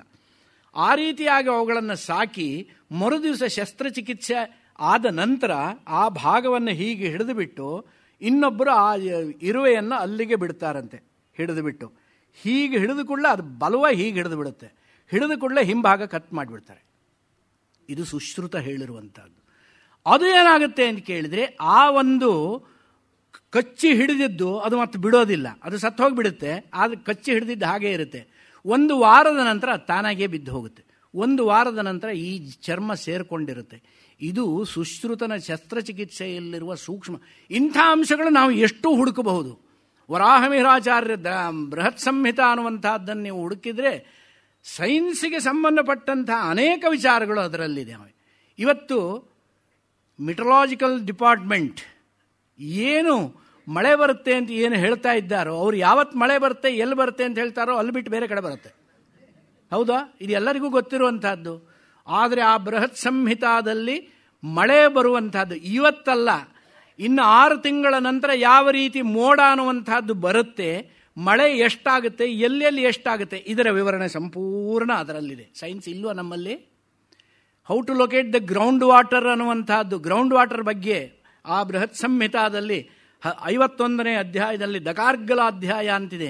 ಅದರಲ್ಲಿ ಆ ಒಂದು ಭೂಮಿಯ ಒಳಗಿನ ನೀರನ್ನು, ಅಂದರೆ ಈ ಬೋರ್ವೆಲ್ ಈಗ ಹಾಕಿಸುವವರು ಆ ರೀತಿಯ ಜಿಯಾಲಜಿಕಲ್ ಸೈಂಟಿಸ್ಟನ್ನು ಕರ್ಕೊಂಬರ್ತಾರೆ. ಅವ್ರು ಇಲ್ಲಿ ಹಾಕಿ ಅಲ್ಲೇನೋ ಅವ್ರು ಮೀಟ್ರೆಲ್ಲ ಇಟ್ಬಿಟ್ಟು ತೋರಿಸ್ತಾರೆ. ಅಲ್ಲಿ ಹಾಕಿದರೆ ಅವರಿಗೆ ನೀರೇ ಸಿಕ್ಕೋದಿಲ್ಲ, ಫೇಲ್ಯೂರ್ ಆಯಿತು ಅಂತ. ಅದು ಹೆಂಗೆ ಫೇಲ್ಯೂರ್ ಆಗೋದು? ನೀರು ಇದ್ದಿದ್ರೆ ಸರಿಯಾಗಿ ಕಂಡು ಹಿಡಿದಿರಲಿಲ್ಲ. ಇದು ಪೂರ್ತಿ ಅವರು ಮಾಡಿದ್ದಾರೆ. ಇದನ್ನು ಆಧುನಿಕ ವಿಜ್ಞಾನಿಗಳು ತಮ್ಮ ವಿಜ್ಞಾನದ ಪ್ಯಾರಾಮೀಟರ್ಸನ್ನು ಉಪಯೋಗಿಸಿ ಯಾವ ಒಂದು ವಿಚಾರದಲ್ಲಿ ಗ್ರೌಂಡ್ ವಾಟರನ್ನು ಕಂಡುಹಿಡಿಯುವುದರಲ್ಲಿ ವಿಫಲರಾದರೂ ಅಲ್ಲಿ ದಕಾರ್ಗಲಾಧ್ಯಾಯದಲ್ಲಿ ಹೇಳಿರುವ ಪರಿಮಾಣವನ್ನು ಅನುಸರಿಸಿ ಮಾಡಿರುವ ಸಂಶೋಧನೆಯಿಂದ 100ಕ್ಕೆ 95% ಸಾಫಲ್ಯವನ್ನು ಕಂಡಂತಹ ವಿಜ್ಞಾನಿಗಳು ನನ್ನ ಸ್ನೇಹಿತರಾದಂಥ ಪ್ರೊಫೆಸರ್ EAS ಪ್ರಸಾದ್ ಅಂತ ವೆಂಕಟೇಶ್ವರ ಯೂನಿವರ್ಸಿಟಿನಲ್ಲಿ ಸೈಂಟಿಸ್ಟ್ ಆಗಿದ್ದರು. ಅವರು ಮಾಡಿದ್ದು, ನಾನು ಸುಮ್ಮನೆ ಇದು ಬಗಳಲ್ಲ, ಅವರು ಮಾಡಿಟ್ಟಿರುವಂಥದ್ದು ಸೆಂಟ್ರಲ್ ಗೌರ್ಮೆಂಟಿಂದ ಅವರಿಗೊಂದು ಪ್ರಾಜೆಕ್ಟ್ 1985ರಲ್ಲಿ ಪ್ರಾಜೆಕ್ಟ್ ಸ್ಯಾಂಕ್ಷನ್ ಆಗಿತ್ತು. ಅವತ್ತಿನ ಕಾಲದಲ್ಲಿ 80 ಲಕ್ಷ ರೂಪಾಯಿದು ಪ್ರಾಜೆಕ್ಟು. ಅದರಲ್ಲಿ ಅವರು ಆಧುನಿಕ ವಿಜ್ಞಾನದಲ್ಲಿ ವಿಫಲವಾದಂತಹ ಜಾಗದಲ್ಲೇ ದಕಾರ್ಗಲಾಧ್ಯಾಯದಲ್ಲಿ ಹೇಳಿರುವಂತಹ ಪ್ಯಾರಾಮೀಟರ್ಸನ್ನು ಉಪಯೋಗಿಸಿ ಅವರು ಕಂಡು ಹಿಡಿದು ಅದರಲ್ಲಿ ನೀರನ್ನು ತೋರಿಸಿದ್ದಾರೆ. ಅದಷ್ಟನ್ನು ಸ್ಲೈಡ್ ಮಾಡಿ ಇಟ್ಟಿದ್ದಾರೆ, ಇವತ್ತಿಗೂ ಇದೆ. ಯಾರು ಬೇಕಾದರೆ ಅದನ್ನು ಕೇಳಿ ನೋಡಬಹುದು. ಈ ರೀತಿಯಾಗಿ ನಮ್ಮಲ್ಲಿ ಬೇಕಾದಷ್ಟಿದೆ. ನಾವು ಅದನ್ನು ತಿಳಿಯುವ ಮನಸ್ಸು ಮಾಡಬೇಕು. ತಿಳಿದುಕೊಳ್ಳಿಕ್ಕೆ ಹೋದರೆ ಖಂಡಿತ ನಮ್ಮಲ್ಲಿ ಬೇಕಾದಷ್ಟಿದೆ. ಇದನ್ನು ನಾವು ತಿಳಿತಾ ಇಲ್ಲ. ಇವತ್ತು ಹೊರದೇಶದ ವಿಜ್ಞಾನಿಗಳು ಕಂಡು ಹಿಡಿತಾ ಇದ್ದಾರೆ. ಅದನ್ನು ನಾವು ಅಲ್ಲಿಂದ ಆಮದು ಮಾಡಿಕೊಂಡು ಬರುವಂತಹ ಒಂದು ದೌರ್ಭಾಗ್ಯ ಬರದೇ ಇರಲಿ ಅನ್ನುವಂಥದ್ದೇ ನಮ್ಮ ಆಸೆ. ಟರ್ಮರಿಕ್ ಅದರ ಪೇಟೆಂಟ್ ಬಗ್ಗೆ ನಾವೆಷ್ಟು ಹೋರಾಡಬೇಕಾಯಿತು. ನಮ್ಮಲ್ಲಿ ಹೆಂಗಳೆಯರಿಗೆ ಪ್ರತಿಯೊಂದು ಕರ್ಮದಲ್ಲೂ ಕೂಡ ಅರಿಶಿನ ಕುಂಕುಮಕ್ಕೆ ಪ್ರಾಧಾನ್ಯ ಇರೋದು ಅದಕ್ಕೋಸ್ಕರವಾಗಿ. ಕುಂಕುಮದ ಪ್ರಾಧಾನ್ಯ ಏನು ಅಂತ ಹೇಳಿ ನ್ಯೂರಲಾಜಿಕಲ್ ಸೈನ್ಸ್ನಲ್ಲಿ ಏನು ಹೇಳ್ತಾರೋ ಅದಕ್ಕೆ ಸಂಬಂಧಪಟ್ಟಂತೆ ಕುಂಕುಮದಲ್ಲಿ ಅಷ್ಟೊಂದು ಅಂಶ ಇದೆ. ಹಾಗೆ ಅರಿಶಿನದಲ್ಲಿ ಈ ರೀತಿಯಾಗಿ ಇಲ್ಲಿ ಹೆಂಗಸರು ಅರಿಶಿನವನ್ನು ಇಲ್ಲಿಗೆ ಹಚ್ಚಿಕೊಳ್ತಾರೆ, ಕಾಲಿಗೆ ಹಚ್ಚಿಕೊಳ್ತಾರೆ. ಯಾಕೆಂದರೆ ಇವತ್ತು ನೀವು ನೋಡಿ ಬೇಕಾದರೆ ಎಷ್ಟೋ ಜನ ಹೆಂಗಸರಿಗೆ ಮೀಸೆ ಬರಲಿಕ್ಕೆ ಶುರುವಾಗಿದೆ. ವಿಶ್ವೇಶ್ವರಪುರದಲ್ಲಿ ಒಂದು ಪೋಸ್ಟ್ ಆಫೀಸ್ ಇತ್ತು. ಅಲ್ಲಿ ಒಬ್ಬಾಕೆ ಸ್ಟಾಂಪೆಲ್ಲ ಕೊಡ್ತಾಯಿದ್ರು. ಒಂದು ದಿವಸ ನಾನು ಹೋಗಿ ನೋಡಿದೆ, ಸ್ಟಾಂಪ್ ಕೊಡ್ತಾ ಇರುವ ಹುಡುಗಿಗೆ ಚೆನ್ನಾಗಿ ಮೀಸೆ ಬಂದಿದೆ. ಆಕೆಯನ್ನು ಎಲ್ಲರೂ ವಿಚಿತ್ರವಾಗೇ ನೋಡ್ತಾ ಇದ್ರು. ಅವಳಿಗೆ ಮುಜುಗರ ಆಗ್ತಾ ಇತ್ತು. ನಮಗೆ ವಿಚಿತ್ರವಾಗಿ ಕಾಣ್ತಾ ಇತ್ತು. ಎಲ್ಲರೂ ಹೀಗೆ ನೋಡ್ತಾ ಇದ್ದಾರಲ್ಲ ಅಂತ ಒಂದು 15 ದಿವಸದ ನಂತರ ಅವಳು ಮೀಸೆ ಬೋಳ್ಸ್ಕೊಂಡ್ಬಂದ್ಬಿಟ್ಲು. ಆವಾಗ ಮತ್ತೆ ನೋಡ್ಲಿಕ್ಕೆ ಶುರು ಮಾಡಿದರು. ಆಮೇಲೆ 1 ತಿಂಗಳ ನಂತರ ಮತ್ತೆ ಇನ್ನೂ ಚೆನ್ನಾಗಿ ಬಂತು. ಇದೆಯಲ್ಲಿ ಗ್ರಹಚಾರ. ಇದೆಲ್ಲ ಯಾಕಾಗುತ್ತೆ ಅಂತ ಕೇಳಿದರೆ ಹಾರ್ಮೋನ್ಗಳ ವ್ಯತ್ಯಾಸ ಆಗುವುದರಿಂದ ಆಗುವಂಥದ್ದು ಅಂತ. ವೈದ್ಯರ ಮುಂದೆ ನಾನೇನೋ ಹೇಳ್ತಾ ಇದ್ದೀನಿ ಅಂತ ಹೇಳಲಿಕ್ಕೆ ಆಗೋದಿಲ್ಲ. ಹಾರ್ಮೋನ್ಗಳು ವ್ಯತ್ಯಾಸ ಆಗುವುದರಿಂದ ಹೀಗಾಗುತ್ತೆ. ಈ ಭಾಗಕ್ಕೆ ಈ ಒಂದು ಅರಿಶಿನವನ್ನು ಲೇಪನ ಮಾಡುವುದರಿಂದಲೇನಿಗೆ ಆ ಹಾರ್ಮೋನ್ಗಳ ಅಭಿವೃದ್ಧಿ ಆಗೋದಿಲ್ಲ, ಕೂದಲು ಬರೋದಕ್ಕೆ. ಆ ರೀತಿಯಾಗಿ ನಮ್ಮಲ್ಲಿ ಆ ಒಂದು ಅರಿಶಿನದ ಒಂದು ಪ್ರಾಧಾನ್ಯ ಇದೆ. ಸೈಂಟಿಫಿಕ್ ಆಗಿ ನೋಡಿದರೆ ಕೇರಳದಲ್ಲಿ ಗೋಪಾಲಕೃಷ್ಣನ್ ಅಂತ ಅವರು ಈ ರೀತಿಯಾದಂಥ ವಿಚಾರಗಳನ್ನು ತೆಗೆದುಕೊಂಡು ನಮ್ಮ ಭಾರತೀಯ ಆರ್ಷೇಯ ಸಂಸ್ಕೃತಿಯಲ್ಲಿ, ಸಾಹಿತ್ಯದಲ್ಲಿ ಏನೇನು ವಿಜ್ಞಾನಕ್ಕೆ ಸಂಬಂಧಪಟ್ಟಂಥ ವಿಚಾರಗಳು ತುಂಬ ಸಂಶೋಧನೆ ಮಾಡಿದ್ದಾರೆ. ಹಾಗಿರೋದ್ರಿಂದ ಯಥಾ ಕರ್ಮ ಯಥಾ ಶ್ರುತಂ. ಶ್ರುತಂ ಅಂತ ಹೇಳಿದರೆ ಶ್ರುತಿರೂಪ ಪ್ರಮಾಣದಲ್ಲಿ ಏನು ಹೇಳಿದೆಯೋ ಅದು ಪ್ರಮಾಣವಾಗುತ್ತೆ. ಭಗವಂತ ಏನು ಹೇಳಿದ್ದಾನೋ ಅದು ಪ್ರಮಾಣವಾಗುತ್ತೆ. ನರಸಿಂಹಮೂರ್ತಿ ಹೇಳಿದ ಪ್ರಮಾಣವಾಗುವುದಿಲ್ಲ, ಬೇರೆ ಯಾರು ವಿದ್ವಾಂಸರು ಹೇಳಿದ್ದು ಪ್ರಮಾಣವಾಗುವುದಿಲ್ಲ. ಅವರು ಇದರಲ್ಲಿದ್ದನ್ನು ಹೇಳಿದರೆ ಪ್ರಮಾಣವಾಗುತ್ತೆ ಹೊರತು ಇಲ್ಲದಿದ್ದರೆ ಇಲ್ಲ ಅಂತ ಹೇಳಿಬಿಟ್ಟು ಯೋನಿಮನ್ಯೇ ಪ್ರಪದ್ಯಂತೆ ಶರೀರತ್ವಾಯ ದೇಹಿನಃ ಸ್ಥಾಣುಮನ್ಯೇನು ಸಂಯಂತಿ ಯಥಾ ಕರ್ಮ ಯಥಾಶ್ರುತಂ ಅನ್ನುವಂತಹ ಮಂತ್ರದ ವ್ಯಾಖ್ಯಾನವನ್ನು ಇವತ್ತಿಗೆ ಸಮಾಪ್ತಿಗೊಳಿಸ್ತಾ, ಇಷ್ಟು ಒಂದು 5 ನಿಮಿಷ ಜಾಸ್ತಿ ತಗೊಂಡೆ, ಅದಕ್ಕೆ ಕ್ಷಮೆ ಇರಲಿ ಅಂತ ಕೇಳ್ತಾ ನಾಳೆ ಇದರ ಮುಂದಿನ ಭಾಗವನ್ನು ಮುಂದುವರಿಸೋಣ ಅಂತ ಹೇಳ್ತಾ ಕೇಳಿದ ಎಲ್ಲರಿಗೂ ಧನ್ಯವಾದಗಳು.